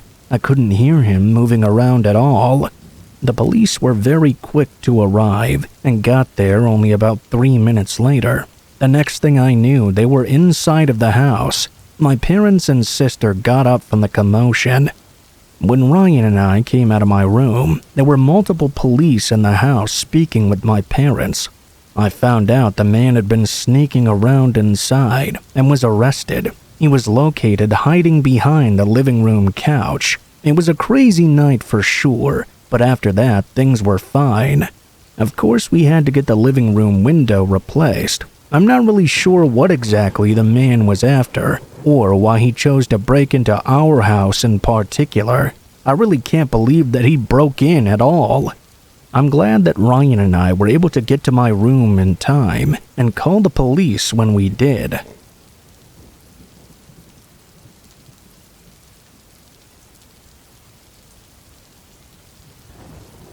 This happened during my junior year of college. For context, I'm a 22-year-old woman. I was driving from my hometown in the Chicago suburbs to the University of Missouri, which is about a 6-hour drive. I made this drive every 4 to 6 weeks to see my family and my long-distance boyfriend. There were 2 main ways to take to the town that my university was in. Stay on the interstate system throughout central Illinois and St. Louis, or branch out on back roads after Springfield until picking the interstate back up about 30 minutes from my college. I usually took the back roads simply because it kept me awake with the constant speed limit changes and the occasional towns I would have to pass through. On this particular time, though, I took the interstate system all the way there. There was a high potential for winter weather that I didn't want to deal with on the back roads. I was minding my own business, listening to one true crime podcast after another, when about an hour from my exit, traffic came to a standstill. Great, I thought. It was already way beyond dark at this point. It was also a Sunday night. I just wanted to get home to catch a decent night's sleep before my Monday classes. After a while, emergency vehicles flew past the traffic on the shoulder, indicating there must be some kind of accident up ahead. After what felt like forever, traffic slowly started crawling again and eventually picked up the pace. As soon as we all passed the accident, that's when it started. I will admit that I do like to drive fast on the interstate, especially on this particular drive. What college kid doesn't? I was in the right lane with a decent amount of space between me and the car in front of me. That's when I noticed someone right on my bumper.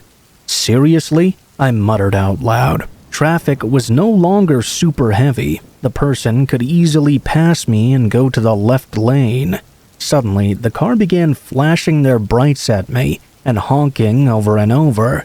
I was extremely confused. I turned off my podcast and kept a close eye on my rear-view mirror. The person continued to flash their lights, half blinding me in the darkness. I swore and floored it to the left lane. I maneuvered around a few cars, attempting to get away from whatever issue this person had, except they followed my every move. Now, being a woman in my early 20s, I began to feel sick to my stomach. I'd listened to enough true crime and general horror stories to be just the right amount of paranoid. I'd read on social media recently about girls from my school encountering sex traffickers in my town and along the interstate that runs through it. One of the town's papers even ran a series of stories regarding multiple human trafficking rings around this interstate used for capturing victims. It basically runs the length of the entire country. I shook the disturbing thought out of my head and continued doing about 85 miles per hour. I tried to stick to the right lane unless I had to go around someone. The car continued to follow me, flashing its lights and barely letting themselves ever get more than a few cars behind. I finally took the exit to my university and looked back. The car was still right behind me. It seemed as though this person was trying to get me to pull over. Was there something wrong with my car that I just couldn't see? I wondered. There was no way in hell I would be pulling over on the side of the interstate anyway, especially not in the middle of a dark, rainy night. That's how urban legends or teenage slasher movies start out. At this point, I really had no idea what to do, though. Looking back on it, I probably should have drove straight to the local police station, but I was too flustered and scared to even think straight. I tried to think back to the last hour or so of my drive. Had I cut anyone off or offended anyone? I didn't remember doing so. I didn't think I'd done anything to make the drivers around me do a bit of road rage. I'm a relatively good driver and always play it safe on the road. I began driving to my apartment. The car followed, still flashing their lights every so often, but no longer constantly honking. They continued to stay glued to my bumper. That's when I started to panic. What if they followed me all the way home? What the hell should I do? Call the police and send them on some wild goose chase to look for me while I'm driving around town? As I approached another small exit off a local highway onto a smaller street that ran past campus, I got an idea. As I got closer to my exit, I did not get in the far right lane to turn off. At the very last second, I jerked the wheel and careened across the gravel shoulder. I barely missed driving off the road as I gunned it down the exit ramp. I glanced up at the overpass. The car came to a screeching halt and was honking its horn maniacally. I broke down in tears for the rest of the way home, calling my boyfriend and explaining what just happened. I never got a good enough look at the car to get their license plate number, or even really a good description of the vehicle, so I never did report the incident to the police.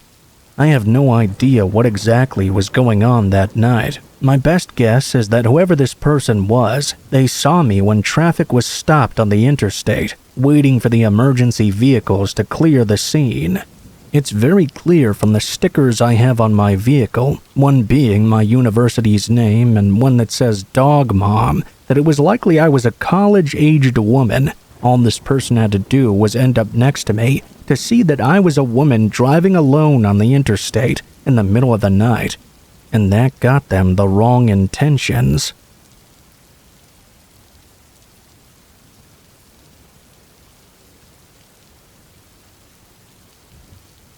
This took place back when I was a kid.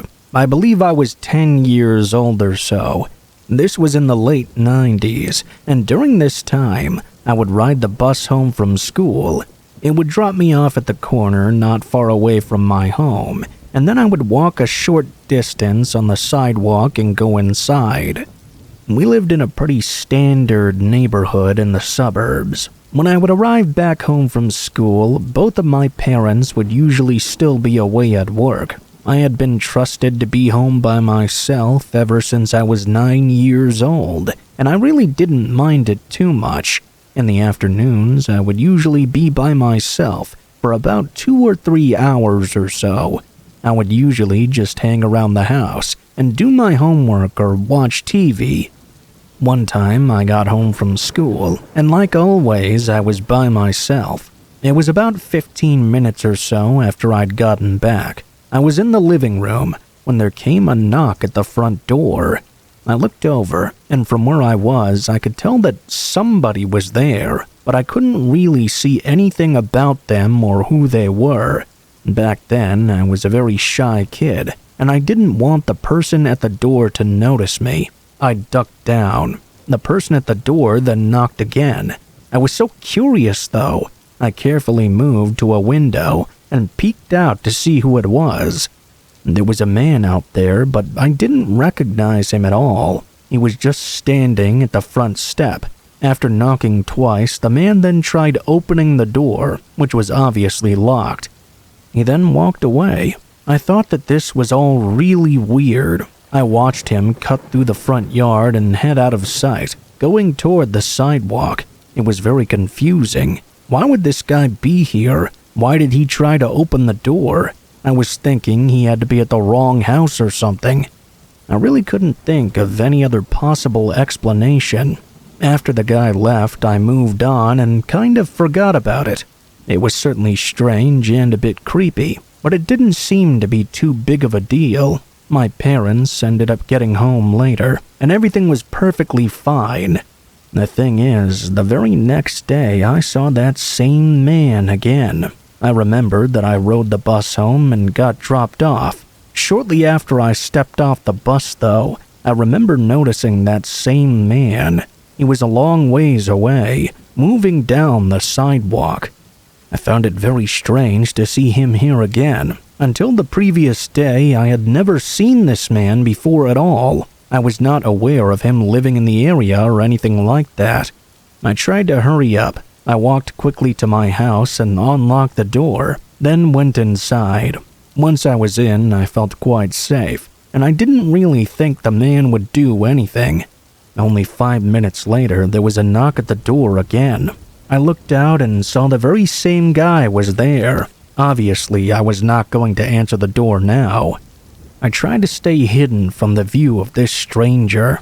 This time, he only knocked a single time and tried to open the door once more. After that, I saw him start to walk away. It was pretty much the exact same thing as the day before. I saw him wander out of my sight. This time, though, I was much more creeped out because of the fact he had been here 2 days in a row. That, and he had seen me walk to the house, so there was no mistaking it. For the next hour or so, nothing strange happened. I was just waiting in the living room. I decided to go out and water some flowers in the backyard. I went to the back of the house where the kitchen door was. I went to the back door. I opened it and took 2 steps into the backyard when I saw the man emerging from behind a bush. He began moving toward me immediately. I ran back inside as fast as I could. The man instantly started running after me. I closed the door and locked it just in the nick of time. He nearly stopped me. He tried to get in, but he couldn't do so. I ran out of the room and went to the phone in the living room. I dialed 911 and asked for the police to come right away. The man ran away at that point. I was glad he was gone, and the police got there a while later. They searched the entire property, as well as the neighborhood proper. However, the man was nowhere to be found by then. There was a bit of an investigation done. I don't really remember much else, other than a neighbor about a block away remembering seeing a suspicious van parked on the side of the road. They didn't know whose it was and thought it might be that guy's vehicle. After that, the guy never came back again. I'm really glad that I was all right, but I'll never forget that terrifying experience.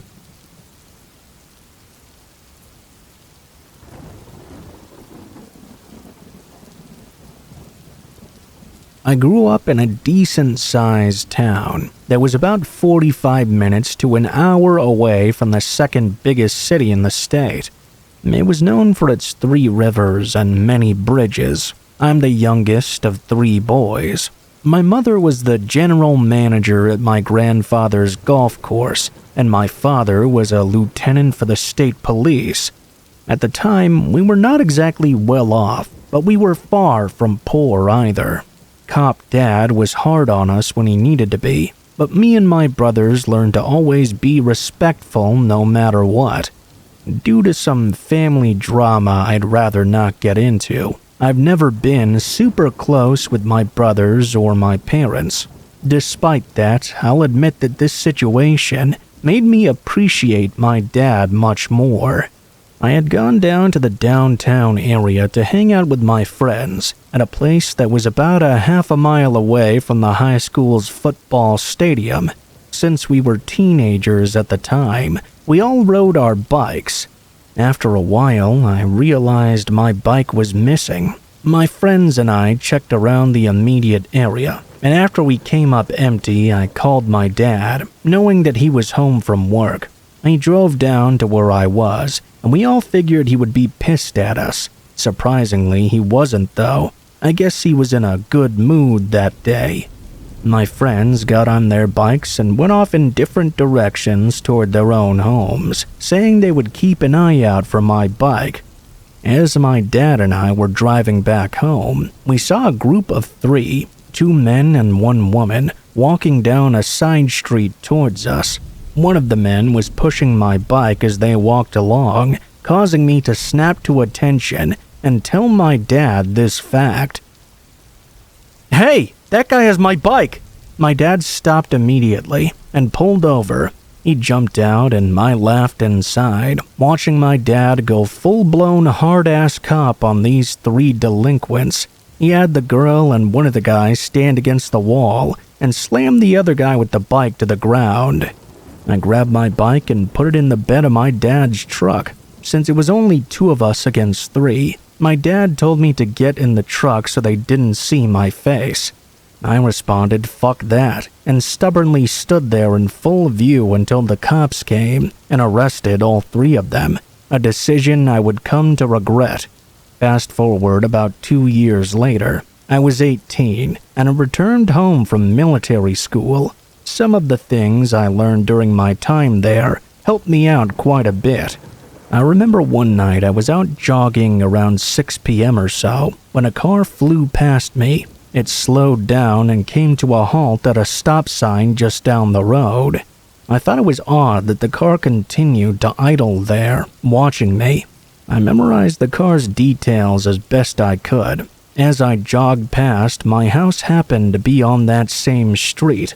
I approached my front door, and the car continued onward. It moved slowly past my house.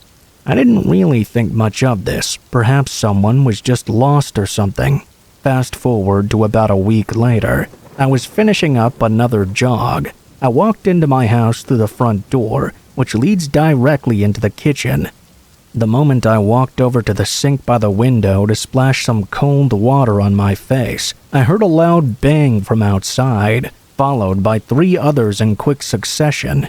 Thanks to my background, I knew gunfire when I heard it. I dropped down and crawled to the door, grabbing one of my brother's baseball bats before running outside. Even though I knew a bat had 0 chance against a firearm, I guess I was hoping I would surprise them and smash the shooter in the face before they had the chance to draw down. Once I was outside, I saw a pair of taillights disappearing down the street. I recognized that same vehicle from a week earlier. Thankfully, no one else besides me was home at the time. In our town, word got around fast. My brothers joked around with me, asking me smart-ass questions like, "Did you try to be a hero when no one else was around?" They thought I was crazy for running outside towards gunfire with nothing but a baseball bat in hand. It was about 2 or 3 days later when we received a call from the police. They informed us they caught the perpetrator. It turns out it was the same guy who stole my bike 2.5 years earlier. The guy had received 10 years for attempted murder with a firearm. I would later find out that he was released early. We went on with our lives. I became an EMT. When I was 26, I returned to my hometown to visit my parents. When I walked into the kitchen, there was a newspaper resting on a table. The front headline reading, "Local woman missing, vehicle found abandoned." As I started reading through the article, I almost immediately flipped over the kitchen table in a rage. According to the article, the missing woman's boyfriend was the very same guy who'd stolen my bike and tried to kill me. He wasn't arrested or charged with any crime connected to the missing woman. From that day on, I always made sure to carry a pistol on me, except when I was on the job. I distanced myself from my family for a time, until I worked through some bouts of paranoia.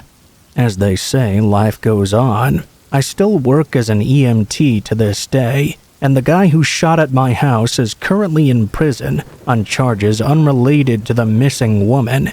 She was found dead sometime later.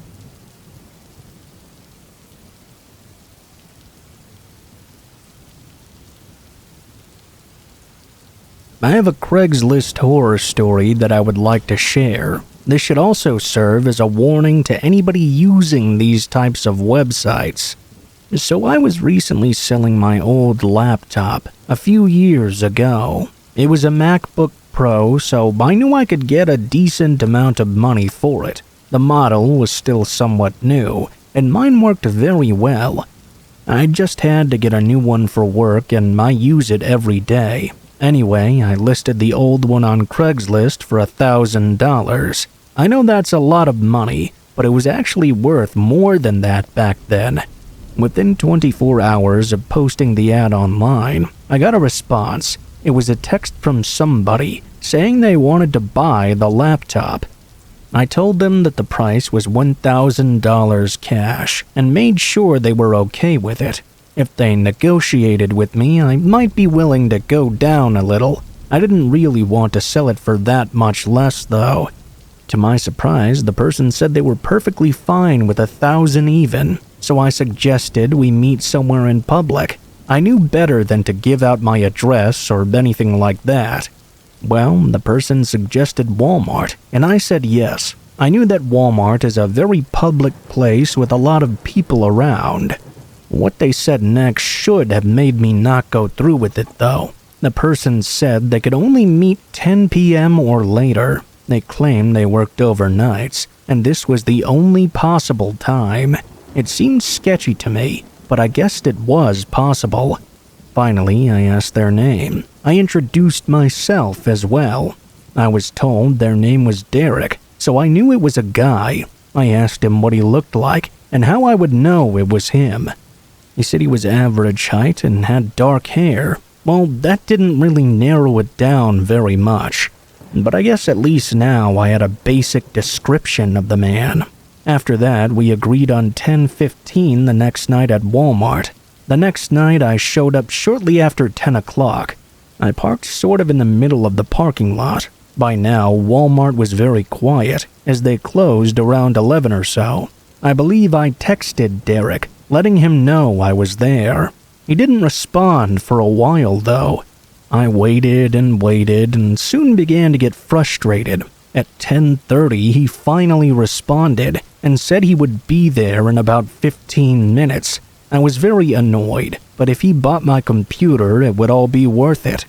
I waited patiently and did some stuff on my phone. More time went by, though, and at shortly after 11 o'clock, I was about to leave. That was when Derek texted me, saying he had finally arrived. He said he was at the back of the parking lot. I looked around, but I couldn't see much from where I was. I was eager to sell this laptop already. I drove farther to the back of the lot. There were several random cars spread about, and I didn't know which one was Derek's. I couldn't really tell if anybody was inside any of them. Most of them appeared to be empty. I parked in a random spot in the back and asked him again where he was. He didn't immediately respond to me. Out of nowhere, I saw a car begin approaching. I knew that had to be Derek. When it got closer, though, I realized the driver was wearing a black ski mask. I then saw someone in the passenger seat as well, and they were also wearing a ski mask. They pulled up right into the parking space next to me. I just immediately drove away when I saw that. The car started to follow me at first, but when we made it back to the front of the parking lot, there just so happened to be a police car right there. When I saw it, I drove straight for it. I noticed the car behind me immediately make a U-turn in the narrow parking aisle. I continued to the police car, only to see that it was actually empty.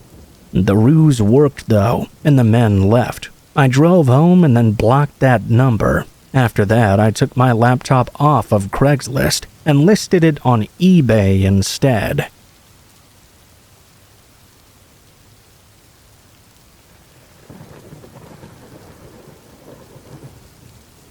This happened on Halloween night a few years ago. It was a chilling 60 degrees out that night, but it was nice enough to have the windows cracked while cruising down the road. Me and my girlfriend, who's now my wife by the way, wanted to do something scary to get ourselves into the Halloween spirit. After doing some research online, we discovered an abandoned Girl Scouts camp on the outskirts of town. It closed down due to a fire that resulted in the death of a young girl back in 1975. Supposedly, her spirit could be seen wandering through the nearby forest after midnight. At around 11:30 or so, we packed up and headed out. I knew that homeless people sometimes like to camp in the cement structures to get out of the weather, so I made sure to bring my metal baseball bat. There were 8 of us in total. Myself, my girlfriend, and 6 of our friends. We drove 3 separate cars there. On the way there, I noticed a white cargo van parked under a bridge next to a lake, but I didn't really think anything of it at the time. We eventually turned down the secluded road that led to the forest trail. We parked, exited our vehicles, and pulled out our flashlights. We then headed down the path toward the old ruined building. After 30 to 45 minutes of messing around and pretending to scare each other in the dark, we suddenly heard the crunching of leaves. We all stopped in our tracks and listened in. We heard my girlfriend's car horn sound off in the distance. It occurred to me that I'd left her windows cracked open, and someone was now reaching into the vehicle and activating the horn. After the initial shock, we all began sprinting back. I wielded the bat. Me and one of my friends took point and cautiously approached the area where we'd parked. I saw a shadow duck behind one of the vehicles and told my friend to shine his light toward that spot. We approached the car but didn't see anything. We quickly checked the rest of the area, but still nothing. We then heard the sound of tires skidding to a halt and saw the white van blocking the only exit. 2 of my friends sprinted to their car as a man stepped out and began approaching us. Something felt off about him. I noticed that his right hand was buried into his jacket pocket. "Do any of you have a lighter?" the man asked, his hand never leaving his pocket. I suddenly felt vulnerable. Alarm bells were going off in my head. What good would this bat do if this guy had a gun? We slowly backed away to the car, quickly locking ourselves inside. "Why are you leaving? We're not cops." The pale moonlight illuminated the man's sickly smile as he stood there between the cars. "Which one of you fuckers has a light?" Just then, my friend started up his vehicle, causing the man to look in his direction. I took this as my cue to fire up my girlfriend's car. We hauled ass out of there. It turns out there was just enough room for our vehicles to make it past the van. We sped down that country road as fast as we could and made it back to my place in record time. I have no idea what that man had planned for us or what he had in his pocket. but that couldn't have been good. If you're going to have an adventure on Halloween night, just remember to be careful and pay close attention to your surroundings, especially when you're doing something potentially dangerous. You may just get more than you bargained for.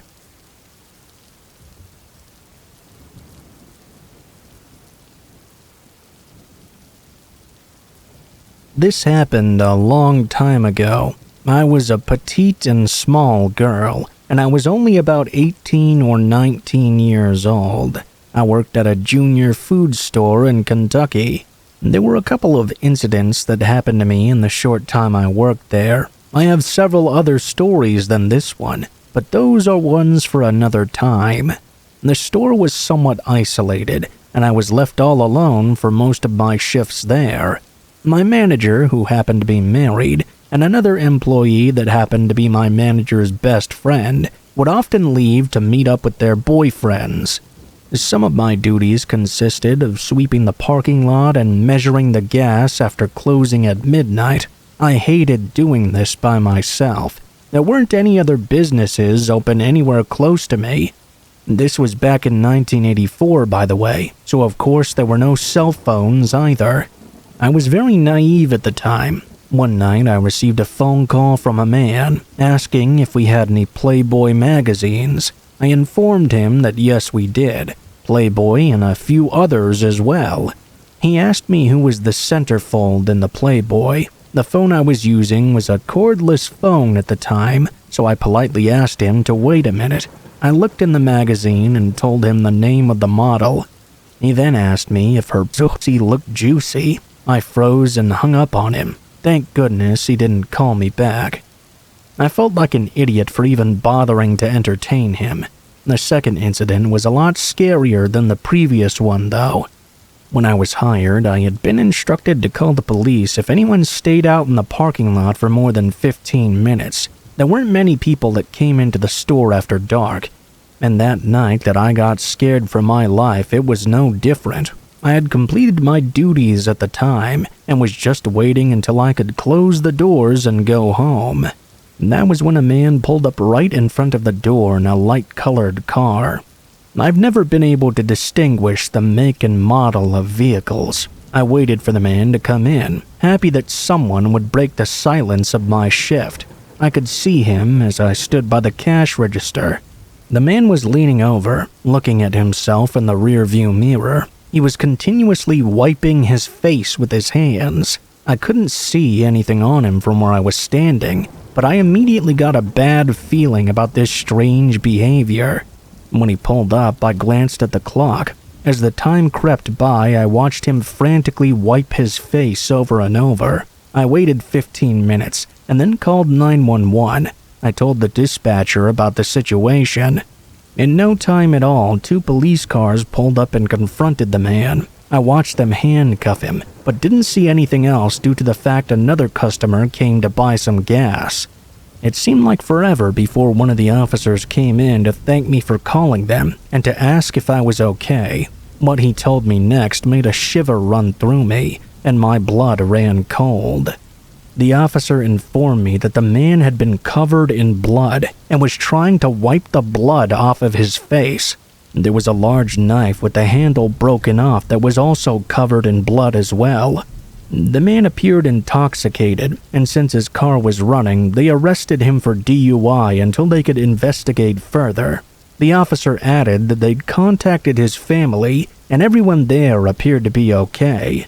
He added that they didn't know whose blood it was, but they would continue to investigate to see if they could find someone he had apparently hurt or killed.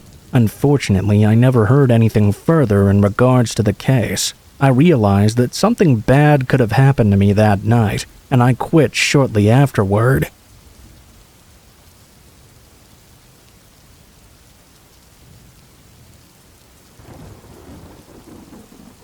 Hello, my name is Alex, and here's my story.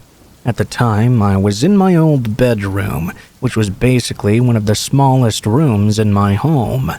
My bedroom was about 5 meters by 5 meters and could only fit a bed, 2 nightstands, and a dresser with a mirror screwed on top. It was situated down in the basement. Now, most of you guys probably think of a basement as dark, creepy, and eerie, but mine wasn't really. My parents made sure to make it as full of life as possible.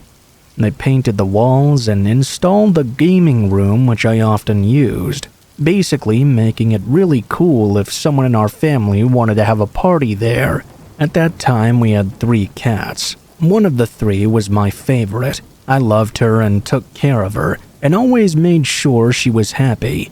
Sometimes I would let her go out during the night, and let her in when she scratched on my window, which she still does to this day. I was a bit of an insomniac, and never slept that well. My parents knew about this, so they got me some melatonin pills to help me get some sleep. My window was at the top of my bedroom's wall, which meant that my cat didn't need to hop on any type of ledge or border to scratch with her paws on it from the outside, letting me know that she wanted in. It was on a night that I decided to take some of those melatonin pills. I was literally about to fall asleep, right on the edge of dreaming, when I heard that cat scratch, or so I thought.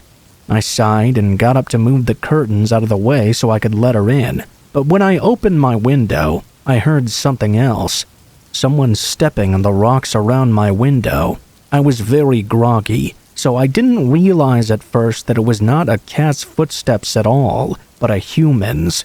I yelled my cat's name and put my hand out the window to tap on the ground to let my cat know she could come in.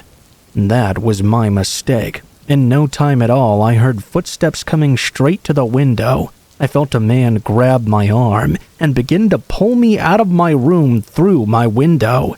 I started screaming for someone to come and help me, but nobody came. I got a burst of adrenaline instantly rushing through my body. I looked around me for anything I could use as a weapon. Luckily, I had a dirty knife covered in old food that I'd forgotten to take to the dishwasher. I stabbed the man's hand with that knife.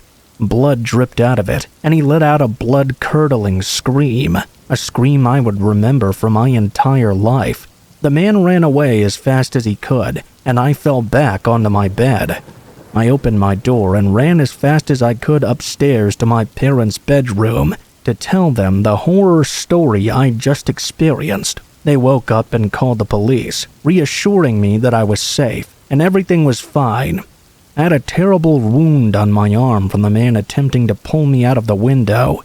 They arrived at the home and I told them what happened. I was still super full of adrenaline and my words were not very clear. With the man's blood that was on the knife, though, they managed to test it and get his name and where he lived. They followed up and told us he'd been arrested for attempted kidnapping and that the man had been charged with many similar crimes before. I'm still traumatized to this day.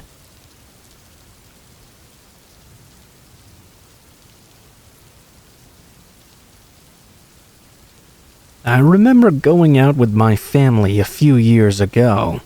While we were out on this family vacation, one of the worst things that's ever happened to me happened. I think sometimes we have a tendency to think that when we're with our family, we're completely safe and nothing can ever happen to us, but that isn't always the case. This specific year, we went to West Palm Beach in Florida. It's really beautiful. It doesn't have the same fame and glamour as a place like Miami, but it's still very amazing. It's like a light version of Miami, I'd say, really. We spent the first few days doing nothing except going to the beach and going out to eat, which for many is the best way to spend a beach vacation. But I can understand how many people will get bored with that. On the 4th day, my sister suggested we all go out and party a bit, since this was the first family vacation we'd gone on, where my sister and I were old enough to drink. My parents were a bit hesitant, but eventually they came around and started to like the idea as well. My sister really had a way of getting you excited to do things you may not otherwise want to do. Yeah, she's a bit of a monster herself, but not the kind of monster of this story. That afternoon, while we were at the beach, my mom asked if we had any sort of real game plan for the night or if we were just going to completely wing it. I was curious too. I had practically been forced into this. I'm a part of the family, and I didn't want to be a party pooper. That's when my sister said we were going to meet Nate at 9 o'clock, outside the front of our hotel. This concerned me and my parents. Who the hell is Nate? We were all thinking the same thing. I hate to say this about my own sister, but she was a really bad judge of character. She had this horrible habit of meeting terrible random people and letting them take advantage of her. We started to grill her about this mysterious Nate character that we were supposed to meet, and wanted to know why we even needed to meet some random guy to go out and have fun for the night. She said she had met Nate at our hotel, and they hit it off right away. I guess she had been telling him she was a little bit bored and wished they could do more on their trip before heading home. Nate here claimed to work at the hotel and said he would take her and her family to a special spot that most tourists would never get to see. My sister said the situation reminded her of the movie Dirty Dancing, where all the employees secretly party at this fancy resort. My parents were more than a little skeptical, but like I said, my sister can be very persuasive. She convinced my parents there was nothing to be skeptical about. We had dinner together at a restaurant near the hotel and walked back to meet this Nate character. At exactly 9 p.m. on the dot, a large bald man emerged from an alleyway and asked for my sister, who spoke up right away. Yes, can I help you? The man claimed to be a friend of Nate's and said he was there to transport us to where we needed to go. My sister started to follow the man, with my mom and dad in tow. I stayed back a little ways, though. My sister asked me what the issue was, and I said quite blatantly, "Am I the only one who thinks this is a really bad idea? Walking down a dark alley with a stranger we don't know at all?" My sister started to yell at me, saying I was embarrassing her, but I didn't really care. I knew that something was wrong here. My mom convinced my dad for some reason, and I went almost out of peer pressure at this point. The big man wasn't saying anything and was just sort of keeping to himself. In the back alley was this ugly tan van. The man opened the side door and told us all to get in. We all looked at each other, and I could tell that my parents were not okay with this. They were trying to go with the flow though, since my sister was all for it. They seemed to think everything would be all right. They all jumped into the van, and again I followed, because what else was I going to do? The man slammed the door shut behind us and got into the driver's seat. My heart was really racing now. I was just praying this van would show up at a bar or something, and we could Uber back to the hotel. The whole time I was trying to talk to the man, asking questions. Where's Nate? Where are we going? The man didn't answer. When I asked about Nate further, he just said he didn't know, and we'd see him soon. I could finally see my sister starting to get nervous. She was trying to get the big man to talk about Nate as well, since he was the reason we'd been sucked into this whole adventure. The man would not give any further information. It was about a 10-minute drive when the van pulled over to some warehouse in the middle of nowhere. It was pitch black, and we didn't recognize anything around us. It was a run-down, industrial-looking area. The big guy opened the door and yelled at us to get out of the van right now. We listened, but continued to ask what was going on. He kept telling us to shut up. Here we were in our vacation outfits at this abandoned industrial area, with this large man being quite hostile to us. The big guy told us to move toward the warehouse, and we complied out of fear. My sister and mom started to cry, and the man just kept yelling at us to shut up.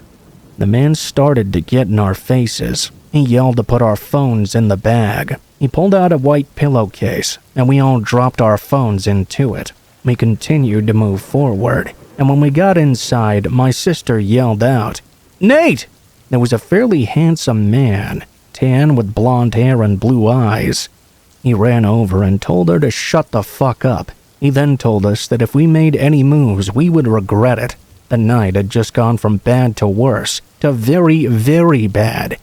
in just a matter of minutes. He told us to wait there and not make a single sound, which we all did. I just remember trying so hard not to freak out. The big man and Nate were about 10 to 15 feet away from us. They were talking to each other about something. The big guy had the bag of phones in his hands. Nate was talking to someone on his cell phone. He looked frustrated and angry and kept yelling the word no over and over again. Both of them left the area of the warehouse where we were now being held hostage. We heard the loud echoes of doors slamming. We weren't sure if they'd left or let somebody else in. We waited for about 10 minutes and realized they weren't coming back. My dad led us quietly to the door we came in, and we noticed the van was gone. We got outside and made a run for it.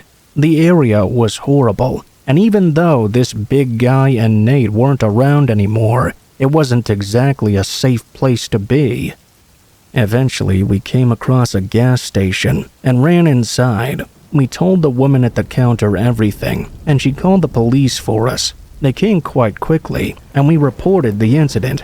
Those men obviously didn't work at the hotel. They didn't even have one employee there named Nate. Whoever those two were and what exactly they were going to do with us is unknown. Something must have spooked them though, because they left without finishing whatever it was they'd started. They did find our phones, but not until days later. They found the pillowcase in a dumpster, with the phones all smashed inside.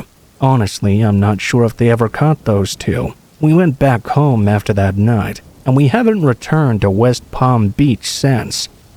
Needless to say, we also decided to never take my sister's advice again.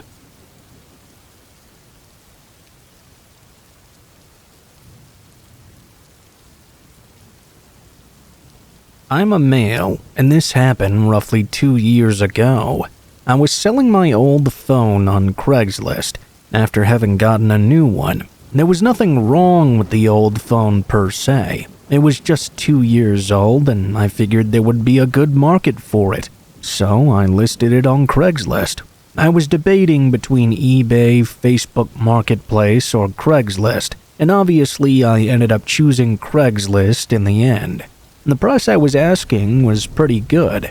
I didn't care about making too much money off of it. I just wanted to sell the phone fast. After posting it, I think within a few hours or so, I got a text message regarding that phone. Somebody told me they were interested in buying it, so I responded to them and told them it was available. They could buy it as soon as they wanted. After texting back and forth a while longer, I gathered that this was a woman whose name was Molly. We arranged to meet up the following day outside of a local strip mall. It was, I think, located roughly halfway between us both, so it was a pretty good meeting place. The next day, I took my phone and drove to that location to sell it. When I got there, everything went as planned. Molly showed up and bought the phone from me, and we went our separate ways. The entire encounter seemed perfectly normal, although we didn't talk a whole lot. Molly didn't exhibit any strange behaviors or anything I might take as a warning sign at all. Over the next few days, things were pretty fine, but Molly began to start texting me. She told me to come over and even asked if she could come to my place. This came relatively out of nowhere. In fact, at first I thought she may have the wrong number. That is, until I saw her mention me by name. I mean, we weren't exactly hanging out here. I was just selling her my old phone. That was the only time I'd ever seen her. I also did not happen to be interested in her, but even if I was, this was not exactly the way to go about it. She sent 4 or 5 messages within an hour of each other late one night. I thought maybe she was drunk. That might explain her behavior. She texted me the following morning as well, though, once again saying she wanted to come over and hang out. I told her I already had a girlfriend. I didn't, but I just wanted her to leave me alone. She said that didn't matter to her, and continued to message me as if we were best friends or something. She would randomly ask me what was up or what I was doing. I was very confused by all of this. When it continued for several more days, I asked her to please stop contacting me. Of course, she did not. She became irate and began cursing me out and stuff. At that point, I blocked her. I thought that would be it. Even that was a crazy enough story. I mean, I guess you never really know what could happen when you use Craigslist.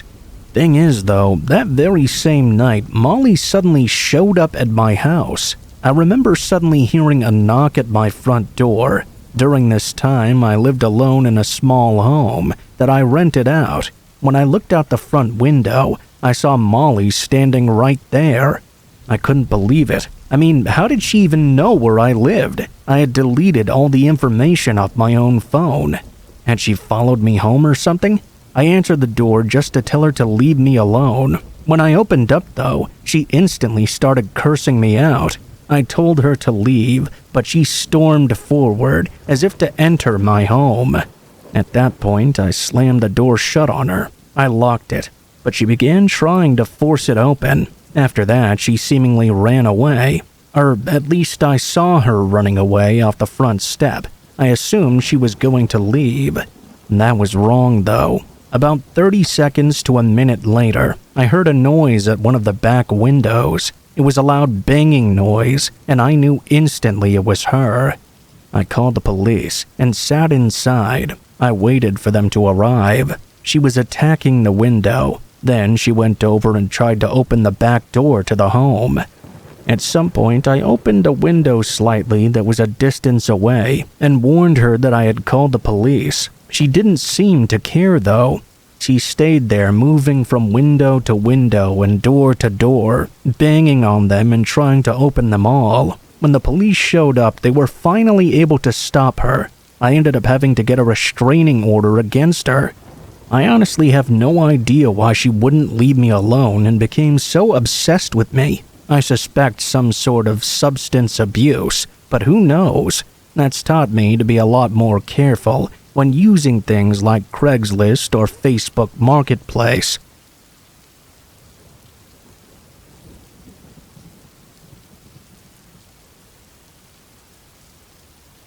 In 1987, I was 12 years old. I grew up in a third world country in Africa. I remember the outside of my village. There were these massive rock formations that me and my friends would often play on. One of our favorite games was hide and seek. One day, all of the children got together and planned on having the biggest hide and seek game we had ever played. Myself and 2 others had been selected as the seekers. We would count to 50 in an alley behind the marketplace and then go search for the hiders. After about 15 minutes of searching, we didn't find anyone. We were confused because it was an unspoken rule that you could only hide within the rock formations. We decided to look through the marketplace and the rest of the village. Still nothing. That was when one of us noticed something in the distance. For some context, beyond the cluster of rocks was a desert that expanded for miles. We could see these unmoving figures on the horizon. The best way to describe them is that they looked like scarecrows, small scarecrows hoisted onto pikes sticking out of the ground. We ran back to our village screaming. Everything else is a blur to me. I only remember certain parts. Chaos broke out in the village. Our huts were burned to the ground, and my father threw me onto a truck before he was gunned down in front of me. Nearly everyone I knew died that day. My name is Samuel O'Brien, and I'm originally from Somalia. What happened to my people is often referred as the Isaac genocide.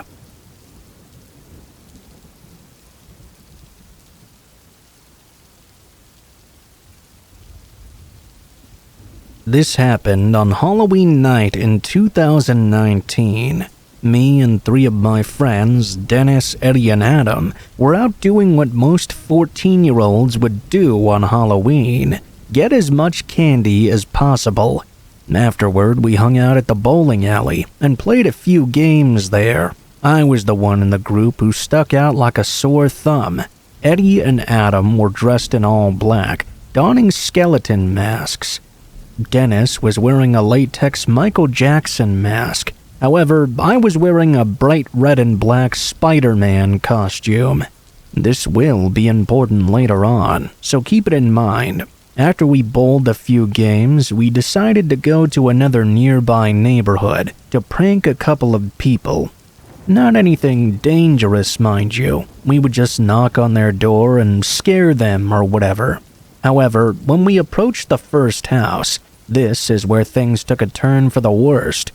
We rang the doorbell and waited for an answer. All of my friends were in the front yard, waiting to jump out. I was crouched below the fence by the pathway that led to the street. That was when a car pulled up across from me with its windows down. I noticed two men in the vehicle. One was a skinny guy, and the other was a much larger and more intimidating man. Not wanting to give the impression I was up to no good, I gave them a friendly smile and waved to them before putting my mask on.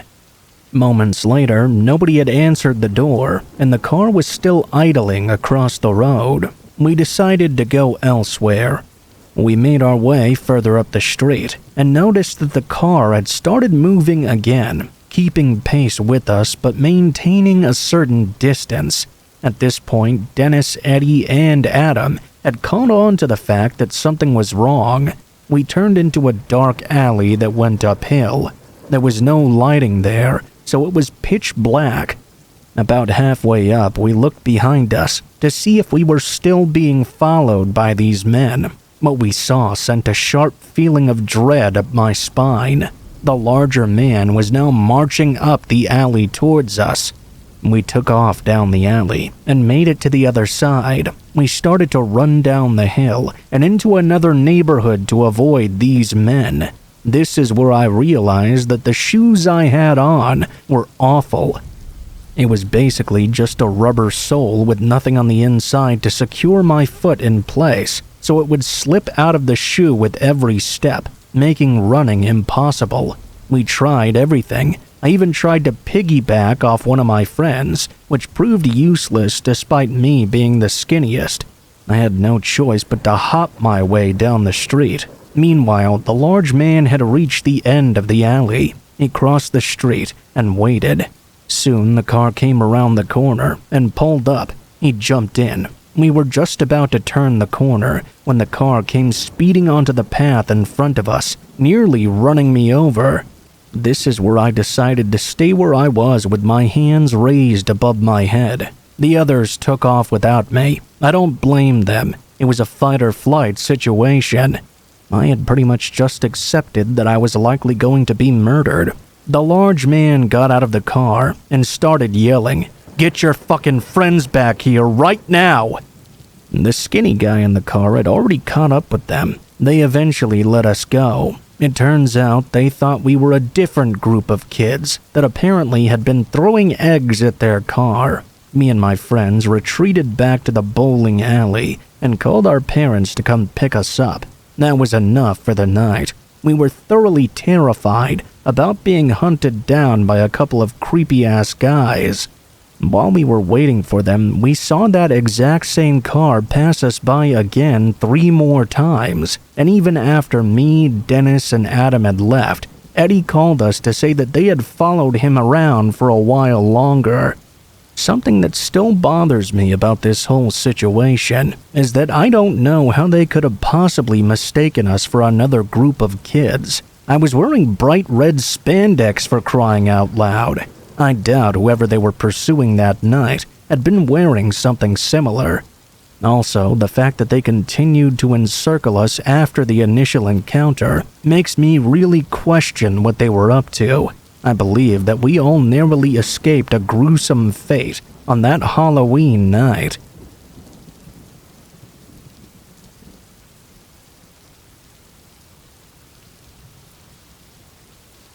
I heard this from my aunt. She worked in a hospital her whole career, and as you can imagine, she has seen and experienced quite a lot.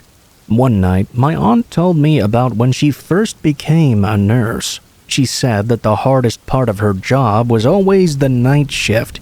The way she described her job and duties made it sound like she was incredibly busy. She had to make regular rounds all throughout the night and respond to patients and any sudden changes in their condition. She just found it hard to adjust to the night shift since her body was used to sleeping. While there, she would be working.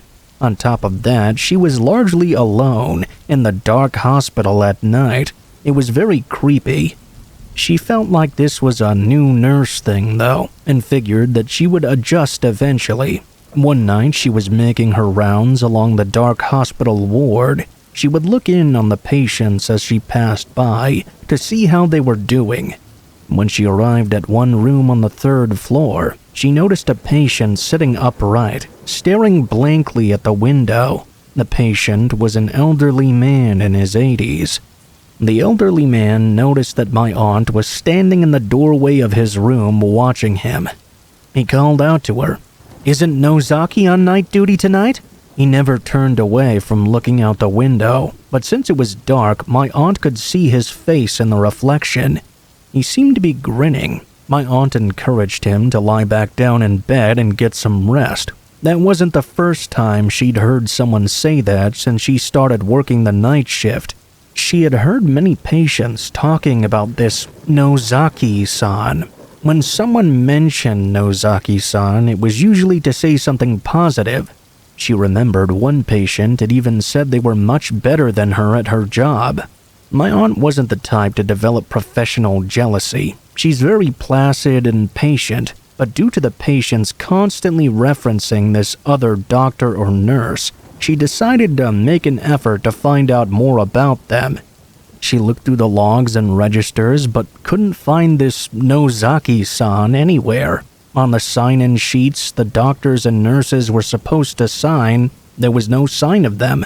As far as she knew, there was no one supposed to be working on her ward by that name either. Since she was still relatively new to her role, though, she guessed there must have been some senior doctor or nurse working at the ward that she hadn't met yet. She didn't think much of it. After making sure the elderly man was lying back down in his bed, she returned to the nurse's station. A senior nurse was there, and she and my aunt entered into some casual conversation. My aunt used that opportunity to bring up the enigmatic Nozaki-san. She said the senior nurse froze up for a couple of seconds. You could have heard a pin drop in that ward. She then turned to look at my aunt with a very troubled look on her face. "Well, it's interesting that you mention Nozaki-san. You see, she used to work here until about a year ago when she took her own life. This kind of thing comes up every once in a while for some reason." My aunt was floored by that. She said it chilled her to the core. She hoped it was some kind of mistake. Perhaps the nurse had misheard her or something. My aunt brought up the conversation she'd had with the elderly man. The nurse told her that had been happening a lot lately. My aunt was surprised by this flippant and curt response. The nurse apparently had a stony expression as she said it. My aunt never forgot that exchange, and ever since that night she continued to hear mentions of this Nozaki-san on the ward, especially during the night shift. It wasn't just the elderly man, but also young male patients and even children. Every time she heard that name, she felt uneasy. These patients were all talking about someone who was no longer here, as if they were currently working at the hospital right now. It didn't feel right. It was almost as if she had never left. My aunt considered quitting her job because she was so creeped out by what was happening. Instead of quitting, though, she grew into her role and adapted to life in the ward. Soon, that uneasy feeling and fear that she felt started to fade. When she heard them talking about Nozaki-san on the ward, she didn't get as creeped out as she used to. She'd just think to herself, "Oh, here we go again." She wondered if maybe since she had been a senior nurse who used to work at the wards, maybe her spirit was still present to watch over her patients. Maybe it didn't need to be something creepy. She tried to think of it as a positive thing. As I was listening to the story my aunt was telling me, I thought that was a pretty nice story. maybe all ghosts aren't really all that bad. I was smiling as my aunt continued. Then she said something that really disturbed me. Yeah, I was smiling like that too when I came to that realization. But then I found out something pretty disturbing.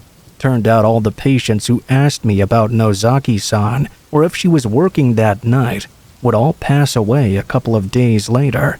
It seems as if seeing her or talking about her was an incredibly bad omen, a signal that the end was coming.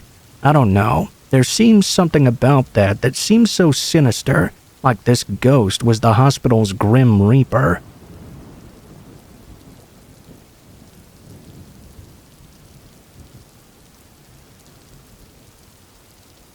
This all started way back when I was an elementary school student. I would catch the bus to school every morning back then. This wasn't a school bus, by the way. It was just a regular transit bus.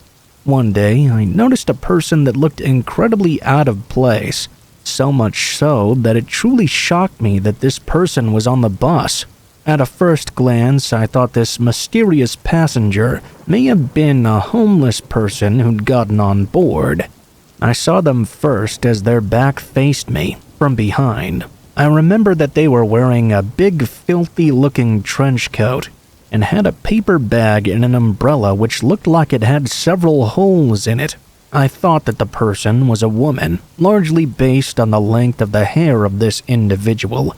Her hair was set in a rock-solid fashion, as if she had hairsprayed it all from the front of her head all the way down her back. It was a very unusual look.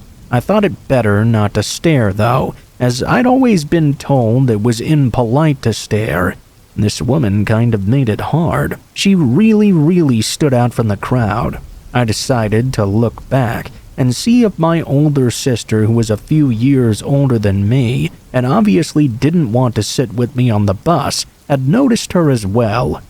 My sister caught my glance and looked at me with a mock look of disgust on her face, so I knew that she had noticed the person as well. Most of the other people around us didn't seem to be aware of that strange woman, though. The atmosphere on the bus was as if she didn't stand out at all, the exact same as usual. I had never seen the woman before, so it was quite strange. When we got off at the bus stop at our stop and made it home, me and my sister told our mom about the strange person we saw on the bus. We even gave her a nickname, the Hair Woman. My mom, of course, wasn't that interested in what we were telling her. Now, I know you're probably thinking, wow, great story. You saw a woman on the bus who looked a little strange when you were a kid. Well, if that were the only part of the story, you would be right. But what if I told you that that wasn't the only time I saw that woman?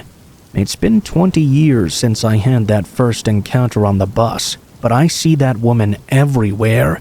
She has this incredible ability to somehow always be around me and appear without me having detected her.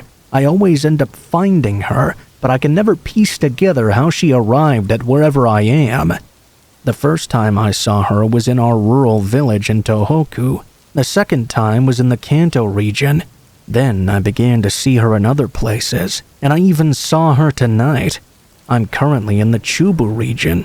It's without a doubt the same person each time. I mean, you really can't miss her. She's always dressed the exact same, and I'm pretty certain there aren't more than 3 of her up and down the country.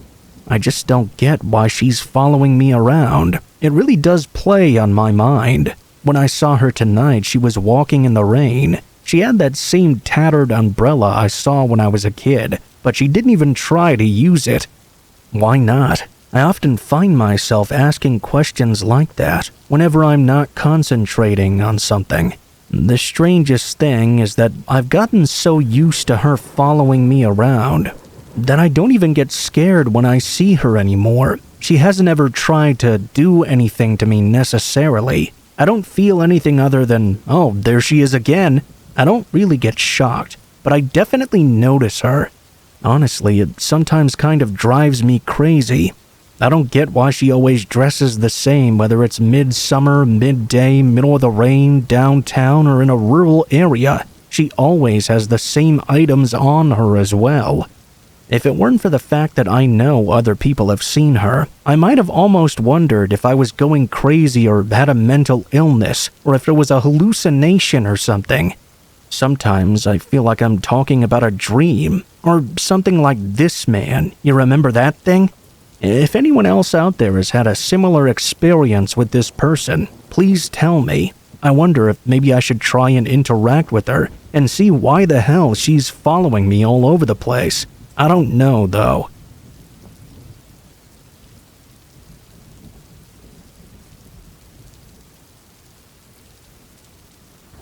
A friend of mine who I'll call Josh and a couple of our friends went to a Halloween party on October 30th of 2018. We all decided to go as characters from the Purge movies. We all had on these smiling LED masks. Josh's was the only mask that had a green light. That will come into play later. There were 5 of us, and we all indulged in a little alcohol. Josh got so wasted that he couldn't even stand up. It was around 2 o'clock in the morning when we decided to call it quits. I had the car and was the only one out of the group who hadn't drunk as much as the others. Therefore, it fell on me to drive everyone else home. I had to walk Josh to his front door because he fell on his ass as soon as he got out of the car. After he got inside and closed the door, I dropped the rest of my friends off and went home.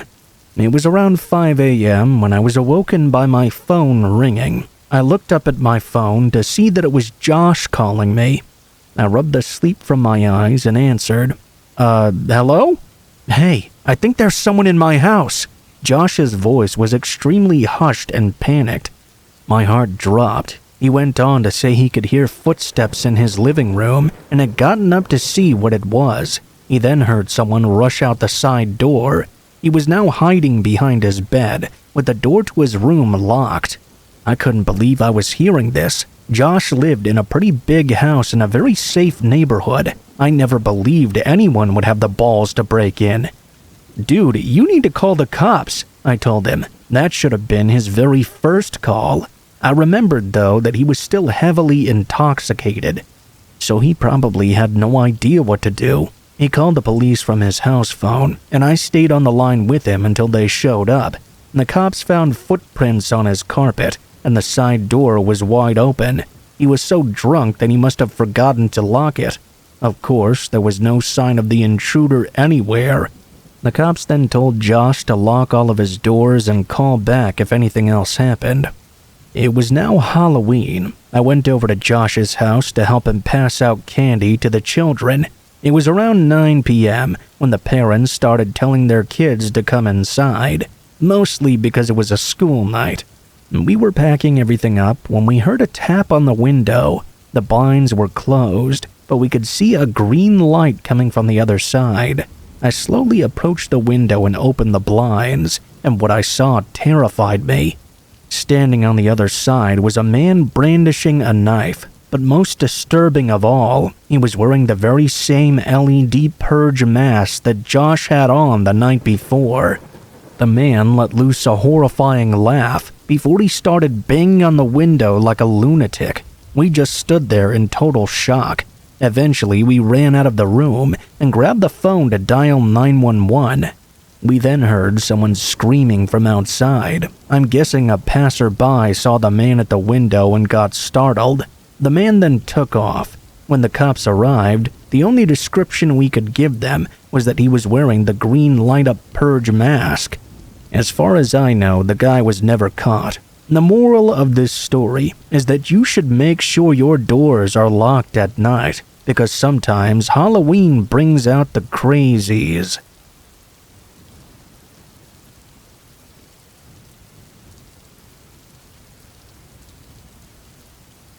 For a little bit of background to this story, I live in a quiet neighborhood. It's not quite in the middle of nowhere. We have neighbors, but everyone has a little bit more land. I would say that most properties are about 2 to 3 acres large. I live with my wife, but when this took place, she was out of town with her best friend on a trip. I remember I had just finished mowing the lawn when I saw I got a text from a new number on my phone. I had no idea as to who this could be. The text said the person was from Craigslist and they wanted to know if they could come over now. I have never used Craigslist before in my life, and I was pretty sure my wife hadn't either. I texted back saying it was the wrong number and that I'd never used Craigslist. Within a short time, I got a response, which was my exact address. The person said, "This is you, right?" I was really creeped out when I read it. I didn't know how to respond. I called my wife and asked her if she had any idea what this could be about, but she didn't know either. I just didn't respond to the number, hoping maybe it was a joke or something. Several hours went by, and I received another text from this number. This time, the text said, "So, can I come over or what?" I responded by saying no, don't come over. I don't have anything for sale. I did not get a response for a while, not until about 10 o'clock that night. There was another message from the same number, saying, "I'm here." This one really creeped me out. I texted back asking who this was. The response was yet again that they were from Craigslist, which really confused me even more. I guessed it was time to see if this guy was all talk or if he'd actually showed up. I moved out into the living room and looked out my front window. The neighborhood typically gets very dark at night and does not have streetlights, so I couldn't really see much. I didn't notice any cars in my driveway or on the road or anything. I went over and sat back down on the couch in the family room, where I had been.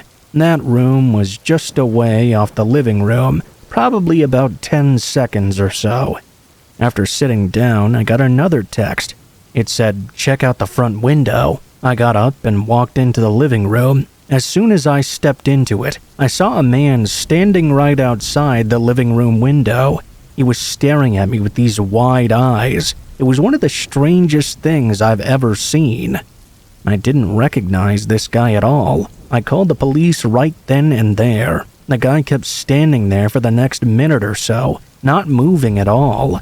Just as suddenly as he'd appeared, though, he turned off and ran sprinting out of my sight. The cops came out and searched all around, but the guy had already run away. He was long gone. I blocked the number and checked out the front window several more times after the police left. The man didn't come back, thankfully, and I haven't seen or heard from him since. It's still a big mystery to me, though. How did he even get my address, and who exactly was he? I really have no idea.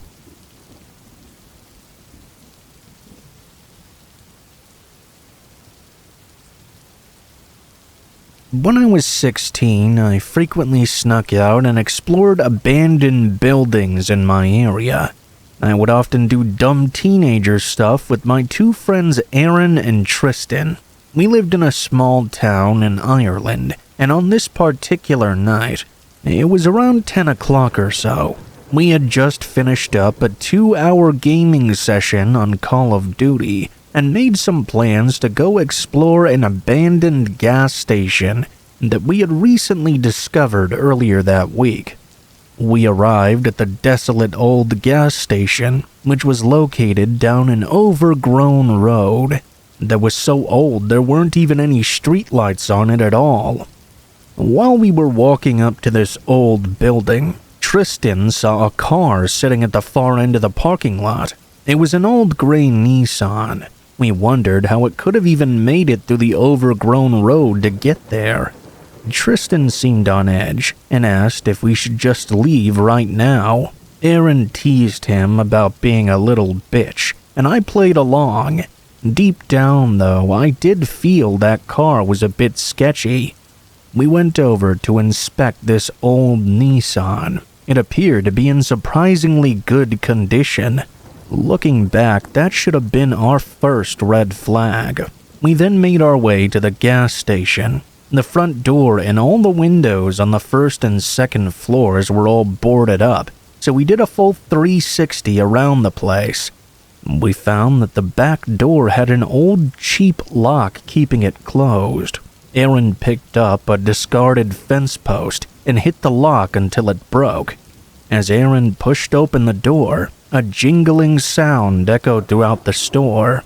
We all jumped back in surprise, but soon realized it was one of those belt chains that go off when a door opens.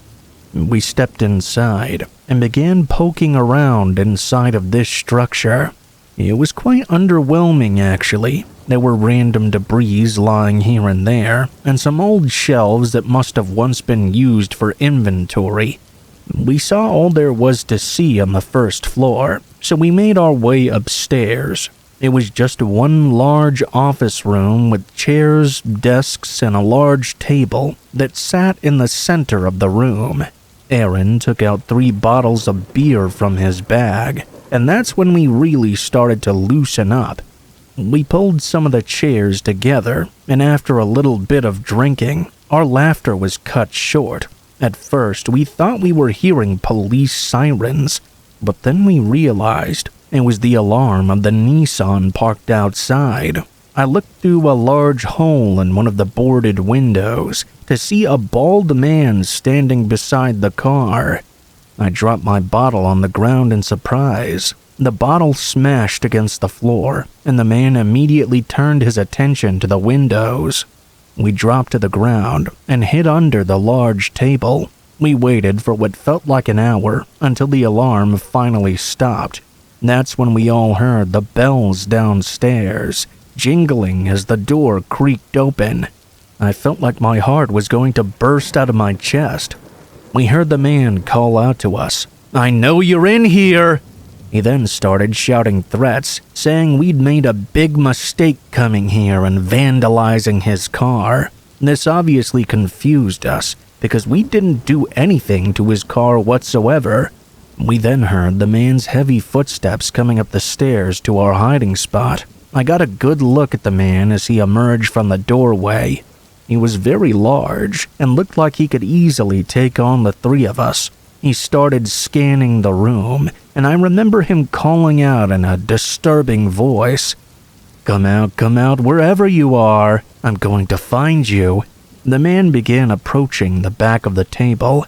Aaron then did something that caught everyone off guard.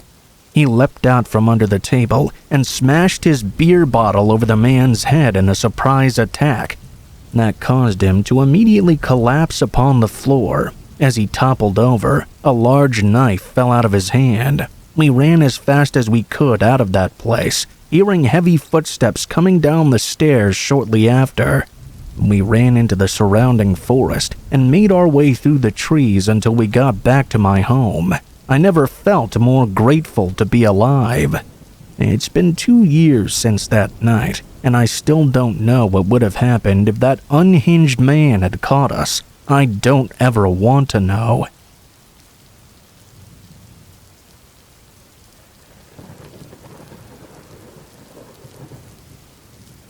In the late fall of 2017, I had just moved back into my hometown of Las Vegas after spending a year teaching set design at UT Austin.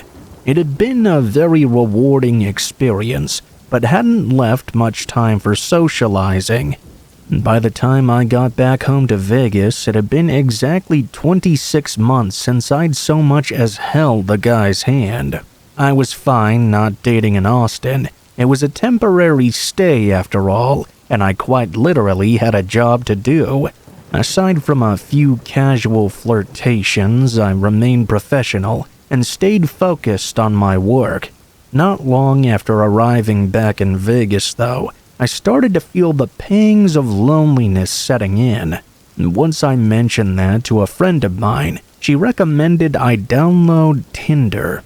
I downloaded the app and made myself a profile.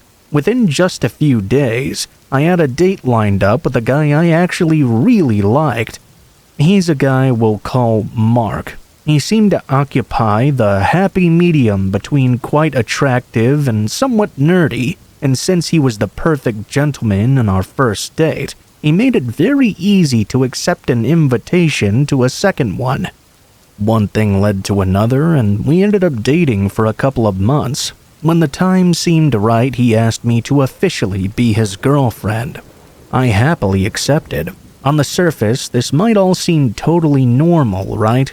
Girl meets boy, girl dates boy, becomes girlfriend. Where's the creepy or scary part?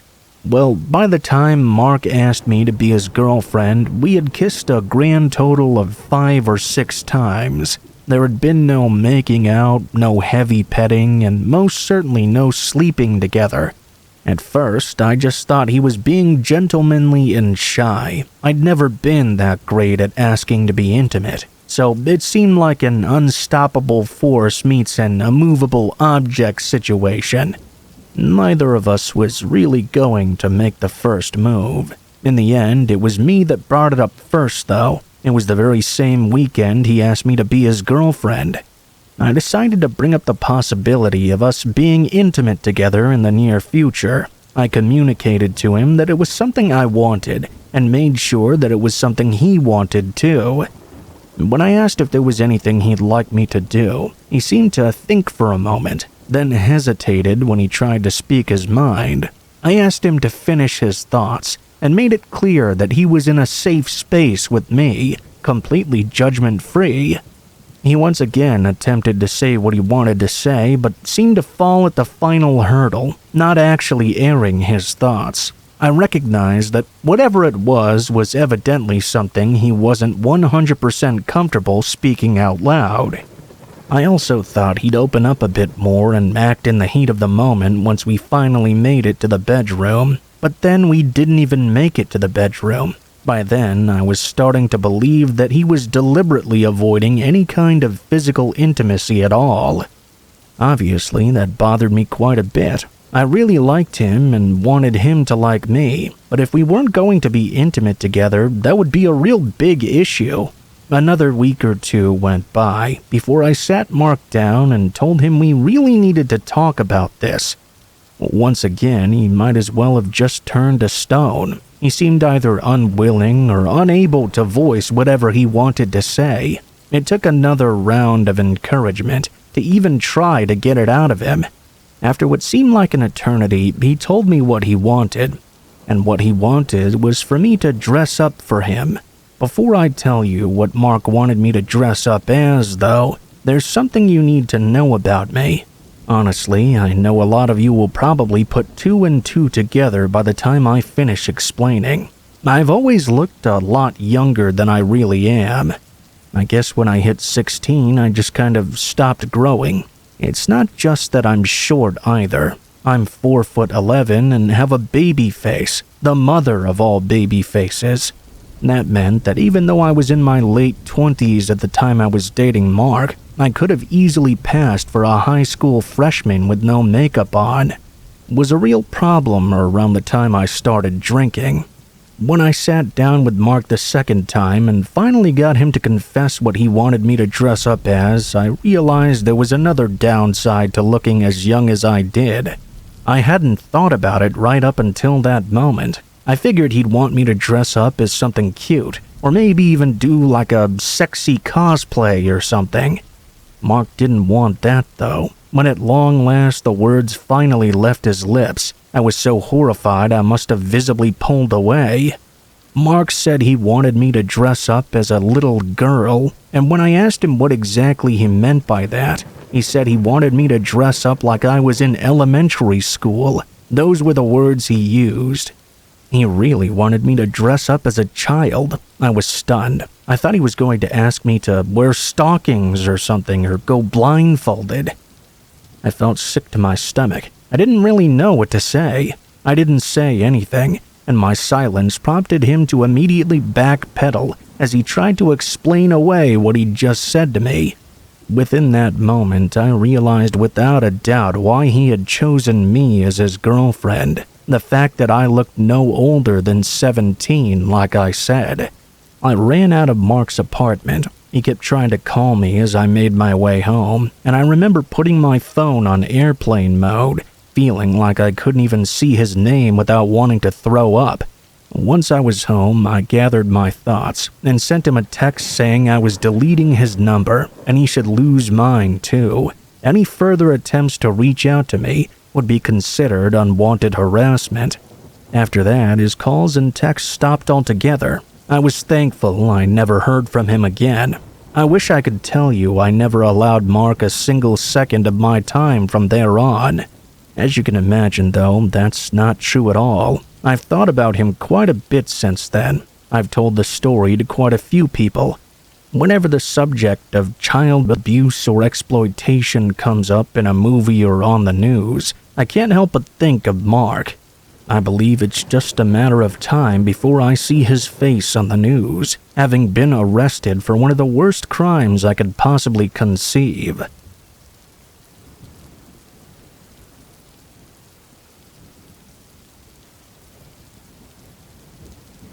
I'm a 29-year-old woman, and I live with my husband in a house. Our neighborhood is pretty standard for the most part, and this happened about a year and a half ago or so. I worked pretty normal hours back then, but my husband's hours were far more random. On this night, I recall he was working late. It was sometime after 8 p.m., and I was in the living room.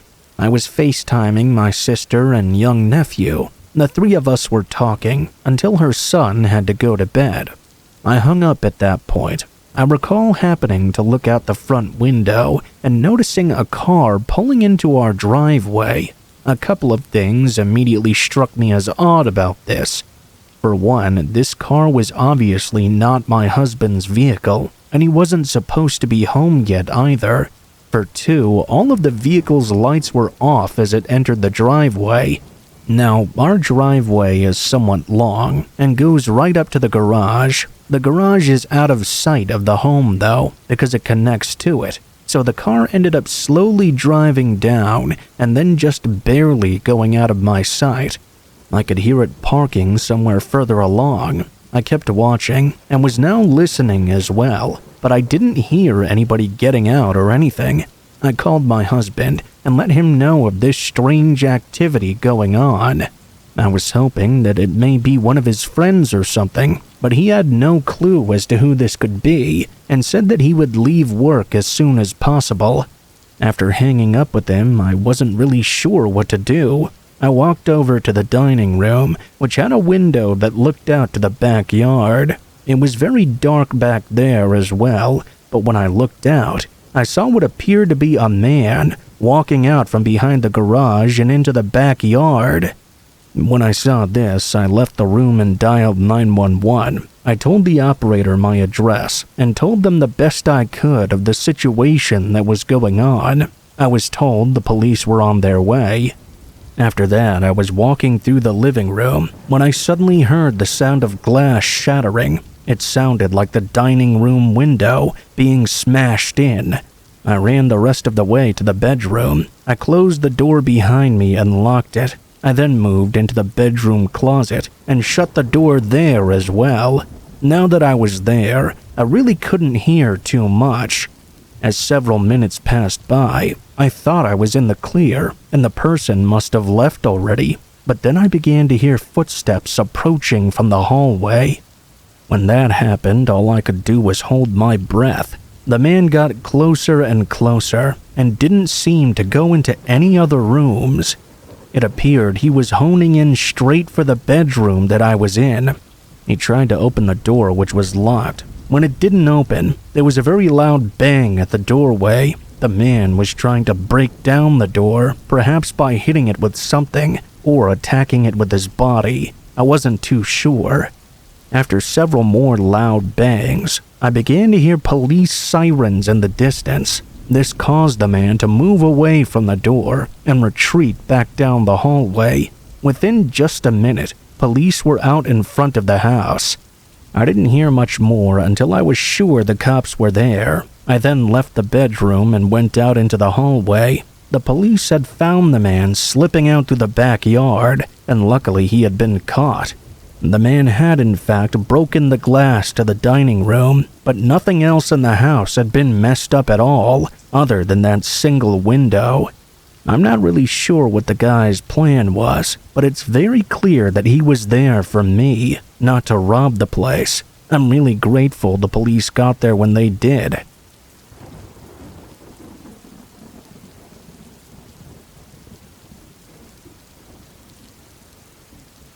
This story took place during my early childhood, so I'll share the events that I can recall. It's mostly bits and pieces, but there are some things I can remember in great detail. Some other things I can only vaguely recall. I'll do my best to piece things together without getting off track. I have 2 sisters, and I'm the middle child. They also remember a majority of this as well. This happened back in mid-2003, and I believe I was 5 or 6 years old back then. My 2 sisters were about 4 and 7 respectively. My parents hired a babysitter. Her name was Julie, and she had been friends with my mom since high school. She actually lived with us for a while even. All I really remember about her was that she was very tall, very skinny, and had dark blonde hair that was always tied up. We lived in an apartment complex at the time, a place called Oats Creek. Julie babysat us while my parents worked, and she even ended up dating one of my dad's coworkers, which brought about more than a few jokes at my dad's job. Basically, she was the quintessential family friend. Not long after that, though, is when Julie really started to change. She started getting very impatient and rude, and even started being abusive to us, mostly targeting my sisters and not me. My older sister even once told me that Julie had possibly tried to kill her, apparently because she did something to piss her off. In response, she grabbed a bottle with green liquid inside of it and tried to force my sister to drink it all. She didn't know what exactly the substance was and couldn't go into great detail about the incident. I guess her memory isn't quite as good as mine. Julie began to get physically violent with us over the stupidest reasons, such as accidentally knocking something over or spilling a drink. We were kids, of course, so she only did this when my parents were at work. They had no idea she had become a lunatic. That was until our family cat attacked her. Julie had closed the door with my sister's hand still in the doorway. I can't remember if it was an accident or not.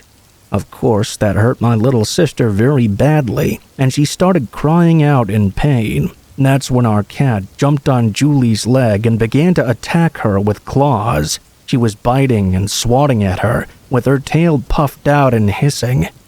She basically snapped.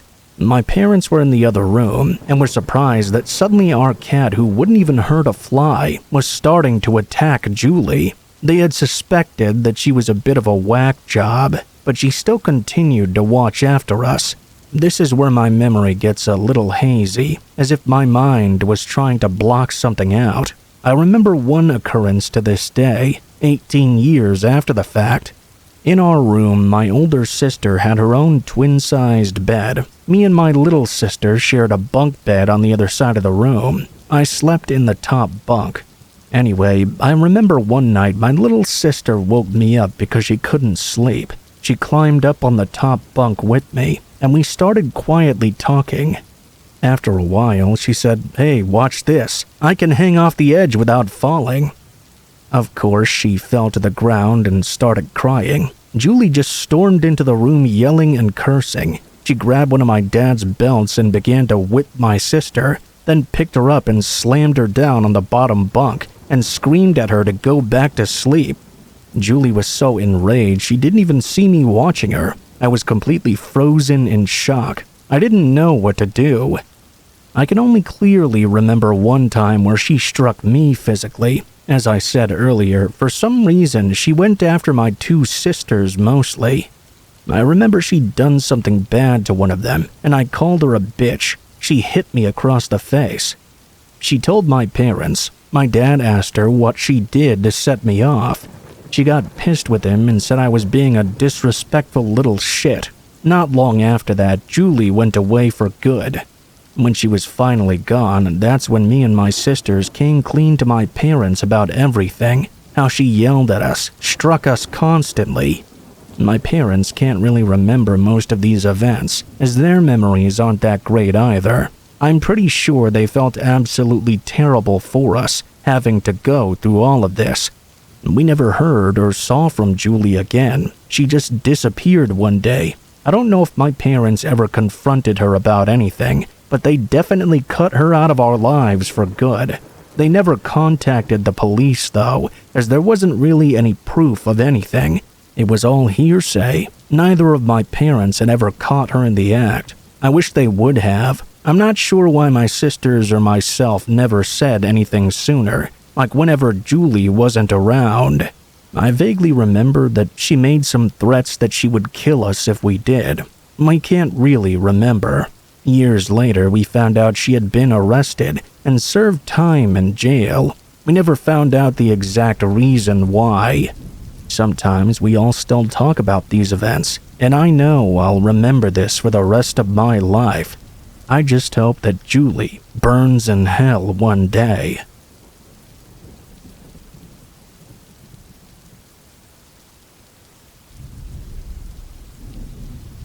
When I was 13 years old, it was the only time that I was ever sent to summer camp. All my friends from school went constantly, but the camp they frequented was too expensive for my parents. They managed to find a cheaper one that only lasted for 1 week. I got really excited about the idea, even though it wouldn't be my friend's summer camp. I thought about all the stories I could tell them once the new school year rolled around. It was tons of fun. The campsite was near a lake, so we had several waterside activities. I got real close to my cabin buddies. We were planning on pranking the boys, but we never got around to that part. On the third night of our stay, our head counselor took all of us out far past our curfew to sit around the campfire.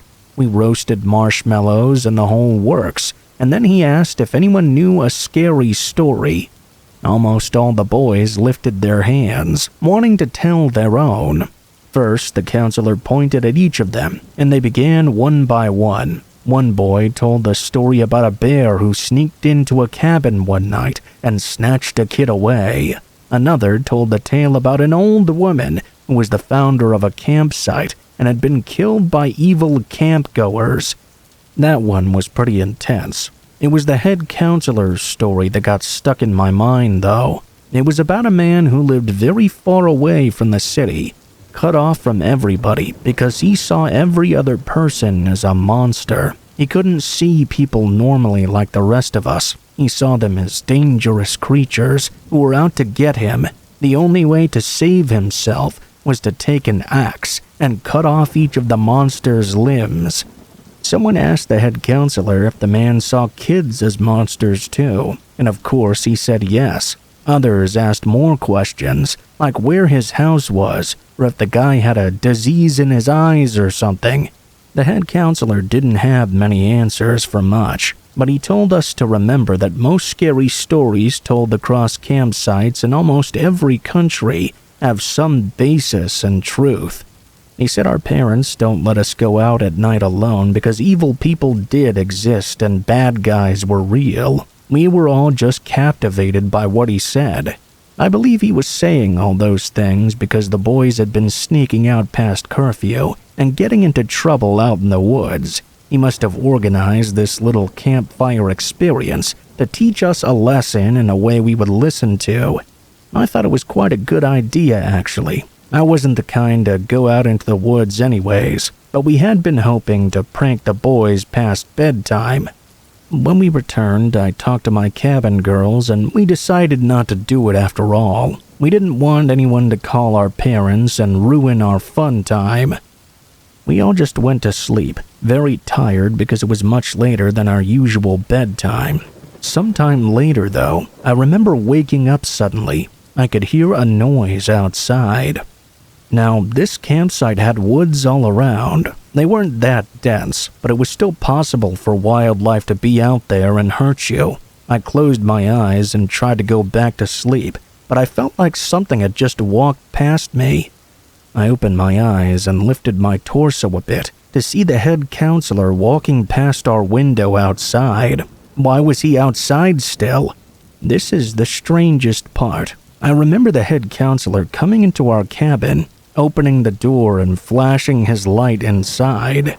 The brightness didn't pass by me, so he must not have noticed that I was awake. I saw that he was holding something large in his other hand, though. I couldn't make it out, but it appeared to be a weapon of some sort. I saw his face despite the darkness, and his eyes were huge and manic-looking. He appeared to be very urgent to find something. He didn't find whatever it was, though, because he closed the door as quietly as possible and left. I don't know what he was doing or why he was doing that. The next day, when I asked the other girls, they had no idea what I was talking about. They had all been dead asleep. After the fire, I asked some boys if they had seen the counselor roaming around their cabin as well, but nobody else had seen him. In my mind, I came up with two theories. Either the head counselor was playing an elaborate prank after telling us the story of the axeman at the campfire, or I must have been dreaming because he told me that story or something. If it was a prank, though, it failed because everyone else was asleep. The memory of him coming into our cabin with his weapon is so vivid, though. I just can't bring myself to believe it was just a dream.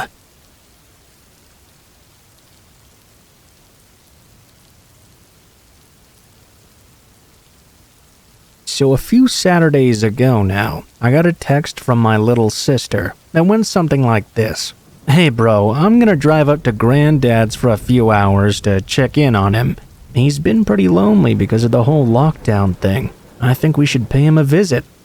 I know what you're thinking, and don't worry. He has that porch built so we can sit in his front garden while he sits inside, and we can just have a little chat.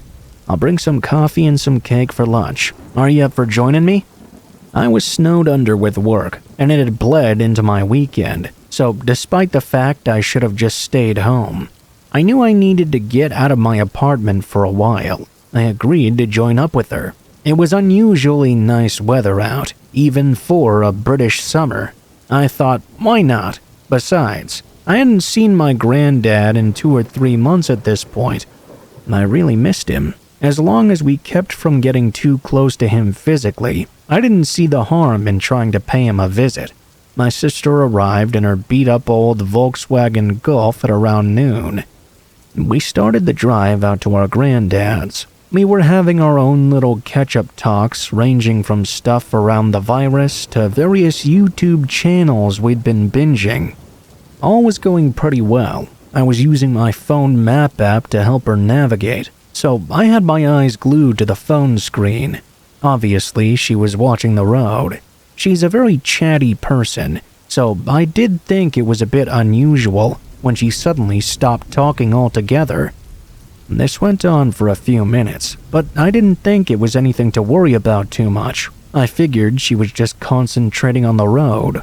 I only realized something was actually wrong when she said something like, "What's wrong with that car?" I looked up to ask which one she was talking about, but even as I caught a brief glance, it was very obvious what she was talking about. We were stopped at some traffic lights, and at the head of one of the lines of cars, I see this gray car with its entire back window blocked by all kinds of stuff. That's dangerous enough on its own, but it also sat there doing that peep and creep thing you can make a car do, from gently pressing on the clutch. At first, I just thought it was kind of funny. It seemed like they were trying to make their boring old dad car bounce up and down like some sort of Compton lowrider. I made a comment to my sister about why this is why Dad should put away their Dr. Dre 2001 records after they turn 40 or something.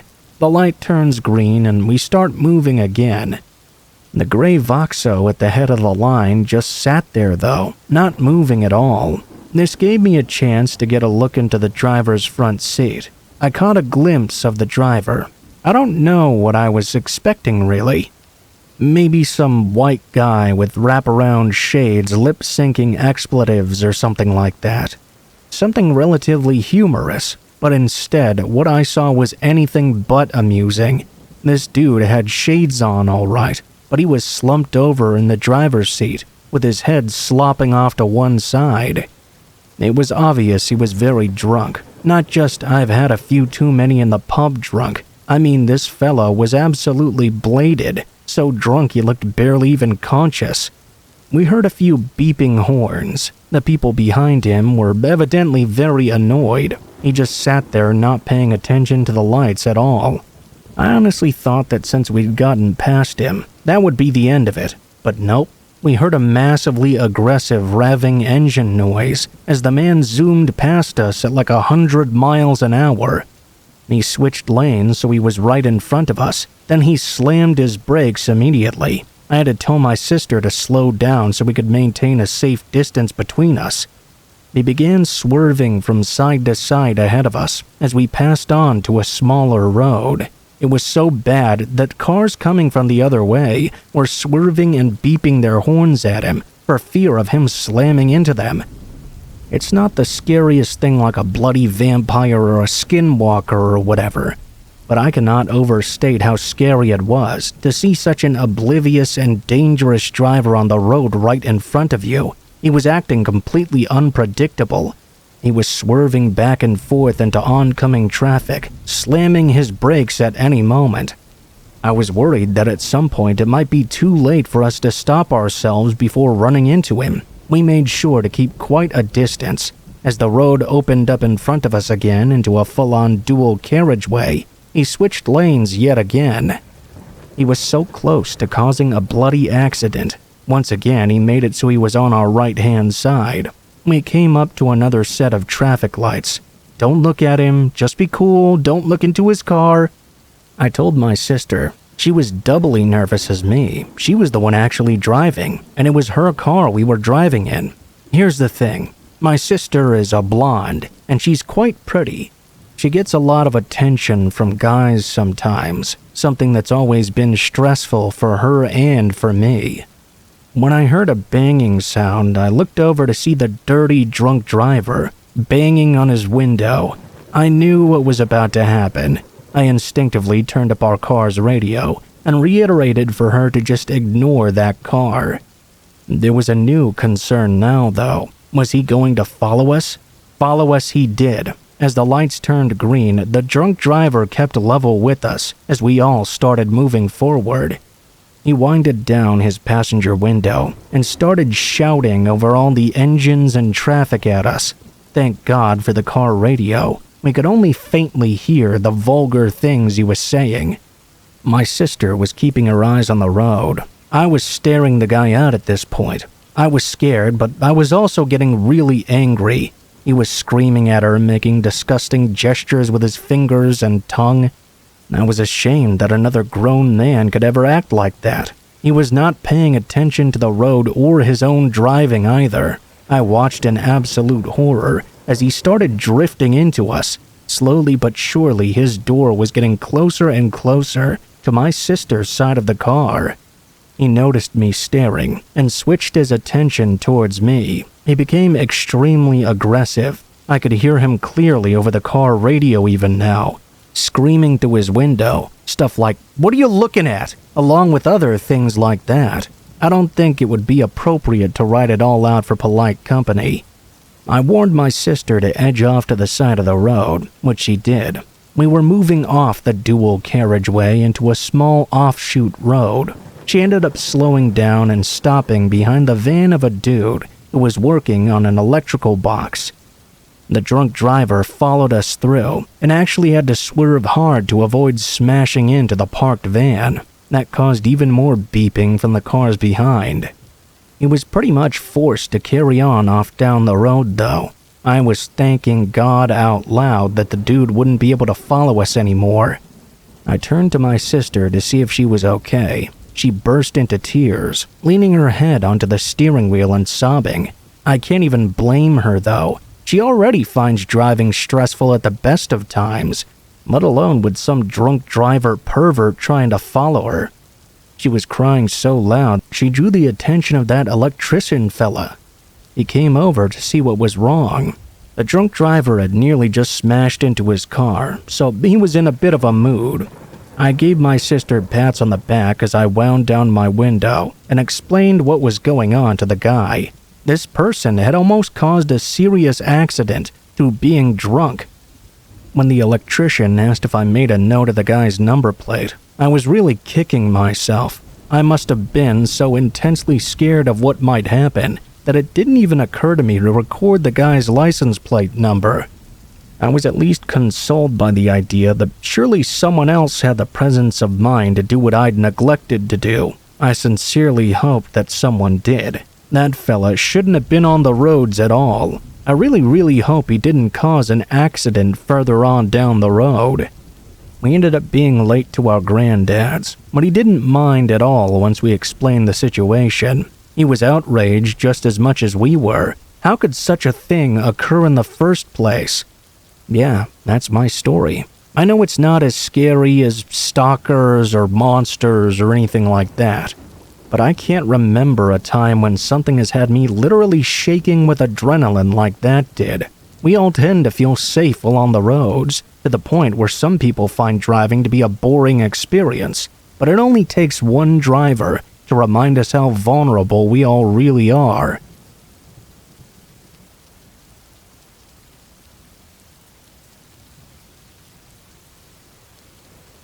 So this happened a couple days ago. I live in the suburbs of Northern Carolina, with my parents in an upper-middle-class neighborhood. My parents are away for their anniversary, so I've sort of had the place to myself for the week. I got home from a late shift at work around 1 a.m.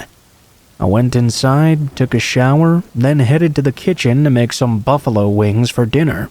I cracked open a beer and plopped down in front of the TV. I was sifting through movies to watch on HBO+, when all of a sudden the doorbell rang. It actually startled me to the point that I jumped off the couch, knocking my beer over in the process. It was around 2 a.m. now. Obviously, there was no good reason for anyone to be at the door at this hour. I stared in the direction of the front door for several seconds before it rang again, followed by rapid knocking on the door and window. For whatever reason, I was no longer scared. I was more annoyed by the fact that some idiot would think this an appropriate time to be banging on someone's door. I headed over and unlocked the deadbolt. I pulled the front door open, leaving the chain in place. In the heat of the moment, I didn't even think to look out the window first. I just yanked the door right open. Standing on my front porch was a woman, around her mid-20s. She had long black hair, a purple hoodie, and black pants on. "Can I help you with something?" she responded. "Yeah, sorry to bother you so late, but my boyfriend and I are having some car trouble. Our phones are dead, so we were wondering if you could let us in to use yours."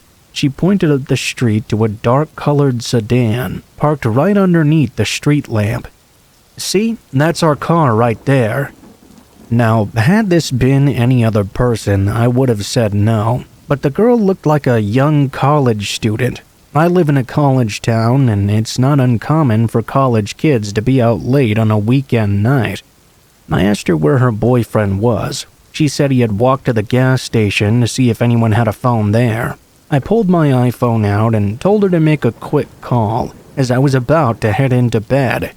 She thanked me and said she'd only take 2 seconds. She took my phone and dialed a number, then put the phone up to her ear.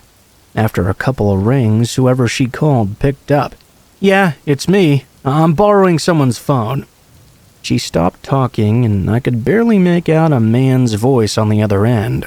For some reason, I started to feel uneasy. She was taking a lot longer to be done with the phone call than I'd anticipated, and I was starting to get somewhat impatient. The whole time, she just kinda stood there staring at me with this wide-eyed expression. A creepy smile crept over her face as the person on the other end kept talking. Finally, she said okay bye and handed me my phone back. "Hey, do you think I might be able to come inside to use the bathroom for a second?" I said no and wished her good luck before slamming the front door. Just as I was about to walk away, I heard her begin maniacally laughing. She said, "You made the right choice." I looked out the peephole. She was still standing on my porch, but now a man had appeared from nowhere and was standing right next to her. He was wearing a hoodie and a face mask. The pair then started to circle around my home, banging on the windows and laughing raucously I didn't hesitate to call 911 at this point. They stuck around for several minutes, even trying to get in through my back door. I grabbed my Glock 19 and aimed at the door with 911 on speaker. I was prepared to do whatever I had to if they broke in. They banged on my back door for around 5 minutes before they finally left. I watched them run up the street to that same black sedan I mentioned earlier and take off like a bat out of hell. The cops showed up a few minutes later and took a report. They told me I was the third person to call them that night, reporting this suspicious couple attempting to enter people's homes. I don't know what exactly they had planned, but I'm inclined to believe it was nothing so nice. Moral of the story is never answer the front door at night, especially without looking to see who it is first. I really learned my lesson that night.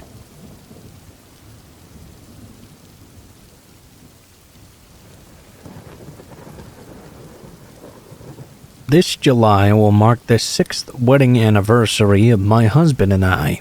I just want to say for the record that I'm incredibly happy. Marrying him was the best decision I ever made in my life.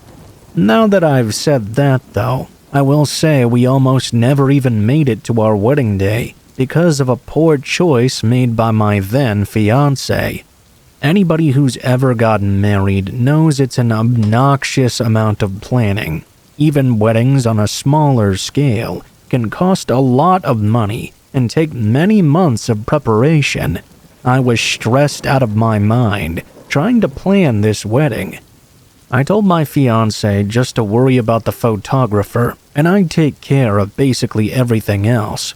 I think it's also worth saying that I wanted it that way. I love the guy to death, but if it was up to him, we'd have some tacos and 80 music and nothing else. That may sound like a fun party, but for a wedding, not so sure. I gave him a list of great photographers I'd seen online or recommended to me by my coworkers and friends. All he had to do was pick one he liked from our budget, and everything else would be taken care of. One night, he came home from work excited, like he'd just won us the lottery. He told me he had been talking to a coworker of his, and the man suggested he knew someone he knows to be the photographer. The guy was well under our budget and shot weddings before. I didn't love the idea because I didn't see any portfolios or anything like that. I didn't even know if this guy actually had a camera. My fiancé assured me that he saw his work and that he'd done a good job. The only reason he wasn't listed anywhere online was because he did it as a side gig. He was just trying to make some extra money and eventually hopefully turn it into a career. I was instantly sketched out by the idea, but I trusted my man. My husband, then fiancé, has a great and horrible quality about him that allows him to always see the good in people, even if that's not such a good thing itself. Like I said, I wasn't too thrilled, but what's done is done. I guess the one positive was that we were saving quite a lot of money on this guy. Not far from the wedding, I still hadn't even met the guy yet. I was starting to get a little bit anxious. What if this guy didn't show up or something? I begged my fiancé to at least set up a meeting so I could meet the guy and discuss things with him. We met at the park where we were going to get married. This guy was just very strange. That might sound mean, but he just gave off that vibe. He was gross. Dirty, long, unclipped fingernails. He was missing some teeth in the front. I would guess he was at least 40 years old. Based on the way my fiancé had described him to me, I was picturing a young upstart, not some grizzled old guy. The man didn't say much and just kind of nodded along with whatever I said. I felt uncomfortable. It seemed like he was giving me quite strange looks. I tried to tell myself I was just imagining it because his appearance was a little bit off. I just couldn't shake that feeling, though. He ended the meeting by showing me some pictures he had taken for his portfolio. I expected to see some wedding photos, but they were weird. They were some sort of strange artsy photos of dead animals and buildings on fire and things like that. He showed me some wedding photos at the end, and admittedly, they were beautiful shots. That at least put me a little bit at ease. About a month away from the wedding, my girls and I went to Ocean City, Maryland for the bachelorette party. We rented a beautiful condo on the ocean and planned on spending the days on the beach and the nights partying in town. It was an amazing time until late Saturday afternoon. While we were on the beach, one of my friends said she could see some creepy guy seemingly taking photos of us. The guy was standing outside the building facing us. There was a lot of distance between the beach and the man, so I assumed he was just taking picturesque photos of the ocean or something. My friends couldn't relax though. Finally, one of them got up and said she was going to confront this guy just for some peace of mind. She and another friend walked all the way over to the man. I could see them talking, and after a moment, the man walked away. My friends walked back to us. She said that he was just taking pictures of the ocean. He even showed them to her. He apologized for freaking them out and said he would walk further down and take the pictures there. I smiled and said, "See, I told you." It wasn't until we were walking back that one of my friends said something that really freaked me out though. She said the photographer gave her a kind of creepy vibe and that his fingernails were long, unclipped, and disgusting. Right away, I thought about our photographer for the wedding. I told myself it was just a coincidence, but the feeling in my gut said it was anything but. That night, we went to one of the local bars, and every time I saw someone take a picture, I felt my adrenaline kick in. The longer the night went, the more freaked out I became. I told the girls I wanted to go back to the condo, and when we got back, we decided to make some drinks there and just talk. Around 1 a.m., we heard a knock on the back door. We all looked at each other in disbelief. There was no way someone was knocking at this time, right? We weren't being loud enough to get a noise complaint or anything. We all huddled around the door. When we looked out, nobody was there. We thought that either some kids must be playing a joke on us, or we were all collectively going nuts. We decided to just go to bed. Not long after that moment, about 30 or 40 minutes later, I suddenly heard one of my friends begin screaming. She had been sleeping on the couch since we were one bedroom short. As we all rushed into the living room to see what was going on, there was some guy standing there with a camera. I was stunned at what I was seeing. It was my wedding photographer, standing there in the living room. Through all the chaos, he just kept saying, "I figured you guys would want some pictures of the memories. I'm just trying to take some pictures, so relax." One of my friends grabbed a knife from the kitchen and started to chase the man out of the condo. We immediately called the authorities and explained everything to them. The following day, we returned home, and I angrily recounted the incident to my fiancé. While I understand that he couldn't have known and it wasn't really his fault, I was a bit upset with him in the moment. The local police were informed, and before long, the man responsible was apprehended. His excuse was that he was merely attempting to take our pictures and didn't intend to frighten us or break in. Didn't hold up, fortunately. We managed to find another photographer in time for the wedding, and I realized that my fiancé wasn't really to blame. There's no way he could have known the guy was like that.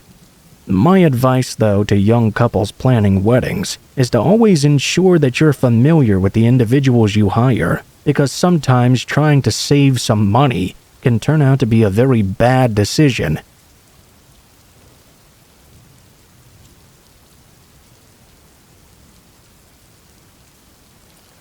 This happened back in 2003. I used to work at a Walgreens, and if anybody doesn't know what that is, it's a popular pharmacy store chain that also sells a variety of other items. The stores are not that large usually, and generally are never too busy either. Most of the time, there's a pretty calm feeling inside. The store that I worked at used to be open 24 hours. I'm not sure if it still is, but I know that it was when I worked there. Usually, I was the one working overnights. I would be all by myself for most of my shift. There wasn't really a need to have anybody else there anyway, because I could handle everything, and we never got many overnight customers. I was also able to walk to and from work, which was a nice arrangement. I had an apartment that was just down the street and a couple blocks over, so it would only take me 10 minutes there and back.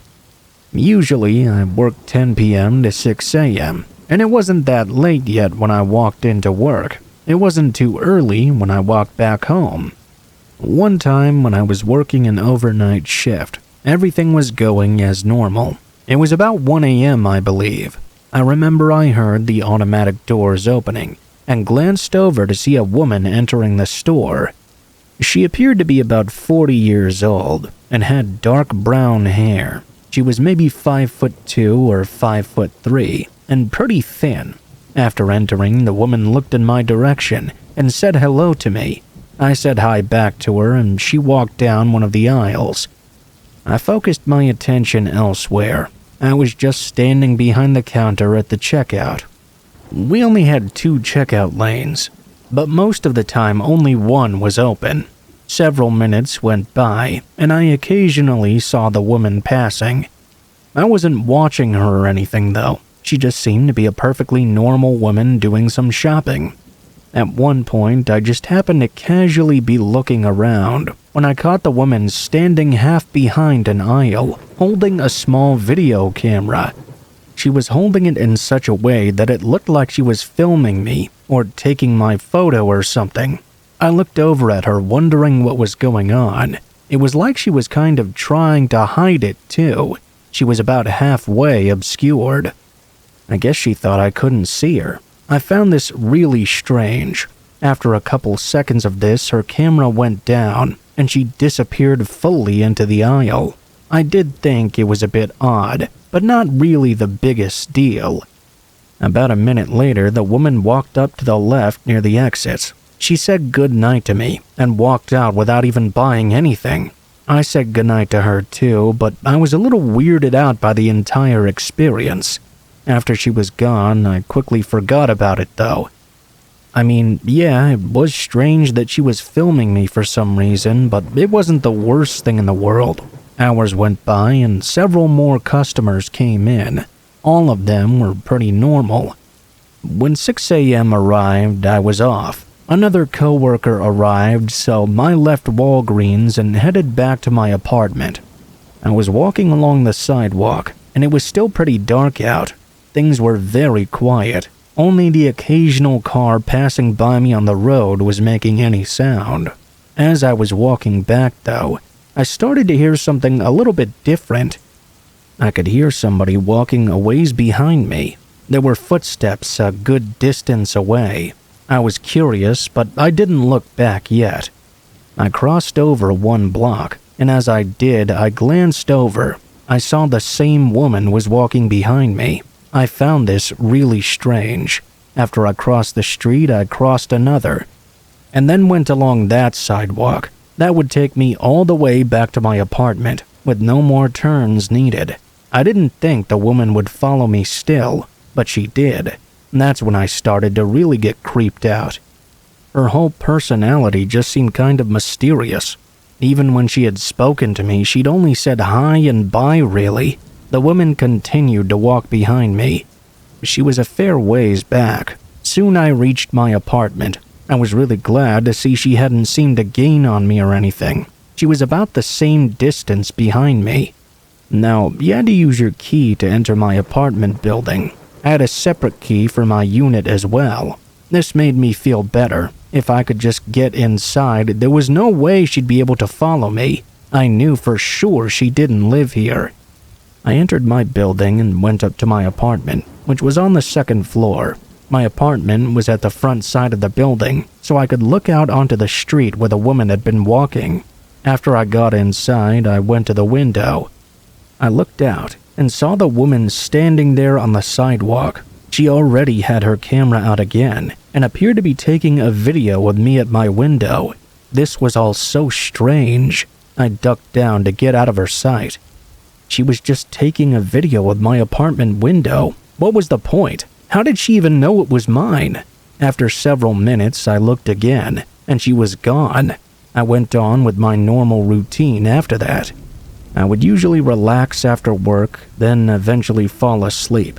Obviously, my hours of being awake were very different from most people, with me having to work overnight hours. I fell asleep at around 9 in the morning or so. When I woke up, it was almost 2 p.m.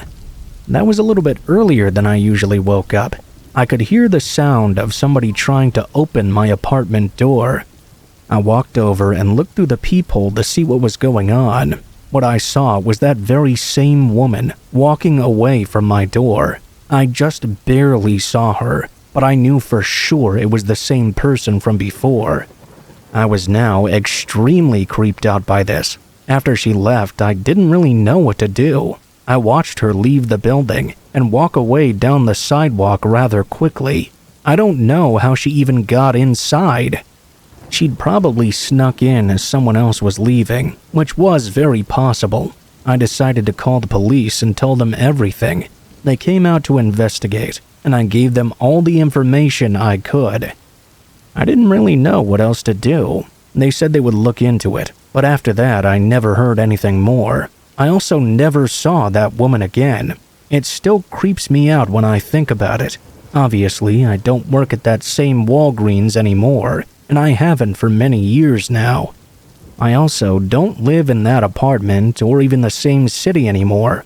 I still wonder what that woman was doing though. Why was she recording me? Why did she follow me? Why did she attempt to break into my apartment?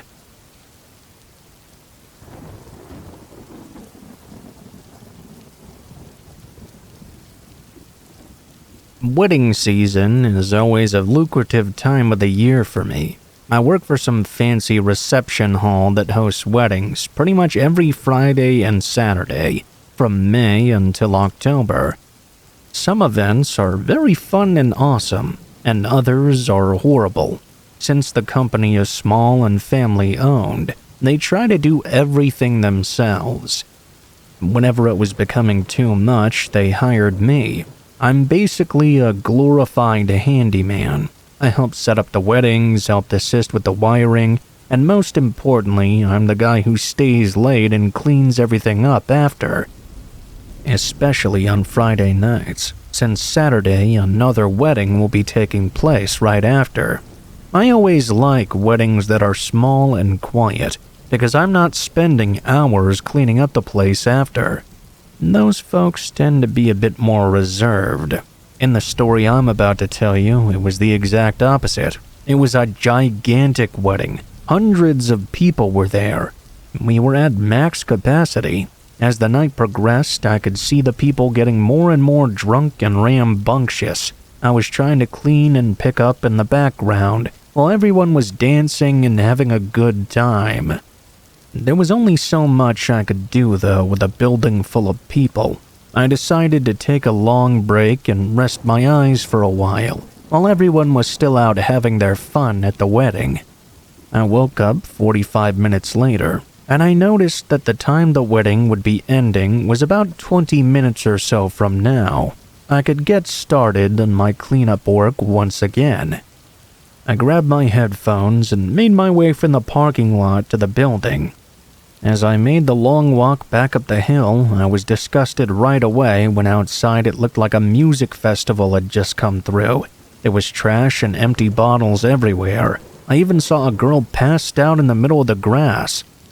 I went inside and the band was still playing. The inside was just as bad as the outside. Tables and chairs had been flipped over, bottles and cans were everywhere, even plates and napkins littered all over the floor. I was kind of angry, honestly. My bosses, the couple that owned the place, came up to me before the end of the wedding and apologized. They told me if I did a good job tonight, they would pay me extra, and I could take the next Friday off. Well, that seemed like a pretty fair trade-off to me. It took forever, but they finally started to empty out. They hired a bus to transport all these people wherever they were going, because these people were obviously in no position to be driving. They'd only rented 2 small party buses though, so they'd have to make multiple trips to pick everyone up. I was trying to grab up the tables and chairs, but because some people were still left behind waiting, They were throwing things and being inconsiderate. An hour and a half after the official ending time of the wedding itself, everyone was finally gone. My bosses had gone home for the evening. This was the time of night I didn't mind being alone, though. My headphones in, working away, it was so peaceful for me. Since I knew I was going to be there a long time picking up after this party, I really needed that peaceful time to wind down too. I started from the outside and went side to side picking up trash and fixing all the furniture. That took quite a while. I then went inside and started working on the inside. It was getting cold outside, so I shut the door and continued on my work. A while later, my wireless headphones died. I figured I would just use the speaker from my phone, since nobody was around anyway. When I placed the phone on one of the tables, though, I noticed something quite strange. The door to the venue was now wide open, and I'd just shut it closed. I went over and called out to see if anyone was there. Of course, I heard nothing back. It was quite windy out, so I didn't think it was that outlandish an idea that maybe the wind had knocked it open. I hadn't locked it after all. It had never happened before, but it didn't mean it was impossible. I made some trips back and forth from the main hall to the kitchen. I was just about done for the night when I noticed the door I'd closed was now open once again. Now I felt uncomfortable. Maybe the owner was still around and I was being stupid and didn't realize it? I called out the owner's name several times, but I heard nothing back. I'm not an easily spooked guy, so my rational brain was telling me everything was still fine. All I needed to do was finish up and lock the door, then I'd be out of here. That's exactly what I did. I finished up, locked the door, and started walking to my car. When I was only about 30 to 40 feet away from the building, I saw the reflection of the lights in the glass. I stopped on a dime. I had just turned all the lights off. I turned around and saw they were shining brightly through the windows. I ran back, unlocked the door, and standing in the middle of the room was a man. He had suit pants on and a white buttoned-up shirt. Strangely, he wasn't wearing any shoes or socks.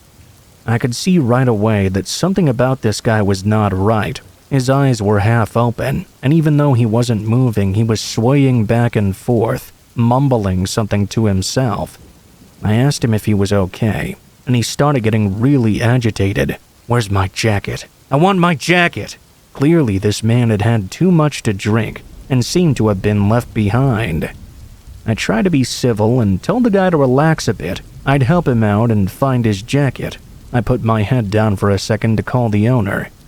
At that moment, I had my head down. I heard his feet pounding hard on the ground. I looked up and he was running in the opposite direction. He ran into the kitchen screaming incoherently. I called the owner and told him what was going on. He said he would be right down since he only lived about 100 yards away. While I was talking to the owner on the phone, I described the man, so the owner could try and contact someone from the wedding. He called the best man since we had his contact information, as well as the bride and groom. They were still awake, luckily, but when my boss told them about the guy and described his appearance, they all said they didn't recognize him. There were so many people that it was possible he had been left behind, though. I was waiting for my boss to come back to the venue, and I decided to go into the kitchen and try and communicate with this guy. I turned the lights on and heard the scampering of bare feet on the ground again. I turned just in time to see the man lunging at me with a steak knife. It was in that brief moment I was able to block the swing and get away with just a shallow cut. I immediately backed out of the kitchen and slammed the door. This all happened in just a matter of seconds. My heart was racing now. I could hear the man jabbing his knife into the door on the other side. All I could do was sit there and try and hold it shut. At that moment, my boss walked in. I immediately yelled at him to call the police right now. I was stuttering my way through what was happening as I held that door shut. The man in the kitchen was screaming and stabbing the knife against the door over and over. He wasn't saying anything of substance really, other than occasionally mentioning his mysterious jacket.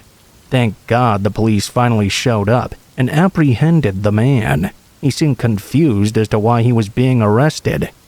The wedding party was contacted the next day, and to our horror, apparently nobody recognized the guy. He had not been invited to the wedding. When they finally got the pictures developed and scoured through every photo, they didn't find any pictures of this man. That is, except for one single picture toward the end of the night. It showed a group of men and women smoking cigars around a small bonfire outside, and in the background you can just see the guy walking up the hill toward the venue from out of the woods. It was blurry, but it was very clearly that guy. We have no idea where that guy came from or what his ultimate intentions were. From what I was told by my boss, he may have just been a crazy person. Maybe, though, he was just some drunk trying to crash a wedding for some free booze. We have no idea. Ever since that night, though, I don't wear my headphones so I can hear my surroundings, and I always lock the door every time I go in and out.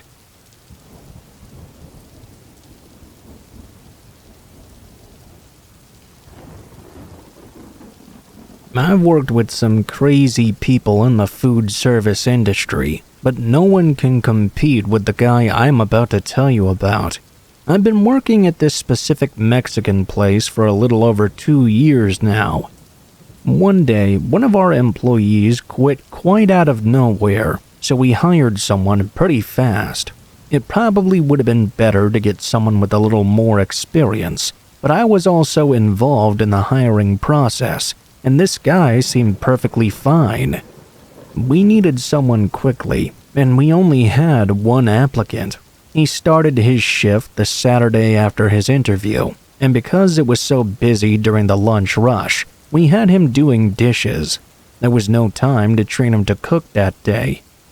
This may seem weird to other people who work in a restaurant as well, but at ours we didn't have someone who only does the dishes or only cooks or whatever.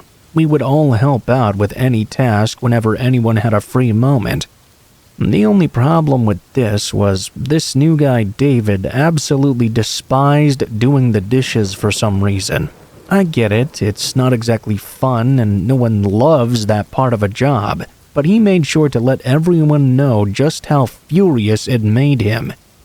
He'd stand in the back doing dishes and slam them down in the sink or throw them into the shelves. It was to the point where the noise actually started to scare the customers. He was asked to stop and did so for around 30 minutes, then went back to throwing dishes around and screaming and cussing about how bad his life was. It was incredibly cringy, but we needed his help, so we couldn't afford to fire him. This particular day, I decided to sit outside and eat my lunch. I was sitting facing the parking lot. I don't think David had realized that I was sitting outside, because he went out to take a smoke break. He opened the front door of the restaurant and slammed it closed behind him, then made a gun shape with his hand and shoved it in his mouth, acted like he was shooting himself in the head. On his way back to his car, he started yelling into the open air about how much he hated this place and everyone in it. My mouth was just hanging wide open. I was witnessing a grown adult throwing a tantrum like he was a big baby. It only got worse from there. His car was facing directly where I was sitting. I got to watch him as he got inside. He slammed the door closed and proceeded to scream and thrash around, banging his head on the steering wheel and slapping himself in the face for 3 minutes straight. The worst part is, I'm not even exaggerating at all. I could tell this guy was nuts. I felt like he must have been on something. I went inside and told my coworkers about what I'd seen. One of them said they weren't even surprised. I was confused and asked her why. She said she had worked with him at another restaurant years earlier, and he had been fired for some sort of behavior. That I should be careful and do what I could to avoid being with him. In the meantime, it was very concerning. I went to the owner, who basically said, "It is what it is, and if he's not hurting anyone, he can't be fired." I think his exact words were, "We all have bad days." Well, this was worse than a bad day though. It ended up being a horrible and disgusting 2 months working with this man. He started training to be a line cook about 2 weeks after he started working with us. I thought that was kind of gross considering he had some of the worst hygiene I'd ever seen. He reeked of cigarettes, had long hair, and had disgusting long and dirty fingernails that just seemed to get worse as the days went by. It was so bad his nails would pop through his gloves and drop dirt constantly. He didn't even care. He would only change them when someone else noticed. The things I mentioned so far might not seem that bad, but what he did next brought it to a whole new level. I got this feeling he started to feel like he could do anything he wanted and wouldn't get fired, since he'd gotten away with so much up to that point. We didn't have a large staff, so he was left alone to cook sometimes. That's when we started getting a lot of complaints about the food. People would find hairs or tell us their food didn't taste right. We had one guy tell us he was 100% positive there was someone spitting in his beans. Let me tell you, I could really see it. We were lucky to talk him out of calling the police, and instead gave him a voucher for free food for 6 months. We decided it would be best not to leave David alone in the kitchen anymore. That really seemed to upset him. He wasn't a team player at all. My manager was given the okay by our owner to do whatever it took to make him quit. Basically, just make his life miserable. We could have had him fired, but I guess there's more paperwork involved when you fire someone. David was told to do dishes all day, spray out the trash cans, clean the grease traps, scrub the floors, basically all the stuff no one else wanted to do. I thought he was creepy and scary enough already, but the second we started giving him jobs he didn't want to do, he became almost evil. I'd bring him dishes and he'd start screaming at me and even making fun of the way I looked. I really didn't understand the hostility, but whatever. I stopped interacting with him at all at one point. It became obvious when any of my coworkers had been talking to him because they would come back in tears. The guy was ruthless. The last day he ever worked with us, he did something so gross, we ended up having to call the police on him. He had cooked that day because one of the other cooks had called out. I was standing in front of the restaurant when he walked in, and noticed him holding a water bottle behind his back filled with a yellow substance. I figured it was Gatorade or he had a drink powder in it or something. He went back and washed his hands, which was a shocker in and of itself. He usually had to be told to do that. I didn't see his water bottle anywhere after that. The day went on, and for dinner we had a special. There was a broth-based soup. I was waiting tables and was confused when literally anyone who ordered the soup complained it tasted terrible. I told the manager who tried the soup as well. They agreed. Only when he said, "This tastes like piss," did I put 2 and 2 together. I started screaming, "Oh my God," over and over again. I didn't even know what to do. Everyone was asking me what I was freaking out about. I looked over at David, and he looked at me with wide eyes. He mouthed the word "no." They looked over at him when they saw my eyes dart over to him. That's when he decided to make a break for it. The only problem was the way out of the kitchen was directly through all of us. He lunged forward, and my manager threw him to the ground. I was able to tell them what I'd seen. There was zero hesitation. We called the police immediately. They arrived and found the bottle he'd brought in. It was indeed filled with his urine. He was arrested, and the soup was tested as well. Unfortunately, it was tainted with his bodily fluids, not just urine either. The restaurant was closed for a while after that. I quit before it even reopened.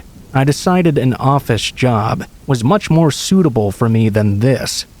David was charged with tampering of consumer products and was sentenced to 3 years in prison. I was glad that he actually got some prison time. Honestly, I think he deserves it. Hopefully, when he gets out, he's not someone I have to encounter ever again.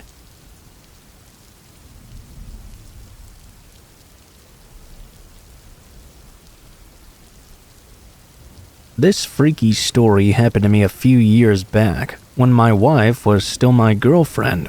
We decided to make an impromptu camping trip. I'd never camped much, other than a few times with a friend of mine. My girlfriend used to camp all the time with her family when she was younger though, and she really wanted to do it again. She thought it would be a great chance for she and I to spend some time together, away from all the noise of the city that she and I lived in at the time. She went all out and bought a bunch of awesome camping stuff. Amongst the items she bought was a nice new tent. It was a bigger tent, especially for 2 people, but I never minded more room.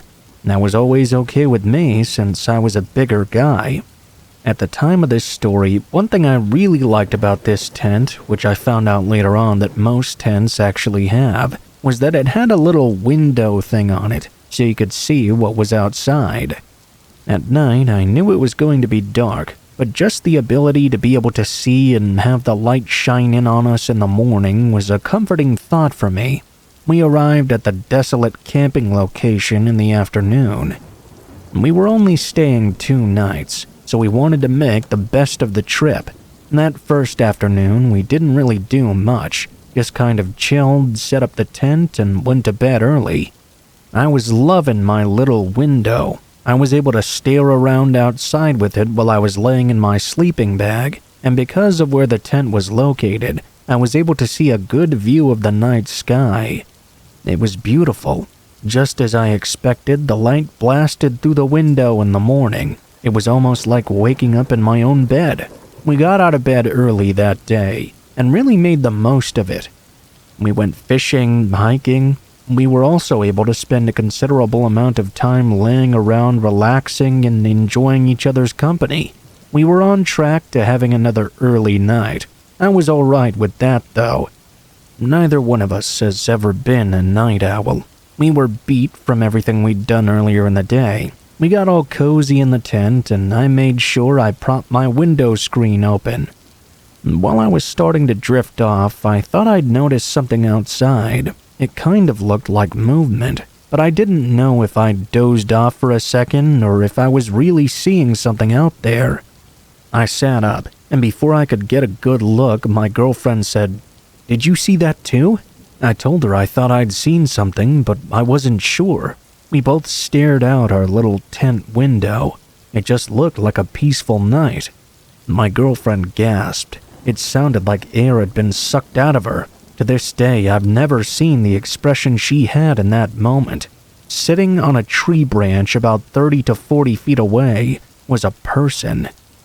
They were wearing one of those weird fake president masks, and while sitting in the tree, they were sort of kicking their feet back and forth like a child on the swing would do. We both just sat there like sitting ducks. I was terrified because we hadn't seen one single other person the entire time we'd been out here. All of a sudden, there was a creep with a mask so close to us. I felt like crying, but I was trying to be brave since my girlfriend was already in tears.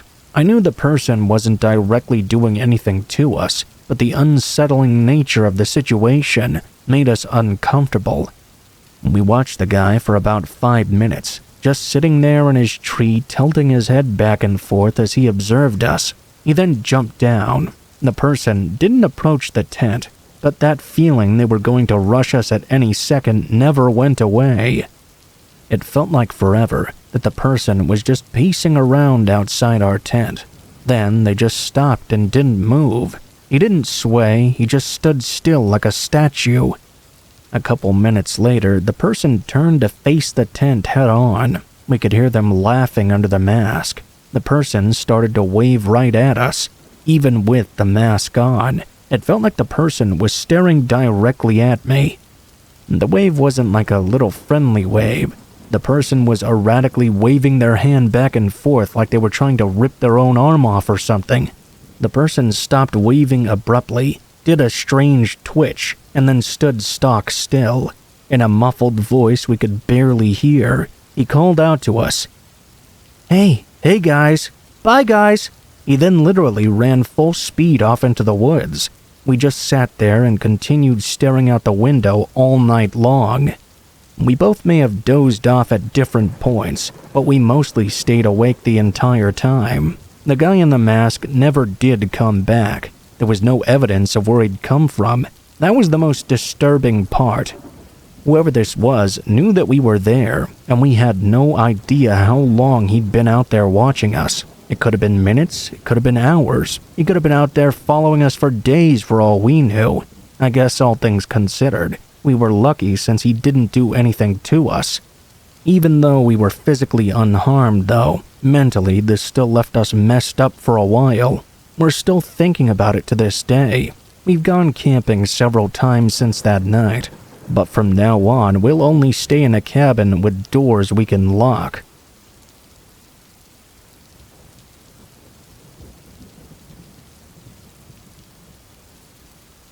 This happened when I was driving to work very early one morning. It was probably a little bit after 5 a.m. or so, and very dark and quiet outside. I enjoyed driving to work this early, because there was hardly anybody else out. It made driving very easy. I worked about 15 minutes from my house. I don't really take any major highways to get there though. It's mostly a trip down quieter roads. After leaving, I drove the first 10 minutes no problem.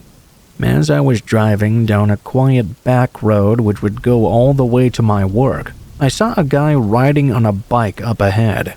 He was riding sort of on the side of the road. This road had 2 lanes, one going in each direction, and not much of a shoulder or anything like that. The guy on the bike was sort of on the line. I was planning to go into the oncoming traffic lane to pass him by, because nobody else was out here driving at this time or anything.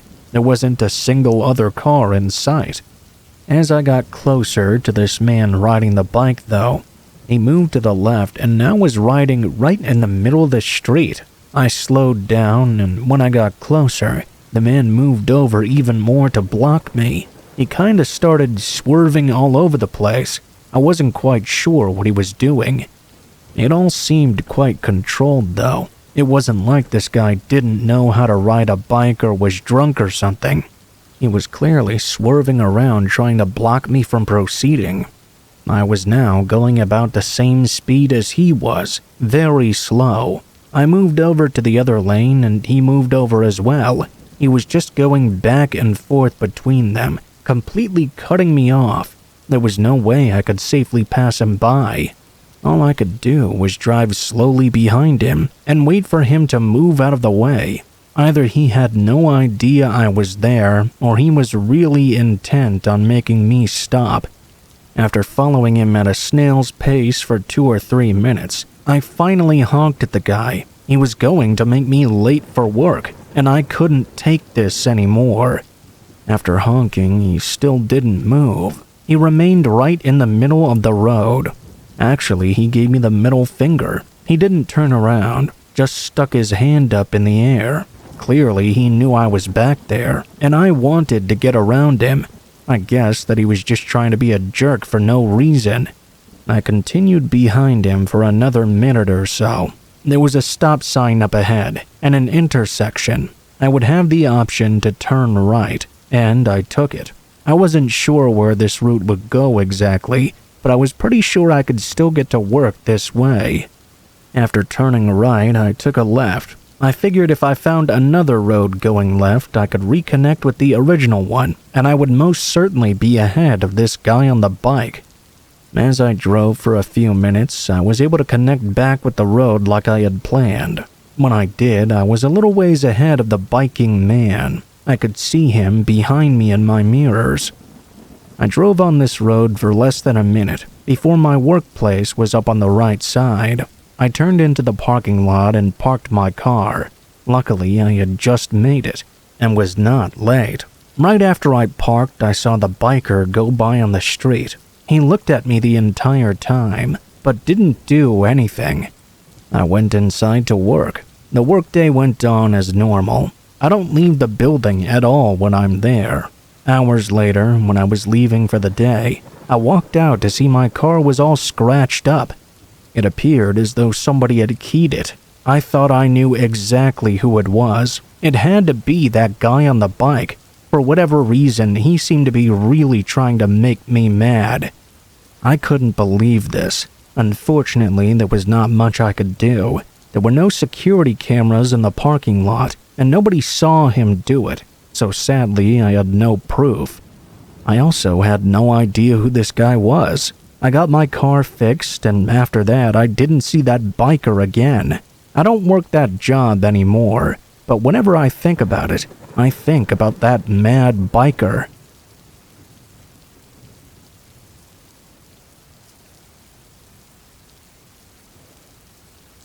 I used to work in a small convenience store in the city. It wasn't quite downtown, but was pretty close. There would be lots of people walking down the sidewalk during the day, and at night there would still be a decent amount of people out, especially after the bars closed nearby. Our store was open 24 hours. It was pretty small, but loaded with all kinds of snacks and drinks and things like that. There were probably 5 aisles, and then I would be behind the counter at the far end of the store, right near the doors. I worked at the shop for several months, and usually worked overnights. Sometimes it would be pretty busy, other times it would be really quiet. You never really knew which it would be. It depended on a lot of different things. Between the hours of 3 a.m. and 5 a.m., those were generally the quietest times. I was working and by myself on a typical night. It was a little bit after 3 a.m. and the store was empty. Occasionally, I would look out the window to the street and see it was quite dead. I was just sitting there behind the counter, going on my phone and looking through some things. Pretty soon, I heard the door open and saw a woman walking in. She entered the store and walked down one of the first aisles. Several minutes went by and she seemed to be just shopping around like a normal person. Eventually, when she came up to the counter, she put several items down. When I started to scan them in, she told me she only had $3 and asked me if I could give her a deal. I don't remember exactly what she was buying, but I remember it added up to around $15 total. I told her I couldn't do that. Obviously, she would have to put some things back. I said she would only be able to get things that added up to $3. It seemed like common math to me. The woman immediately got angry, though, and said she wasn't going to pay for anything. I told her to leave then, and she stormed out of the store in anger. Every now and then, customers would be rude or try to get free stuff. I mean, being in the city in the middle of the night, all kinds of people would come in. I was somewhat used to less than ideal customers, and thought that I knew how to deal with them. Around 20 to 30 minutes went by, and no more customers came in during that time. Then the door opened, and I saw the woman come back. Behind her was a man this time. This guy was 6'5" and had long stringy hair and a goatee. I'm assuming he must have been the woman's husband or boyfriend or something. He walked right up to me looking all angry and accused me of being rude. The guy started cursing me out and didn't even give me a chance to talk. I could smell the alcohol in his breath as he verbally ripped into me. The woman was just standing back a few feet and adding in a few words of insults here and there. I remember that after them yelling at me for like a minute straight, the man wanted to, quote, take it outside with me. I told them both to get the hell out of my store before I called the cops on them. That's when the guy suddenly shoved me backwards from over the counter. I wasn't ready for it, and to be honest, he was a strong dude. I fell back and got knocked over. When I got up, I saw the man was right up at the counter, wanting to fight me. I moved over to the right. We had an alarm back there, so I pulled it. It was very loud, and the sound filled the entire store. The guy backed away from the counter and grabbed a bunch of random things on the shelf, then threw them at me. He knocked over a stand of drinks as well. He went to an aisle and started grabbing more things off the shelves. He stuffed them into his pockets. The woman at the same time grabbed some other stuff. Then they both left, stealing a bunch of random things. The police got there several minutes later. The man and woman were long gone, though. The only thing I could do was give a description and my account of what happened. Luckily, neither of them came back while I was working again.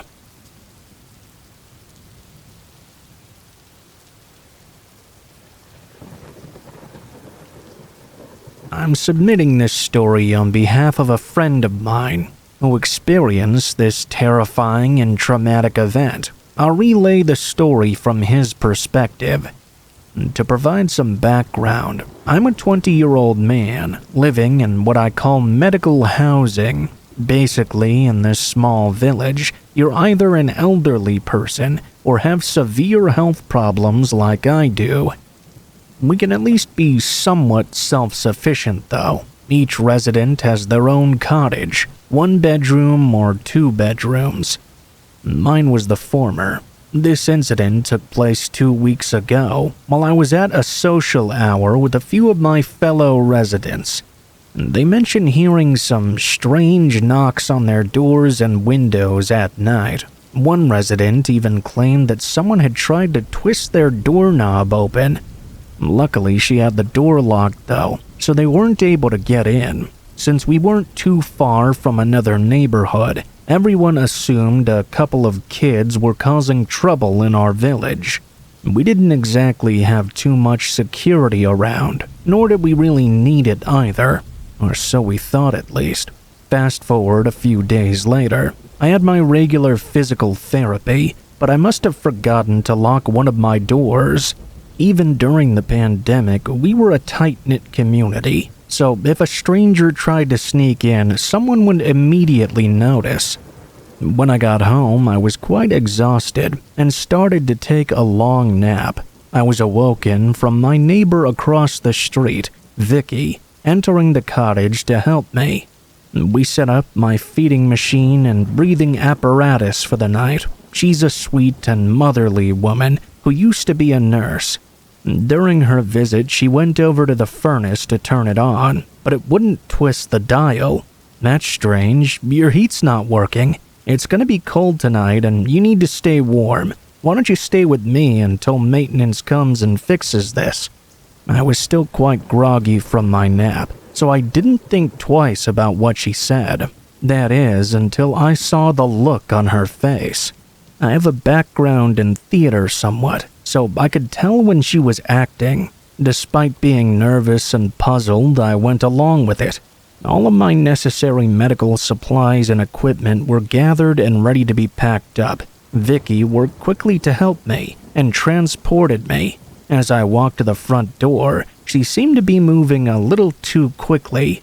I was too tired to really say anything, though. While we were doing that, I heard a strange noise come from my walk-in closet. I didn't think much of it. I figured it was just my cat using his litter box or playing with one of his toys. When we entered her cottage, her husband Frank set up the extra bed, and that's when she revealed the truth to me. While Vicky was grabbing an IV from the cabinet next to the closet, she had caught a glimpse of a dark figure crouching inside of my closet. She didn't want to startle me, as it could have negatively affected me because of my health conditions. I felt nauseous. For all I knew, that person must have been there the entire time I was at physical therapy, and even during my nap. Vicky hugged me after she realized I was scared, and told me not to be afraid, that she and Frank would be in the bedroom if I needed them, and that if anything happened, to call out to them. Frank had a gun, and they didn't want to let anything happen to me. I was too exhausted and disoriented to inquire about someone calling the police. I just assumed she would take care of that. The story does not end there, though. Later, I was awoken to the sound of a tapping on the bedroom window. Lo and behold, as I looked over, there was a man standing there. I'm not sure how tall he was, but he was pretty big. I'd say around 6 feet or so if I had to guess. "I see you in there. I'm coming in one way or another." I was hooked into the treatment machines, immobile, helpless, and terrified. Immediately, I was yelling for Vicky and Frank. I heard Vicky start yelling as well. Frank was a retired police officer and could still be pretty intimidating when he needed to be. He rushed in and pointed his gun at the window where the man was still lurking. "You get out of here or I'll blow your brains out, you nutcase," he yelled. Vicky helped me get up, and we both entered the master bedroom, where she locked the door behind her. At this point, even while hooked to the oxygen supply, my breathing became quite irregular. Vicky had to console me and help me regulate my breathing before I passed out. A few minutes later, Frank knocked on the bedroom door. Vicky let him in and called the police. The guy wasn't just tapping on the window now, he was practically banging on it. Vicky called the police, and since they frequently passed by our village, it didn't take long for them to arrive. When the police did arrive, they found cracks all over the spare bedroom window where the intruder had been attacking it. However, the man had disappeared by the time they got there. I was terribly shaken up and still having trouble breathing.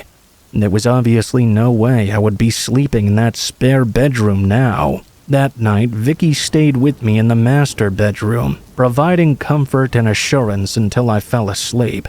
Police contacted the medical housing staff the following day regarding what happened. Since then, security guards have been hired. They work around the clock. They're also working on getting enough money to build a gate and essentially turn the establishment into a gated community. A few days after the incident, Frank also installed security cameras and alarms around the cottages and in his home. Nothing like that has happened since, as far as I know.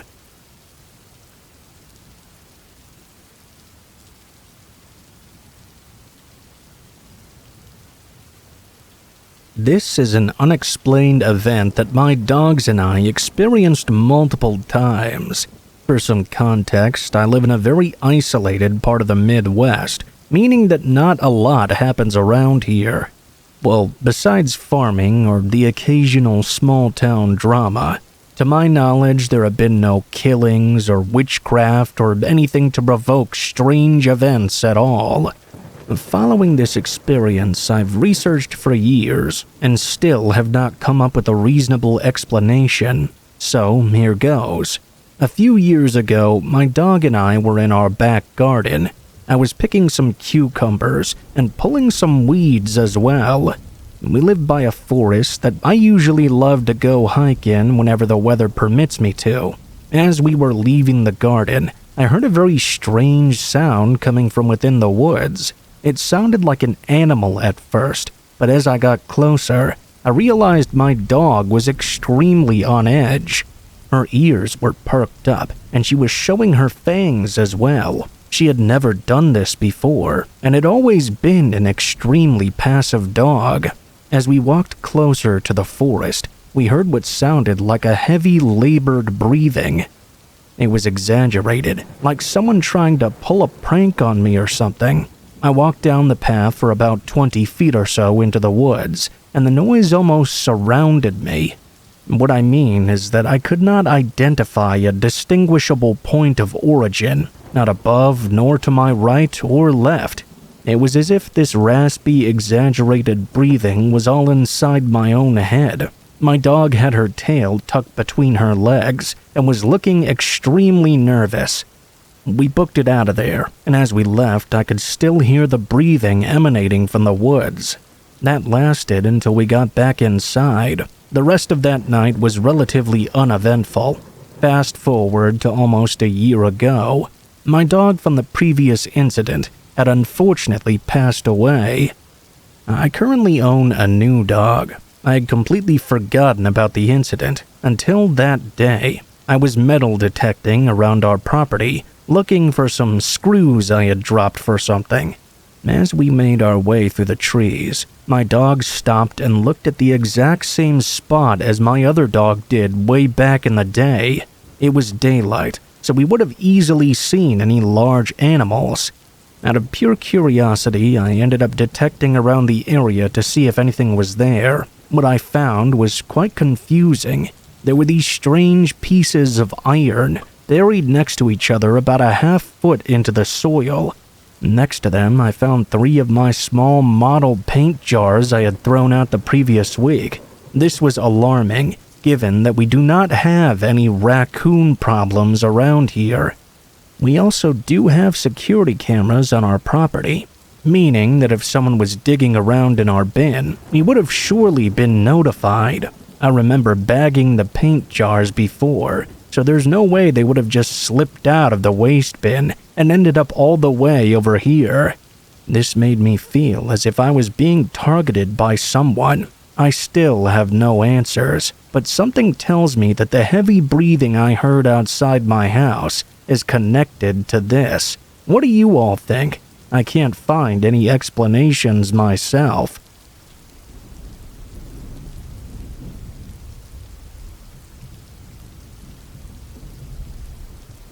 I would describe myself as a bit of a loner during my high school years. I would often play video games and keep to myself, not socializing with anyone outside of a handful of friends.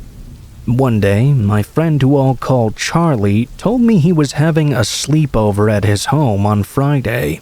I agreed to join him. When Friday rolled around, my parents drove me to his home, and Charlie and I headed straight to his basement. We played some Call of Duty until around 11 o'clock or so, when his mom told us it was time for bed. I remember waking up at around 2 a.m. to hearing a loud thud above me, as if someone was stomping on the floor above us.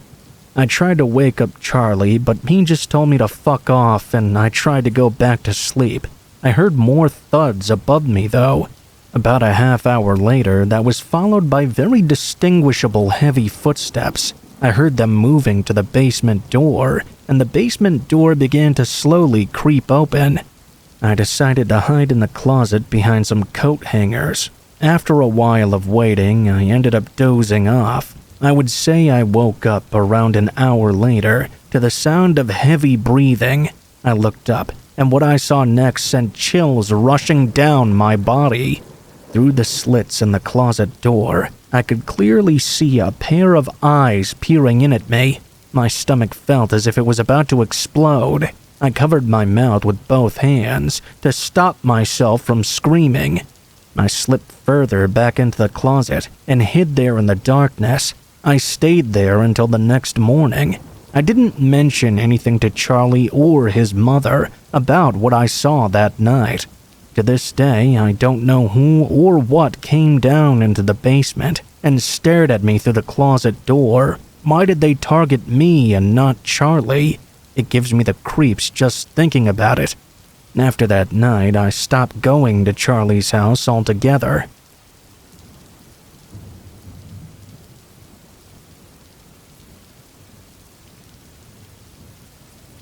Please forgive any errors in this story, as English is my fourth language. For some context, I'm from a small town in Lithuania, and my country has its fair share of pagan folklore and stories of ghosts and witches. They've been told on these lands for centuries, but this story is about a local urban legend that was somewhat exclusive to my hometown. It's my personal experience with the story of the Jingling Man. This story was more or less used to scare small children into behaving while I was growing up.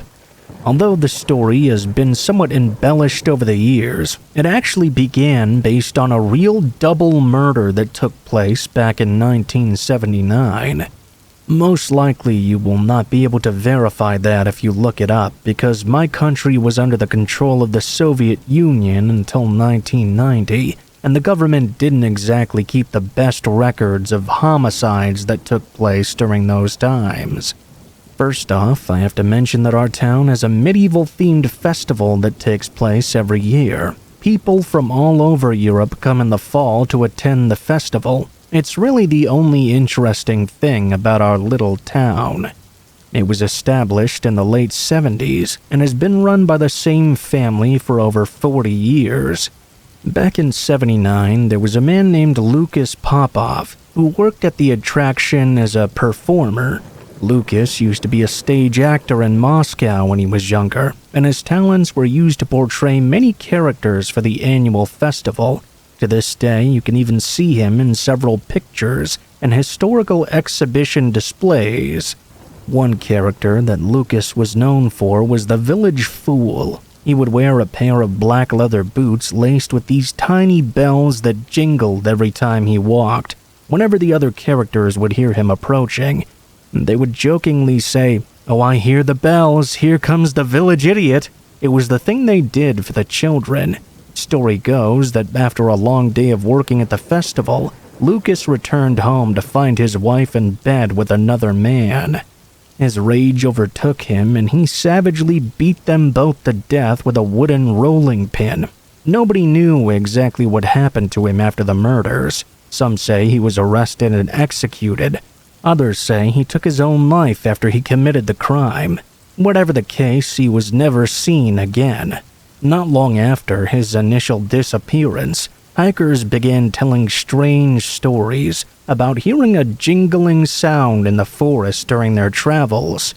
Many of the older people from my town claimed they could hear the stomping of boots outside their homes in the dead of night, always accompanied by the chimes of several tiny bells. They would say it was the vengeful spirit of Lucas, and if anyone were to see him, he would mistake them for either his wife or her lover and brutally beat them to death. I know this all might sound a little far-fetched, and maybe even slightly ridiculous as well. The story really used to terrify us as kids, though. Multiple unsolved disappearances in the surrounding area gave even further credence to this legend. I remember that whenever me and my friends would have a sleepover, we would spend the nights looking out our bedroom windows, pointing flashlights at anything that moved. We'd try and catch any glimpse of the jingling man. Eventually, my country gained its independence in 1990, and the legend of the jingling man went away. Now that I've given you the background, I'll get into my personal experience. In 2011, I returned to my hometown from college and planned on spending a couple of weeks with my aging parents. The night after I came back, I met up with some of my old friends and had a couple of beers at a local pub. The friends that I came there with lived in the next building over, and by the time midnight rolled around, they were all pretty hammered.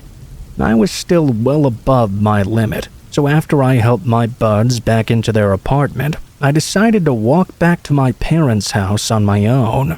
It was a beautiful night out, and I had quite a lot on my mind. I wanted to walk so I could clear my head. To give you a good mental image, during the night time, it becomes a real ghost town around here. You'll see the local police doing their nightly patrols from time to time, but otherwise the streets are completely empty. Most of the town's population lived in townhouses and apartments, but my parents lived in one of the last houses outside the settlement. They lived in the forest, only about a 20-minute walk from the pub. I made it to the end of the street and started walking through the trees until I made it to the dirt road my parents lived off of. I was about halfway there. There was absolutely no light whatsoever. It's a good thing I knew the way by heart. There was just enough moonlight so I could still see where I was going. There I was, making my way through these dark woods in the dead of night, with nothing but my own thoughts to keep me company. After 5 minutes of walking, I heard a noise behind me that sent goosebumps down my arms. It was the sound of several tiny bells jingling. I turned around to see a dark figure among the trees, moving one jingling step at a time. I instantly remembered those stories from my childhood. "Who's there?" I shouted, angrily thinking someone was messing with me. The figure stopped in their tracks and slowly moved out of the trees, making their way to the center of the road. Whoever this was appeared to be wearing a large overcoat as they stood there in the moonlight. They reached into their pocket and pulled out a large object that looked to be some sort of baseball bat. A deep voice echoed from this figure, speaking in Russian. "You think I don't know?" they spoke. It sent chills down my body. They raised their bat over their head, as if they were about to attack me. "You think I don't know what you've been doing behind my back? You think I don't know?" The voice grew louder, practically screaming at me. I took a step back. If this was some kind of joke, then this person was an award-winning actor. I could feel a genuine rage coming from their words. It thoroughly terrified me, and I decided I needed to run. I quickly turned back around and made a break for it. I ran down the dark path, hearing their heavy footfalls behind me. Each stomp was accompanied by a horrifying jingling sound as they pursued me all the way to my parents' house. When I reached the entrance, the jingling moved away from me. When I looked behind me, I could see the person slinking back into the forest and disappearing into the darkness. I closed the gate behind me and walked up to the front door. I heard the jingling sound once more. I looked behind me one last time, and the hairs on my arms stood up as I saw the figure once again emerge from the forest, walking down the road a ways, before vanishing into the shadows of the night once more. I have no clue why someone was trying to frighten me like this, but whatever the case, it really scared the shit out of me.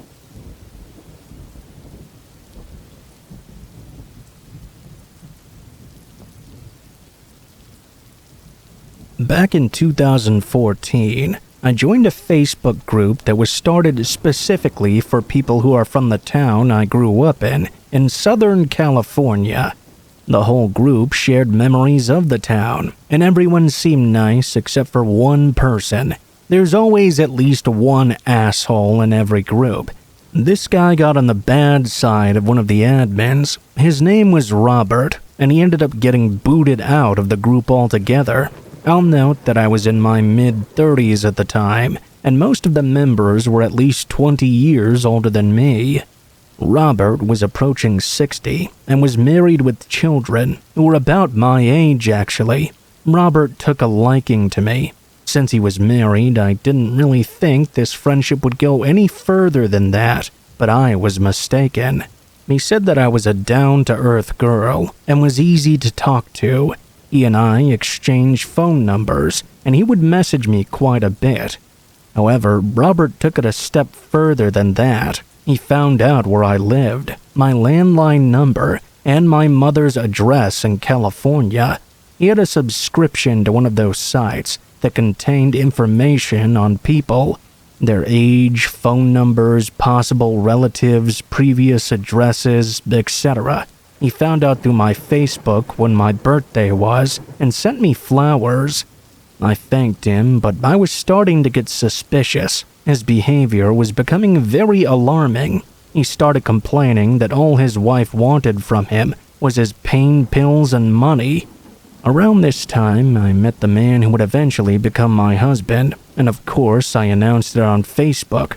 Robert went into a ballistic rage upon hearing this, saying that I should have known he was in love with me.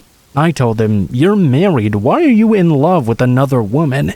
He began texting me at least 10 to 20 times a day after that, going from calling me hateful names to profusely apologizing. I blocked his number, so he started blowing up my landline. Most of the time I kept it unplugged, so I didn't get most of the voicemails he would leave. One day, out of some curiosity, I did listen to a few of them. In one of the messages, he claimed I owed him money and started to make threats about how he would come to where I lived and would also pay my mother a visit as well. I blocked him on my landline and informed my mother about the situation. Robert got clever and started texting me from random numbers located all over California. He even started sending letters directly to my home. Nothing he said in those letters made any sense, of course. This is when I decided I needed a restraining order. I tried twice through my county court, but since I lived in Washington State at the time, the judge would not grant it. We lived in different states after all. Once Robert found out I couldn't file a restraining order, he began to send me even more hateful messages and told me I would never be rid of him. I went back to court with this new evidence for a new hearing. Robert mailed in a letter of rebuttal and claimed he was a civil servant who had worked at a school district at one time and was an electrician by trade. He also said he was on disability and couldn't drive longer for more than a half an hour without experiencing excruciating pain. So how could he possibly come to Washington State? I told the judge that this wasn't true because he openly posted all day about going on trips and how he was going to come after me. Regardless of the evidence, though, I was not granted a restraining order. I felt failed by the system. All I could do was block him on all social media, emails, and phone numbers, but he would obviously still message me using new accounts and numbers he had made. He even made a copy Facebook page with my profile picture and sent out friend requests to all my friends. He had my real Facebook profile blocked, and I only found out when a friend messaged me. They said they'd gotten a request from me but thought we were already friends on there. They told me this fake profile of mine was making all kinds of posts talking shit about me. My friend reported it, and thankfully Facebook took it down.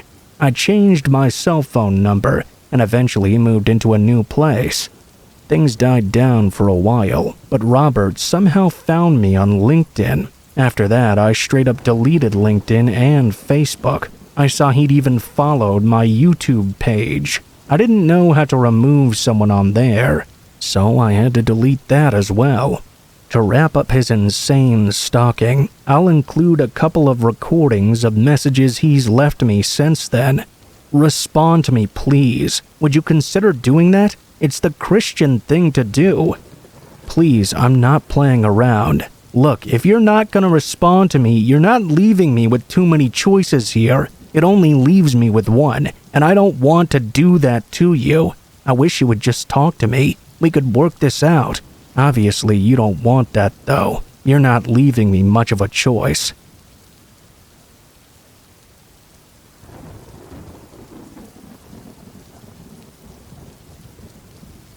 I'm a bit rusty on storytelling, but I'll do my best. My name is Caitlin, and I'm a 21-year-old woman. I was 19 at the time this happened, and had recently taken over my parents' 2-bedroom apartment in Kentucky. I lived with my 2 dogs, Kylo and Finn. I invited my boyfriend Isaac and my friend Aaron to come live with me. They would have to share the rent, of course. The apartment wasn't in the best of areas. A lot of addicts roamed around at night, but it was affordable and allowed me to have my pets. To help with the story, I'll have to explain the layout of my apartment building. The building had 3 stories. The bottom was a basement level with 2 apartments and a parking garage. There were stairs that led to the 2nd story, which consisted of 4 apartments, mine being directly to the left. Right beside my door was another set of stairs that led to the 3rd floor. I lived in one of the apartments on the 2nd floor, like I said. One of the 2 that had a yard, actually, since technically the 2nd floor was on the ground level. One night, Isaac and I were walking the dogs and planned on settling down and going to bed afterwards. We went around the building because my dogs were not very friendly to strangers.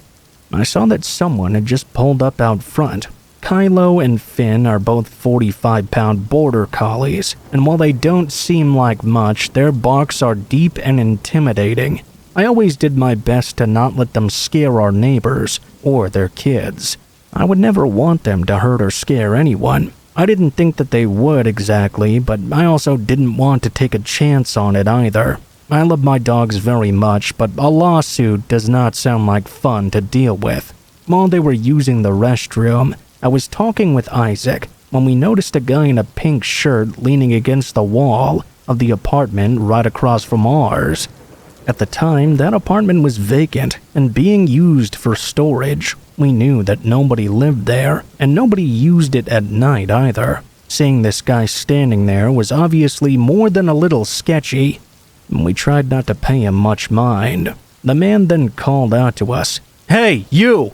We ignored him since we had no idea who he was.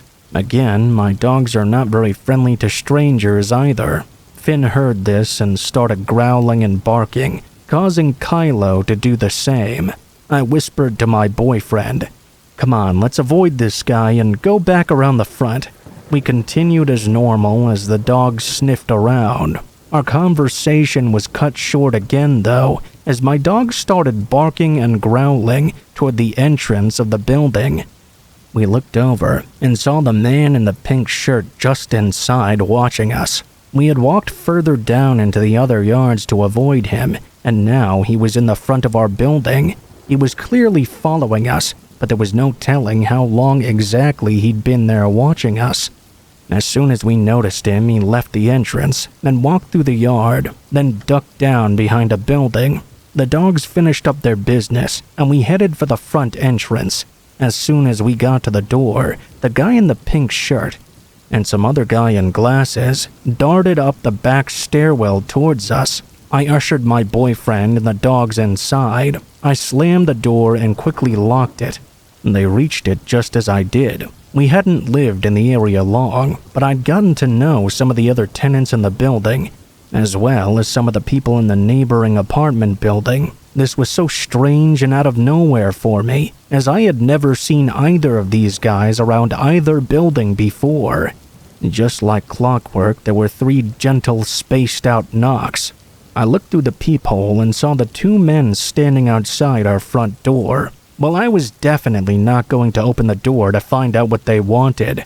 When we didn't open, they knocked again, but we refused to answer. You'd think that eventually they would give up and go away. Instead, they proceeded to start banging on the door and yelling at us to open the fuck up. At this point, we started freaking out. Aaron had come out of his room and was watching the back windows. Isaac kept an eye on the front door. After a moment, the knocking and shouting died down. Isaac said he thought they had left, since he couldn't see anyone out there right now. We started to calm down, but that didn't last very long. Aaron shouted that they were circling around our apartment, trying to find a way inside. We heard a loud thump come from one of the windows, followed by Aaron shouting they were throwing bricks at them. What the hell was going on? Who were these guys? There came a loud scratching noise at the front door. Isaac rushed to look. The man in the glasses stepped out of view of the peephole and stood right next to the door. They started to bang again, demanding that we come out, all while making that scratching sound and throwing things at the windows. None of us felt comfortable calling the police because we were hardcore stoners with paraphernalia all over our apartment, and of course we had smoked earlier that day. The paranoia got the better of us, and it didn't seem like a good idea to call the police. Instead, I went to the very back of my apartment where I couldn't be heard, and called my parents. My dad is a big 6'3" guy, and built like a tank. My mom answered the phone, and once I informed her of the situation, she used my dad's phone to call my cousin. My cousin lived closer to me, and owned a gun. He came over in his Jeep and parked across the street from our apartment. We could view inside the entryway. He confirmed the guys were running around, hiding, going around the building, and trying to find a way inside. One of them even attempted to crawl up through the balcony. My mom told my cousin not to confront them and wait for her and my dad to show up. The guys kept this up for 40 minutes. Eventually, my cousin lost sight of them. Soon after, my parents got there and saw a group of people in a big circle. Apparently, they'd caught the guy in the pink shirt and began beating the shit out of him. I immediately came out of my apartment and watched as my mom got out of the car screaming at him. The guy in the glasses ratted out the guy in the pink shirt, which was now stained with his blood. He got up off the ground. I watched as my dad walked up to him and asked him what his problem was. He stuttered out a half-assed apology. He said he didn't mean to. My dad proceeded to ask why they'd kept at this for an hour after. More mumbling. My dad began to beat him up as well. I'll never forget how my dad yelled at them to get the hell away and never come back to these apartments again. Right after this, the cops pulled up and asked what was going on. They explained they had received a call about a group of people beating up some guys. The call wasn't even related to what the guys had been doing to us. We looked at my door after. We confirmed there were long and deep scratch marks, which they concluded had been made by a knife. I can't even imagine how the situation would have gone if we would have opened that door. Turns out these two guys had confused my boyfriend for some other guy they wanted to fight, who lived in the building right next to ours.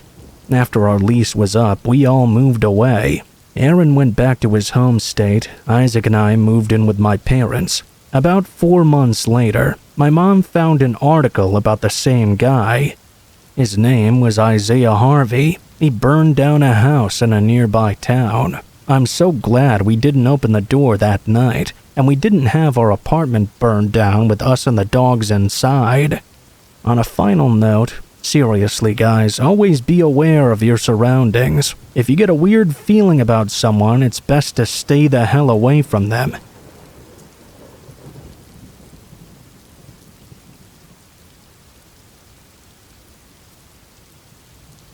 This happened in the summer of 2019. I'm from Morgan Hill, California, but this story happened in the town next to mine, Gilroy. Every year, Gilroy throws a festival to attract people to the local businesses and generate a little revenue. I used to go every year when I was a kid with my family, but the festival became more and more shady as the years went by. I was 21 at the time, and my boyfriend Will and I were going to meet up with my aunt and cousin at their booth. It was their first year as vendors, so I wanted to show my support. 3 important things to note. 1, it was my boyfriend's first time going. 2, my cousin was 8 months pregnant at the time. And 3, my cousin's daughter had decided not to go that day, so she stayed with my uncle at his house, which was right down the street from where the festival was. We parked at my uncle's home and said our hellos before walking over. Luckily, we got in for free because of my aunt. I noticed the security wasn't exactly very tight. Will walked right in with his Leatherman multi-tool on his belt, and they didn't even bother checking me. After making our way through the crowd, we finally got to the tent where my family was. After about 25 minutes of being there, my cousin went off to the bathroom. Will walked off to go take a look at another booth. While I was still talking with my aunt, 5 minutes went by. All of a sudden, I heard a loud pop. Everyone around either thought it came from the jump house 200 feet away, or a firecracker had gone off. For once, I listened to my instincts, though, and made eye contact with my aunt. Within 30 seconds, rapid gunfire and bullets were flying through the tents, as hundreds of people were screaming and running for their lives. Like everyone else, I ducked for cover. I saw 2 kids standing still, though, so I ran to them and threw them under me to protect them. Their mom came running over and jumped on top of me to protect all 3 of us, I guess. Eventually, the kids crawled out and hid next to a table that had been turned over. I laid down flat on my stomach, watching my aunt. I heard her screaming for my cousin. That's when I really started to panic. I had always heard in dangerous situations that you have one of 2 responses, fight or flight. Mine was fight, I guess. I stood up and ran out of the tent, screaming for my cousin. The bullets were still flying. I stayed as low as possible to make my way towards the bathrooms. However, I never made it past the tent. Will appeared out of nowhere and yanked me by my ankle. He dragged me under the table he was hiding under. I heard a loud whistle, followed by something falling on my head. I felt my hair and discovered that a bullet casing had landed on me. During all the commotion, we somehow didn't realize the shooter had been standing right next to us. Will and I made a break for it, and I ran so fast I kicked my left shoe off. It's a miracle we didn't get mowed down by this psychopath. Finally, the cops showed up and began to open fire at the shooter, causing him to take cover. My brain clicked that I needed to run. Another thing to note is that I was a cross-country and track athlete for years and had to stop because of a knee injury. We managed to make it out of the park, and I immediately called up my uncle. He told us to get to his house fast. As soon as I saw him outside, I collapsed into his arms, crying my eyes out. I couldn't find my aunt or cousin. 15 minutes later, we saw my aunt and her friend who had been working the booth with her. They came around the corner, and we hugged and cried. Neither of them had heard from my cousin, so we sat there waiting in fear. We finally got word from her eventually. She had been put onto a bus with a bunch of kids. They had been taken to a field where people parked their cars for the event. When we got there, we broke down in tears and embraced each other.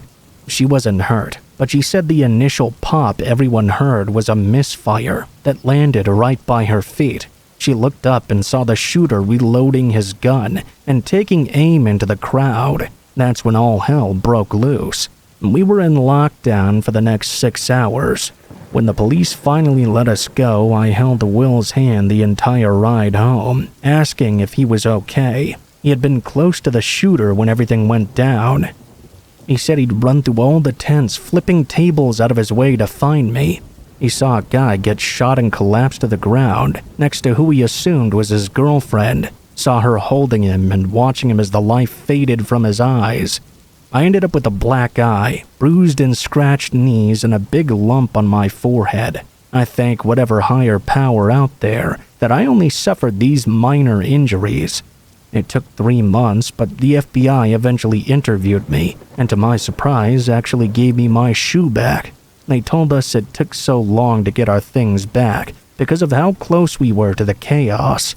After going to therapy for the next year or so, I feel a lot less anxious talking about it. I still jump when I hear loud bangs, and I'm still healing. 3 lives were ended that day, and the town of Gilroy still mourns their losses. Our community is trying to rebuild itself after this incident. With all that happening, I think it'll be some time before the festival is brought back. I think about that day quite often, and how lucky my family was to be able to get away unscathed.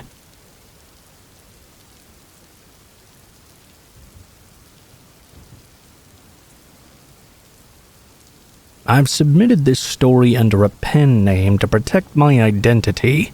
During the late 90s, I was at a very low point in my life. I was a drug addict wandering the streets of downtown Los Angeles, eating out of trash cans, sleeping under bridges, and asking random passerbys for spare change. Looking back, I have nothing but regret for that time in my life, but this story is about the incident that made me sober up and turn my life around. One night, I was sleeping under a secluded highway overpass. It was fairly isolated because of its location on the outskirts of the city. It saw little to no police presence. My sleeping spot overlooked a concrete foundation that stretched on for about 50 yards. It was a pretty long walk to get back to the city, but it was a price I was willing to pay to have this place all to myself. I've had more than my fair share of close calls, sleeping on Skid Row. After a long day of panhandling, I slipped into my sleeping bag and began to doze off. All of a sudden, though, I was awoken by the sounds of screaming. I turned to my side to see a car parked under the overpass. The vehicle's windows were down, and I could tell there was a commotion taking place inside the cab. I know what you might be thinking, and at first I thought the same thing too. Maybe somebody was getting lucky in their car, but these were not screams of pleasure, they were screams of agony. A chain-link fence bordered the concrete platform beneath the overpass, and at night the white light next to the fence would turn on and partially illuminate the area. It wasn't the best lighting, but you could still see from my sleeping spot what was going on. I watched in horror as the passenger side door of the car flung open. A skimpily dressed woman exited the vehicle. She was holding her leg as if she were injured and trying her best to limp away from the car. I was frozen in place, almost not believing what I was seeing. The girl was begging for her life as she staggered away from the vehicle. The driver's side door opened and a figure emerged from the car. I couldn't quite make out the details of this person because the passenger side of the vehicle was facing me. The person pointed a gun at the girl and shot her in cold blood. I remember closing my eyes at this and opening them to see the woman sprawled out on the ground on her back. The way her head was positioned was as if she was looking at me. Her jaw was going up and down, like she was trying to say something. The memory of seeing her like that haunts me to this day.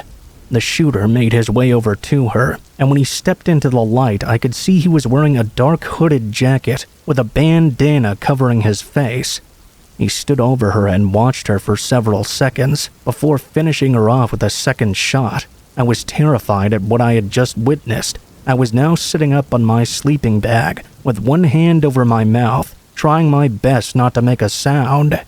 What happened next was a whole new level of fucked up. The headlights of another vehicle at the opposite end of the overpass flicked on and drove up to the gruesome scene. At first, I was relieved and stupidly thought someone must have arrived to help, not even factoring in that a bystander wouldn't casually drive up to the scene of the crime with the killer still standing there with a loaded gun. I guess after I'd just witnessed something so horrible, the logical part of my brain wasn't exactly working too well. Things became clear to me when I noticed the other vehicle was a black van.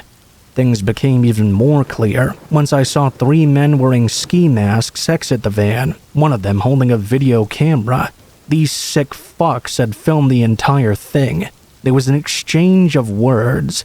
The other 2 men that exited the van walked over to the dead woman, grabbed her arms and legs, and proceeded to carry her body back to the car. The shooter had made his way over to the car before they even got there. The cameraman stayed off to the side and filmed the entire thing. The shooter popped open the trunk. The men heaved the corpse into it. Without going into too much detail, I'll add that the men did not seem too concerned at all about blood or evidence. The cameraman then joined them at the vehicle for a nice close-up shot. The shooter walked over to the van and returned with 2 cans of gasoline. The men doused the car in gas, and the shooter struck a match. He threw it, and the car was engulfed in flames. The 4 men and myself watched as that car burned. As I stared into that fire, I became numb. Apparently, I'd reached my scare limit. I was just angry now, angry at these animals for what they had done. Even if the woman was an addict or a hooker or something, no one deserves to die like that, murdered under an overpass in cold blood. The fact they'd recorded the entire thing pissed me off even more. I consider that to be the exact moment I stopped being a drug addict. The 4 men eventually piled back into the van and left a short time later. I came out from the overpass and ran to the nearest payphone to call the police. I don't think they took me very seriously at first until I led them to the burning car. I was questioned for hours by the detectives. They did suspect me, since I was a homeless junkie. I stuck to my story, though. They kept me in a holding cell for a few days, which they probably couldn't legally do, but I honestly didn't mind the free showers and food. I was actually a bit bummed out when they released me. I found out there were similar killings in San Francisco and Sacramento, and the perpetrators were wanted by the FBI. I don't know for sure if they ever caught them. I can only hope they did. After that night, I decided I'd had enough of living on the streets. The sheer terror I experienced inspired me to get my act together, finish college, and eventually become an English teacher. I'm proud to say I've been sober for almost 23 years now. Sometimes seeing the ugly side of humanity is the true cure.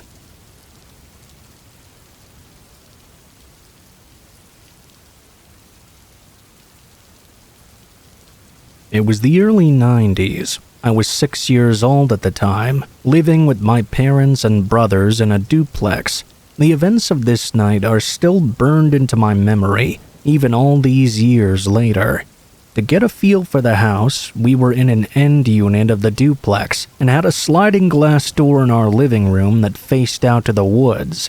The couch was against the wall, half in front of the sliding glass door, angled in such a way to see the TV. It was one of those big old tube TVs with the wood paneling. Friday night, my father had not come home from drinking, so me and my mom camped out on the couch.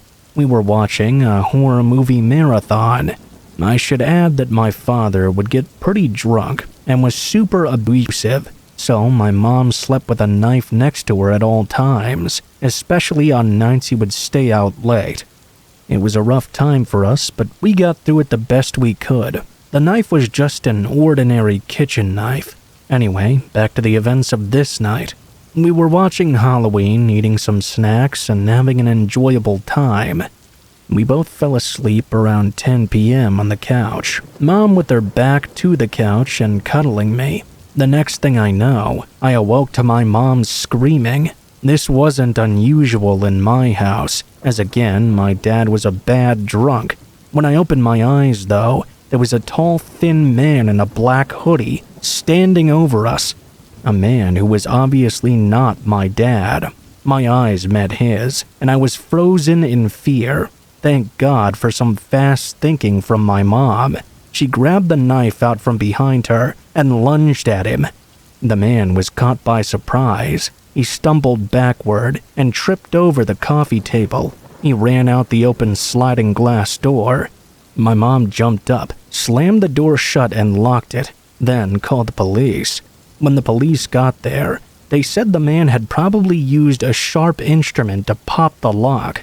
They noticed a ton of cigarette butts that didn't match my parents outside the sliding glass door. They said he'd probably been sitting out there watching us all night, building up the courage to come inside. The police said they'd had several calls of a peeping Tom that matched his description in our complex over the past few months. For whatever reason, he chose our house to be his first escalation. My parents got divorced shortly after, and we moved in with my grandma. Thankfully, there were no more encounters. To this day, though, I check all the locks before I go to bed, twice even, and have a pole in our sliding glass door. Looking out a window at night still makes me feel uneasy, because you never know when there's someone on the other side watching.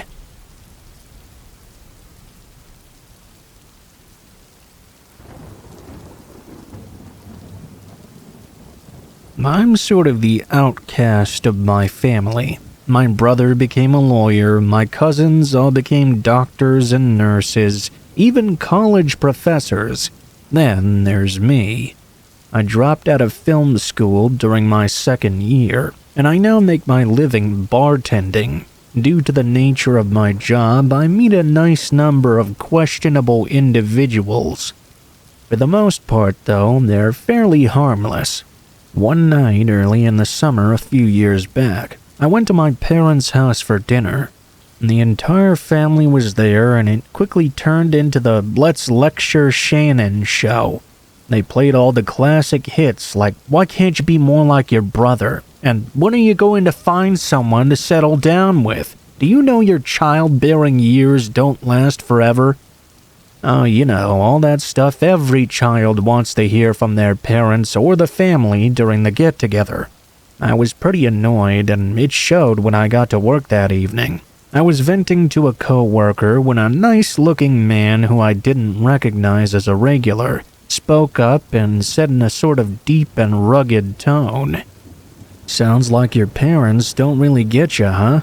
I can tell just by looking at you that you're a free spirit. You play by your own rules. You give off this unique energy." Yeah, believe it or not, that stupid line worked on me for some reason. Maybe it was because this guy was so good looking. I don't know. I continued to talk with him for a while, and we ended up talking all night long. I closed the bar and we went back to my place for the night. Had a few more drinks. I was actually really into this guy. Even though I'd just met him, there was a real connection. When we woke up in the morning, he made me scrambled eggs and suggested something crazy. He said it with such confidence in that deep, sexy voice of his. "Hey, why don't we elope?" I knew that was crazy, but Vegas was only 3 hours away. "I know this is crazy, but Vegas is only 3 hours away. You can tell your parents you met a guy and now you're married." This guy knew exactly what chords to hit with me. I knew in my stomach this was a horrible idea, since I didn't know anything about this guy at all. But I wasn't thinking that way at the time. I was thinking about getting back at my parents. To me, it was just a marriage. Like, people get divorced all the time, right? So if it doesn't work out, I could just do the same. I agreed and called into work for my night shift. Right after breakfast, we got into the car and started our trip to Vegas. It was crazy, but I was excited about this. We talked about getting married, what we wanted to do, things like that. We were an hour away from Vegas when I realized he hadn't told me anything about himself. Where he was from, where he was living, I didn't even know his name. That pit in my stomach grew bigger and bigger the closer we got to Vegas. I asked him what his last name was. He just smiled and said, "You'll find out soon enough. Don't you worry about that." I still don't know why I was going along with this at this point. I think the idea of throwing it in my parents' faces was my real driving force. We weren't far from Vegas now, when I noticed that he'd gotten off the highway at a random exit that I didn't recognize. I told him we needed to stay on to get to the place we were going, and he insisted this was a shortcut to a special place. It was cheaper and very nice. He knew the girl who ran it, apparently. I didn't say anything because I didn't know what to say. I didn't know anything about Vegas, but I was pretty sure there was not some secret side entrance into the actual city. I mean, maybe there was and I didn't know, but I didn't think so. Wherever we were now looked like the middle of the desert. There was hardly anything on the road. It looked like a scene from Mad Max. I started to grill him with questions. What did he do for a living? How did he know about this place? Was he sure he was making the right decision? He seemed to be very dismissive. He just kept saying stuff like, "I love you, baby. I know there's a connection. Trust me. There's a reason the universe brought us together." Finally, I started to come to my senses. I sobered up, as they say. I was worried it was too late. It was becoming clear this dude was up to something. I told him I really needed to use the restroom, and it was an emergency. He said I needed to wait until we got there. I basically begged him to stop, which he finally did. I went into the bathroom and called my mom right away. I apologized for what I was doing and told her I didn't feel safe. She didn't judge me or insult me or anything. She just told me to turn on my phone's location and try to stay where I was as long as I could. She would head out to where I was. She said if things started going south, to text her a single letter and she'd alert the police right away. When I got back in the car, I could tell something was off. He started demanding I tell him what was wrong. I stuck to my story and told him I was fine. I was just a bit tired. I told him I would be excited once we finally arrived at the wedding chapel. After 45 minutes of driving, we eventually pulled up to what looked like an old garage or something. Obviously, I was confused. I asked why we were there. He told me some wild story about how this place was like a secret location to get married, like a speakeasy for elopers. I got out and glanced at my surroundings. There was literally nothing in sight other than desert. I asked if Vegas was close by, and he said it was 5 miles away. He told me to head inside. He wanted to grab a suit out of the trunk or something. I walked over to the door of the garage and looked back at him digging through the trunk. I noticed he had a duffel bag. Before I went in, I heard a noise coming from the other side of the door. There was a small window next to it, so I peeked through. Crouched over with the hood was some person hiding just out of sight. I looked back at my lovely groom-to-be. He was still digging for something. I texted my mom the one letter as she suggested and ran to the back of the building. I hid behind some random barrels. From my vantage point, I was able to see him make his way to the door. He kept looking in both directions. When he opened the door, I could hear the men speaking, but I couldn't really tell what they were saying. Seconds later, he ran outside and started to call out my name. Whoever the other guy was said they needed to leave right now. I saw them both run off to his car and drive off in a hurry, leaving a gigantic dust cloud behind. I stayed put right where I was for a little over an hour until eventually 2 police cars showed up. I gave them a report of what happened, and we waited for my parents, who gave me a big hug when they arrived. I told the police everything I knew, and what type of car it was. I hadn't really got many details. I knew it was a gray 4-door car, I think maybe a Ford. I gave the description of the guy as well, told them everywhere we had gone and hoped a camera might have picked us up. Unfortunately, those guys were never caught. I didn't work at that bar for much longer. I started working for my brother shortly after, actually. Whenever I see a gray car slow down anywhere near me, my heart still stops. I don't know exactly what was going to happen to me, but I'm grateful I came to my senses when I did, because if I had walked into that garage, I may have never been seen again.